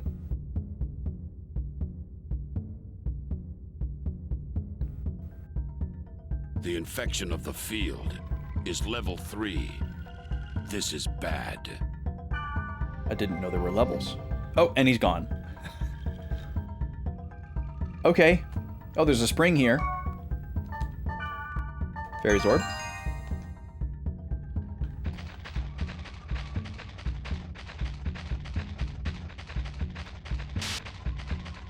This spring. We got a bunch of stuff. Let's see. We could try this Raikomaru. We have a ton of these Raikomaru. This is also a really good helmet that we could try to upgrade. Incredible spell configuration.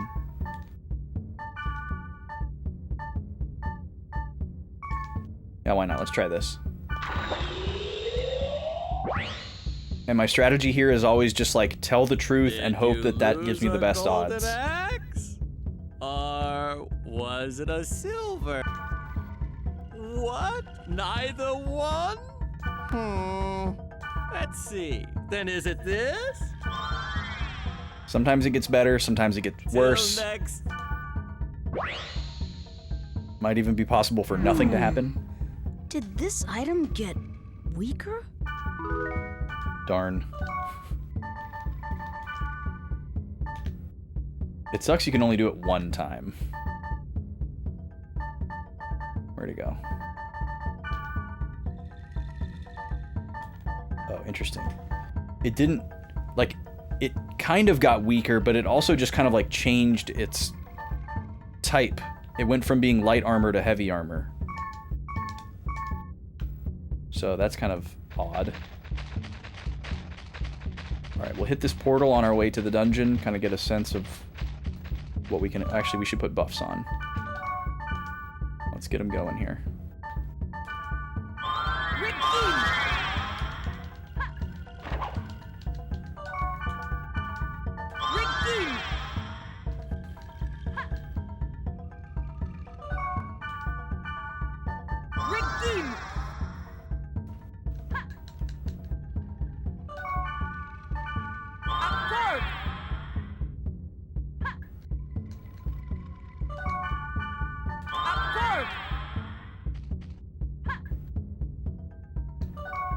Sticky triangle button rearing its head there. As I try to mash back into the menu.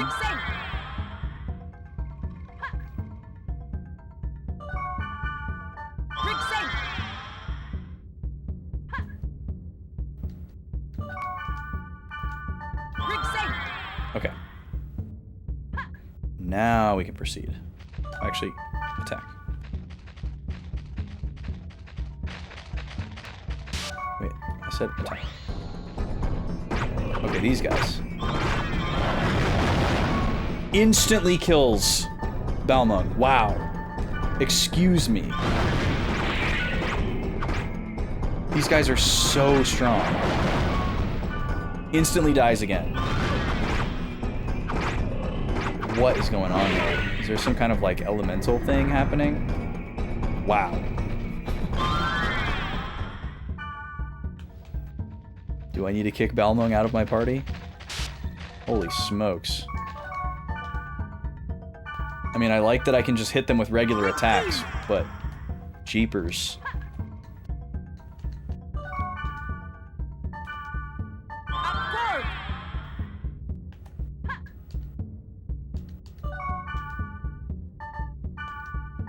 I don't think individual characters have like an inherent element. This place is level 56, so it's below the level that we are at. Balmung is at level 60. 61. So, I don't know. If he's like... Oh, I guess if these guys are using fire attacks, maybe he's super weak against fire because he's got minus 12 for fire. Maybe it's something like that, because like... We got 24, 13 for the other two characters. Maybe it's just a fire attack and he's getting devastated by it. Oh, it's one of these lovely entrances. Look at this inviting threshold here. Who wouldn't want to step right in? God, that's unsettling. In we go.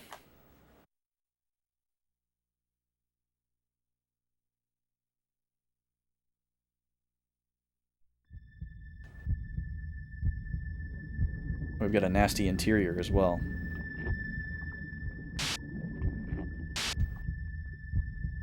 The infection in the dungeon is far greater than the field. I will go to the lowest level. You should hurry up. He can teleport there without fighting, but not us. We've got to get there the hard way.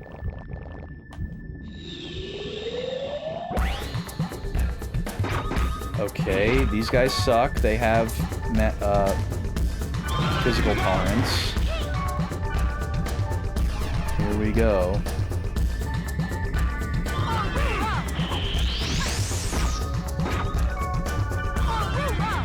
I remember them being decently strong, too. Decently threatening. Okay, AoE, thank God. Okay, we're doing pretty good here so far, actually. Not too bad.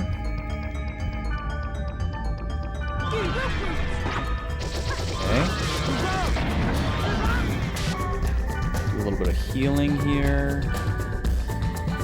Got a fresh stack of potions. Any scrolls? Oh yeah, we got some scrolls we can burn. I'm actually in a good place with the scrolls now, where we just, whatever we pick up, we burn as needed, and don't really think about it too much. Don't need to bother about keeping any of them around, or saving any of them, or putting them in storage. Just burn them up. That's serving us well right now. And if we need to toss anything, we can toss the status scrolls, because those are very not useful. Okay, all our buffs are still up. Only one path. That's something. Whoa, that's a scary starfish. But it takes damage from regular attacks. Look how fast his health is going down, too. Nice. Alright, well, can we have as many of those as possible? He didn't do very much damage either.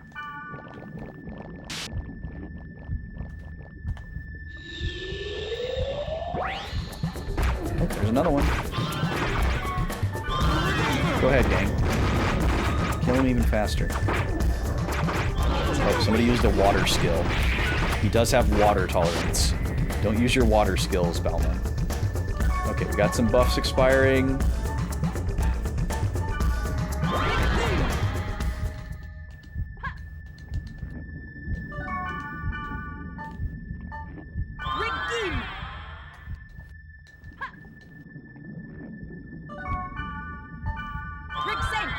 Balmungs are going to last a little bit longer because he died, and I had to put him back on.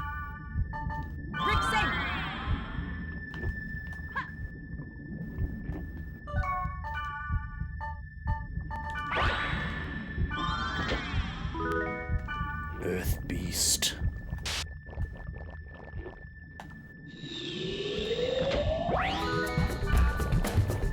Oh, we got 3 of them this time? Oh boy. Okay, these weren't too bad last time, but that was 2 and this is 3. Luckily we have AoE magic here that we can lean on.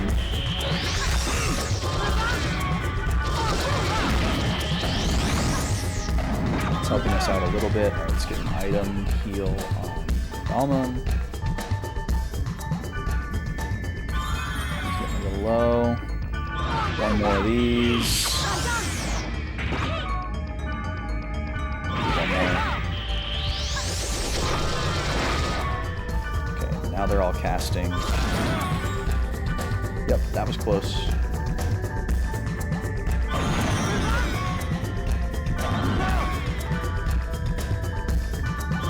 You're almost dead. You just die. Thank you. Oh my god. Person. 1 more. Using magic, please. Scrolls.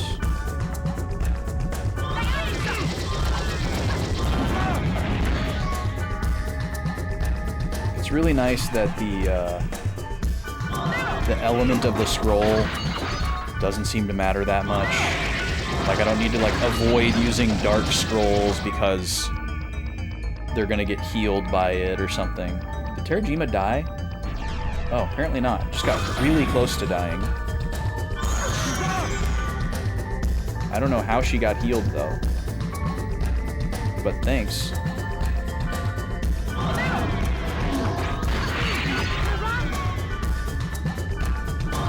Is she dead now?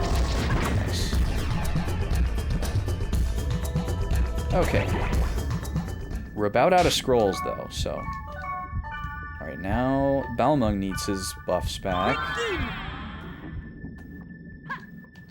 I don't know how we're gonna live without Rig Geem. It's so important. Rig Same I could live without. It doesn't really restore enough HP to really make it worth it. But Rig Geem is very useful.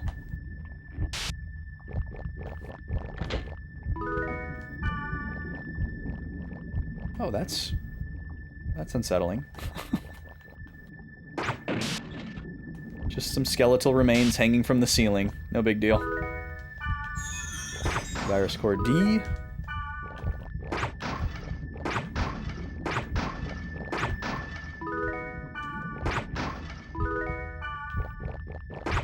Egg.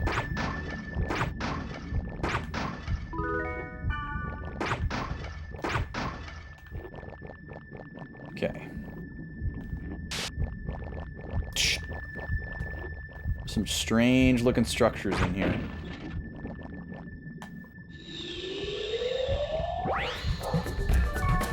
Okay, magic. Start spamming the water spell. Somebody's spamming the water spell. It's me. I'm spamming.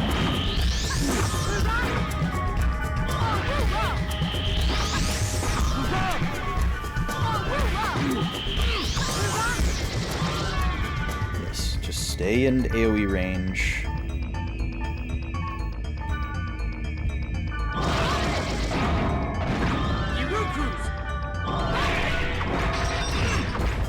Okay. If there was a status spell that allowed me to get rid of an enemy's physical tolerance, I would grab onto it like a life preserver in tumultuous waters and never let go.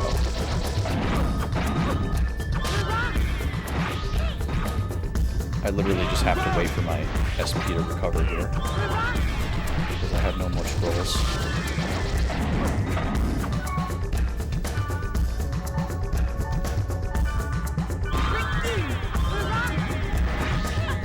Terajima's got lots of SP.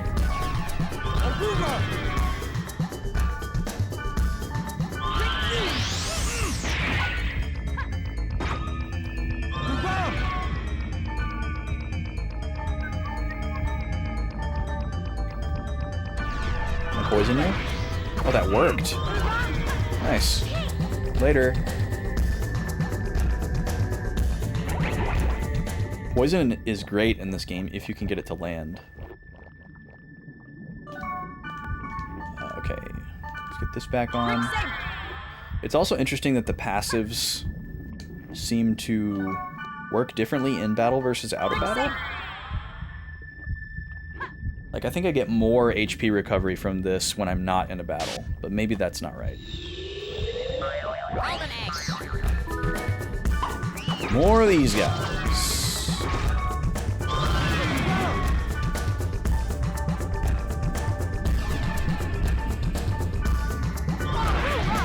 Three of them. Oh boy.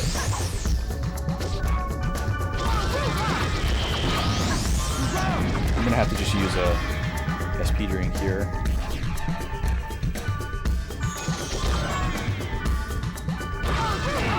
I can't just stand around while I wait for my SP to recover.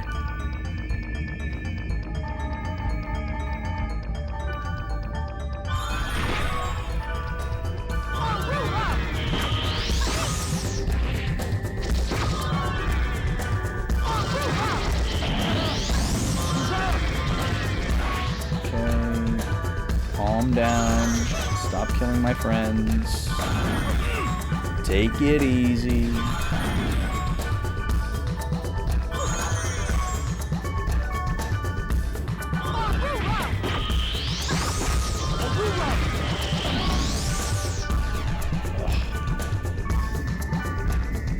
I'm glad that I have a better spell, but it sucks how much SP it takes.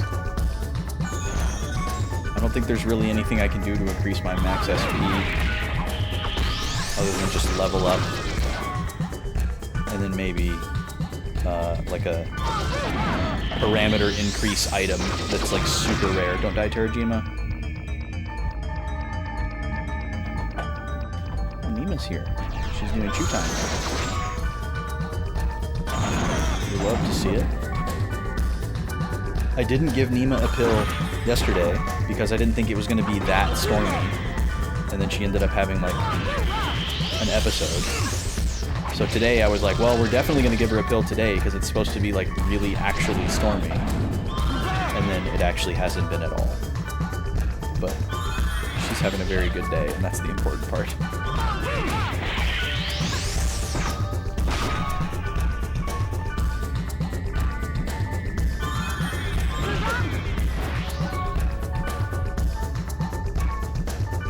Out of scrolls, right? I guess I could try poison.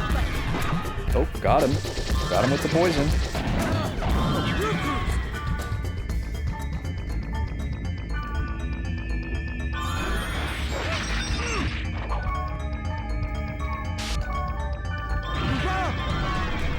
Almost there. I'm gonna go ahead and start doing this. The Balmon. We're waiting.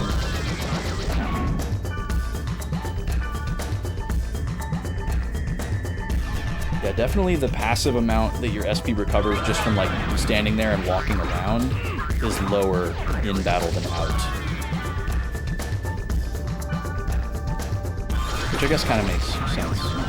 You could just like run around in a circle and get like 50 SP.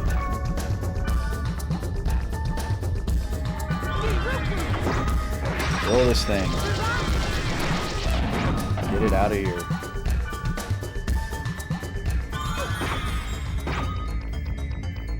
Still around. Bye. Thank you. I'm trying to avoid using additional potions when they're like close to recovering. Okay, so we have a dead end here. I don't know if it's worth putting Outcorv back on, because the things that we can actually physically attack aren't really that threatening without the buff. So maybe we just leave it. But now we got to go back to this other path, because I think the top path is going to be the progression path, and this is probably a treasure room. And we don't want to leave behind like a virus core or something. I will make sure, if anyone's watching the time, I will make sure that we finish this dungeon today. So we'll go into extra minutes if we need to, so that we don't have to redo this next time. Definitely don't want to do that. Not as annoying as the other ones that we've had to redo, but still want to avoid redoing anything.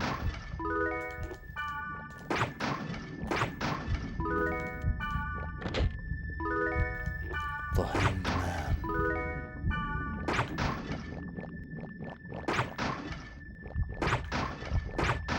Alright. Nothing good, but we checked. Oh, we gotta get Geem back on now.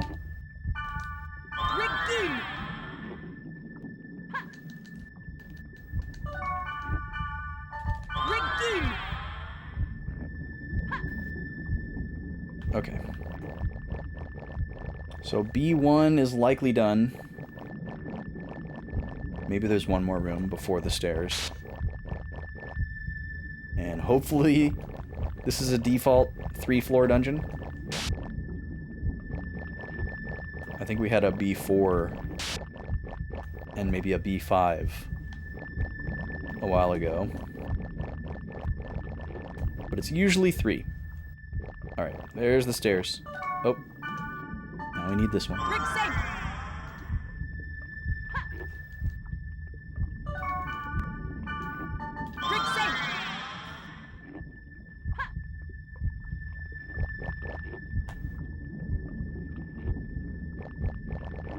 Okay, maybe this floor will be smaller. Oh, hey, look. Physical guy. Grangon. What a name. He is very strong. Holy crap.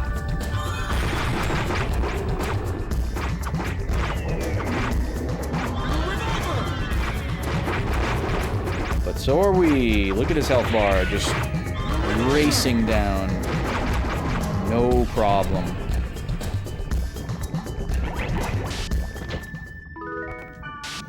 If they don't resist physical, we delete them very fast. Yeah, we're still here, Cheaty. For a little bit longer. Until we beat this dungeon. And unless I somehow beat this dungeon faster than in the next 5 minutes. We're gonna finish this dungeon before we close up shop for the night. And for the week.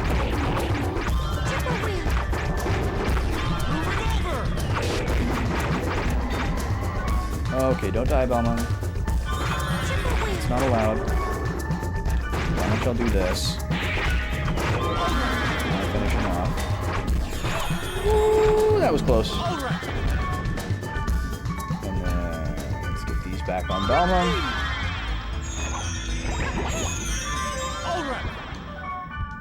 Somebody leveled up.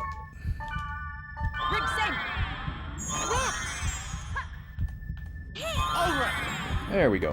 Alright. Back to the attack. Okay, we like these guys. These guys are pretty easy to deal with. They're fast to deal with.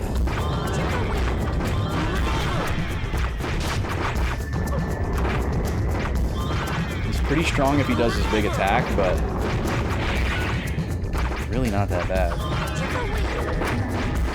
So many fewer resources. Or so fewer resources used than these physical tolerance enemies. Yeah, we take these guys all day. All day.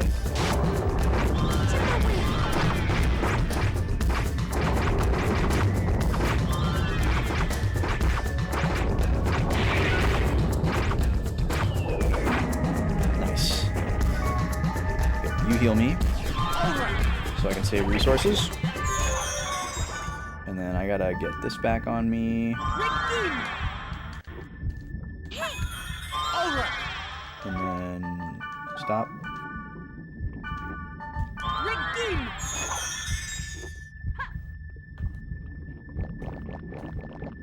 I'm gonna put Apcorv back on because we're probably gonna see a lot more of these guys, so this will make it that much faster.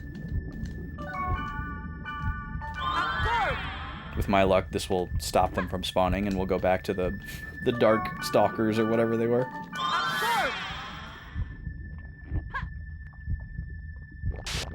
But even if it's only like 2 more of them, it's worth it. There we be.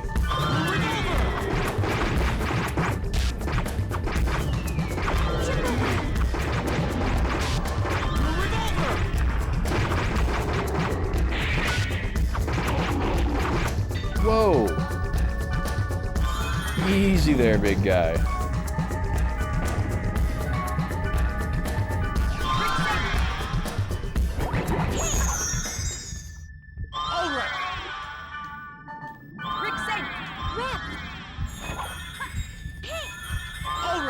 Okay, alright, cool it, cool it, cool it.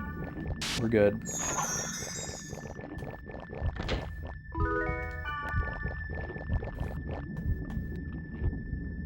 Ah. Virus core. Well, now that we know what it's like to go and farm for a virus core, we love finding a free virus core.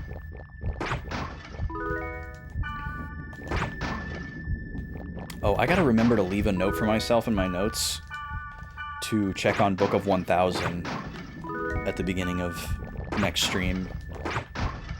Because I bet we've hit some more milestones. We might be able to get some good stuff. We had a huge windfall of bonuses and stuff because I'd literally never looked at it, I think. Because I didn't know what it was when I played Volume 1 and 2. Or I didn't know that it would give me stuff to, like, look at the bestiary and, like, completionist type trackers. So we got a bunch of stuff. But I bet we've hit some more milestones since. Because that was basically day 1 when we first started. That is a very powerful attack. 600 damage is really just way too much for an AoE. That attack is really scary too, the 2 little quick bites.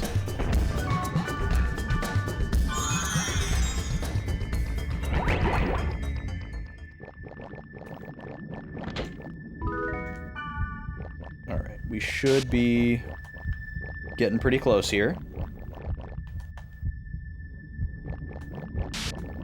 This is probably the bottom floor.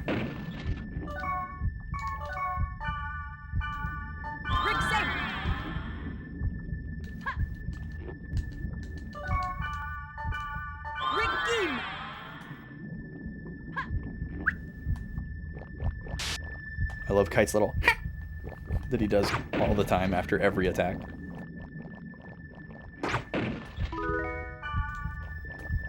Is this just going to be a circle? In its own special way? Oh, there's the boss door. Okay, noted. But we haven't opened all the portals yet. So there could be a portal boss, or there's more this way. Hopefully there's a treasure idol of sorts.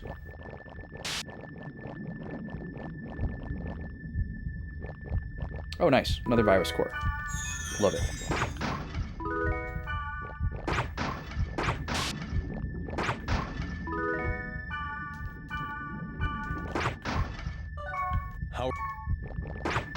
I love that I can trade and gift items to my friends right in the middle of the dungeon.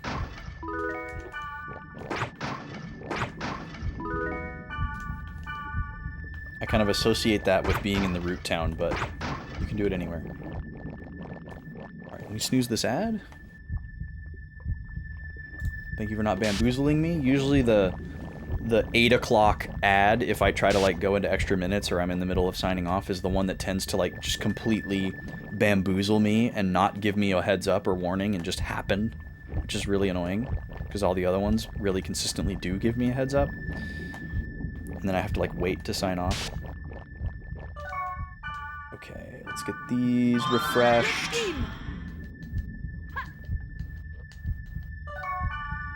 AppCorv should still have a pretty good amount of time on it, so we won't worry about that.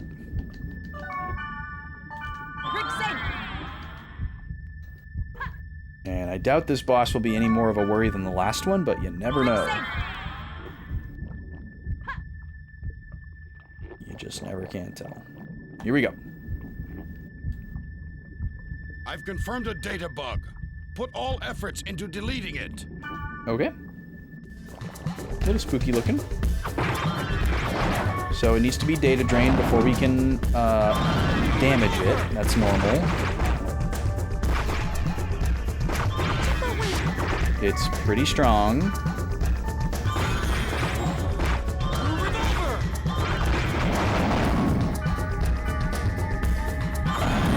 We're doing a lot of damage to it. You know what they could have made a mechanic that I'm very glad isn't a mechanic? Is they could have made it to where, like, the, like, corrupted enemies could still damage you while you've paused the game and you're in a menu. That'd be a little too much realism for my taste.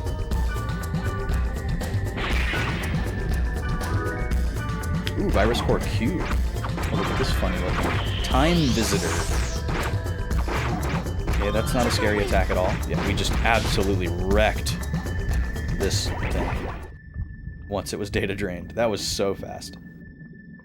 I did not think it was this bad. It'll be eaten at this rate. Eaten? The virus incubating in the monsters are replicating at an exponential rate. Oh, I didn't realize the virus was incubating in the monsters. There is a possibility that the world itself will become a virus. If that happens, there may be nothing we can do but to destroy the servers in order to prevent the spread of the damage. Whoa. Okay, I'm gonna write this down. So Leos says the virus is incubating in monsters and implies it is feeding on data.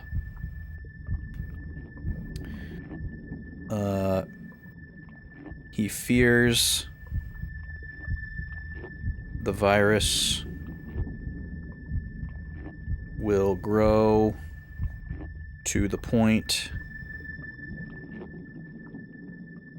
that it engulfs the world entirely,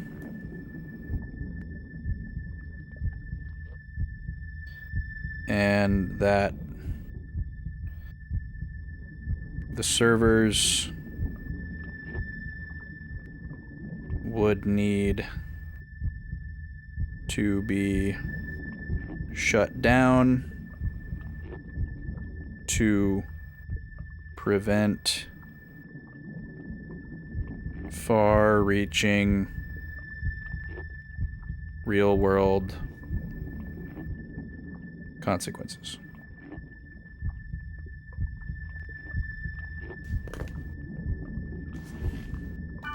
That's ridiculous. If you do that, the clues to finding the cure for the coma victims will be lost forever.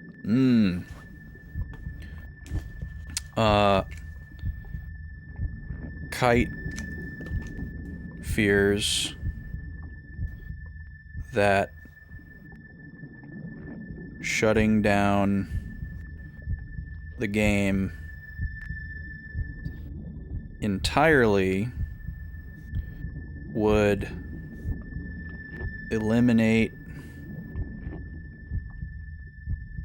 the possibility of curing the coma victims. So we have an interesting duality here. If you fart in the game, you fart for real. That's wild. I understand. Yet I'm still saying it. Because I understand.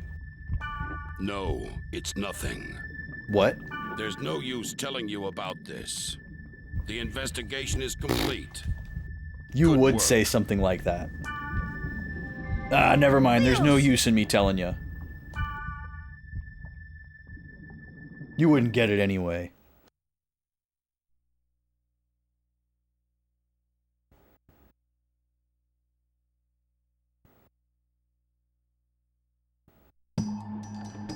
Pyros, in his tiny head. Hello, he of fair eyes. We meet again. I have great information. I might tell you on the condition that you will go with me. I would go into the depths of hell with you, Pyros. I love the face that his chest plate makes. The little squiggly mouth and then the two red clip things kind of look like eyes. I don't know if that's intentional or not. So? It's all right. Yes, yes, you want to hear. That's the spirit.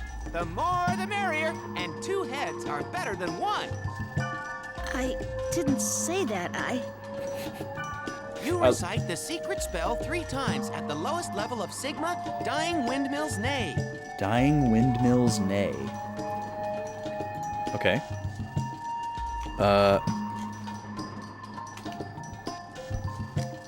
Pyros offers us information if we accompany him to Dying Windmill's Neigh.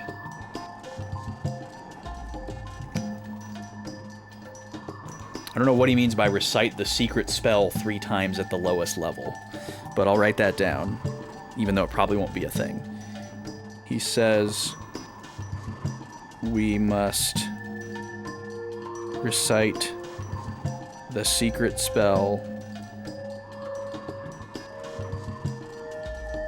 3 times at the lowest level.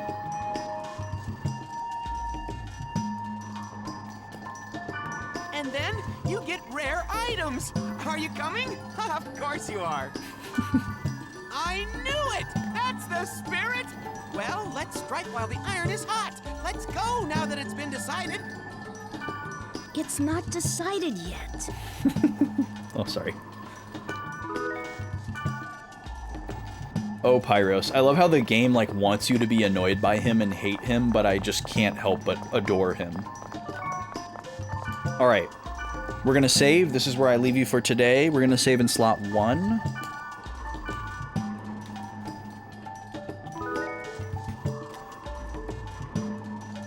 And we'll call this After Leos Mission and hey, thanks for watching, everybody. Pyros chat. Shout out to Zale from Last Story for that incredible freeze frame. Okay. So, I said I was going to leave a note for myself. So I'm going to do that now. Let's see, the next time we play this is going to be the 14th. and it will be day 6. Check. Book of 1000.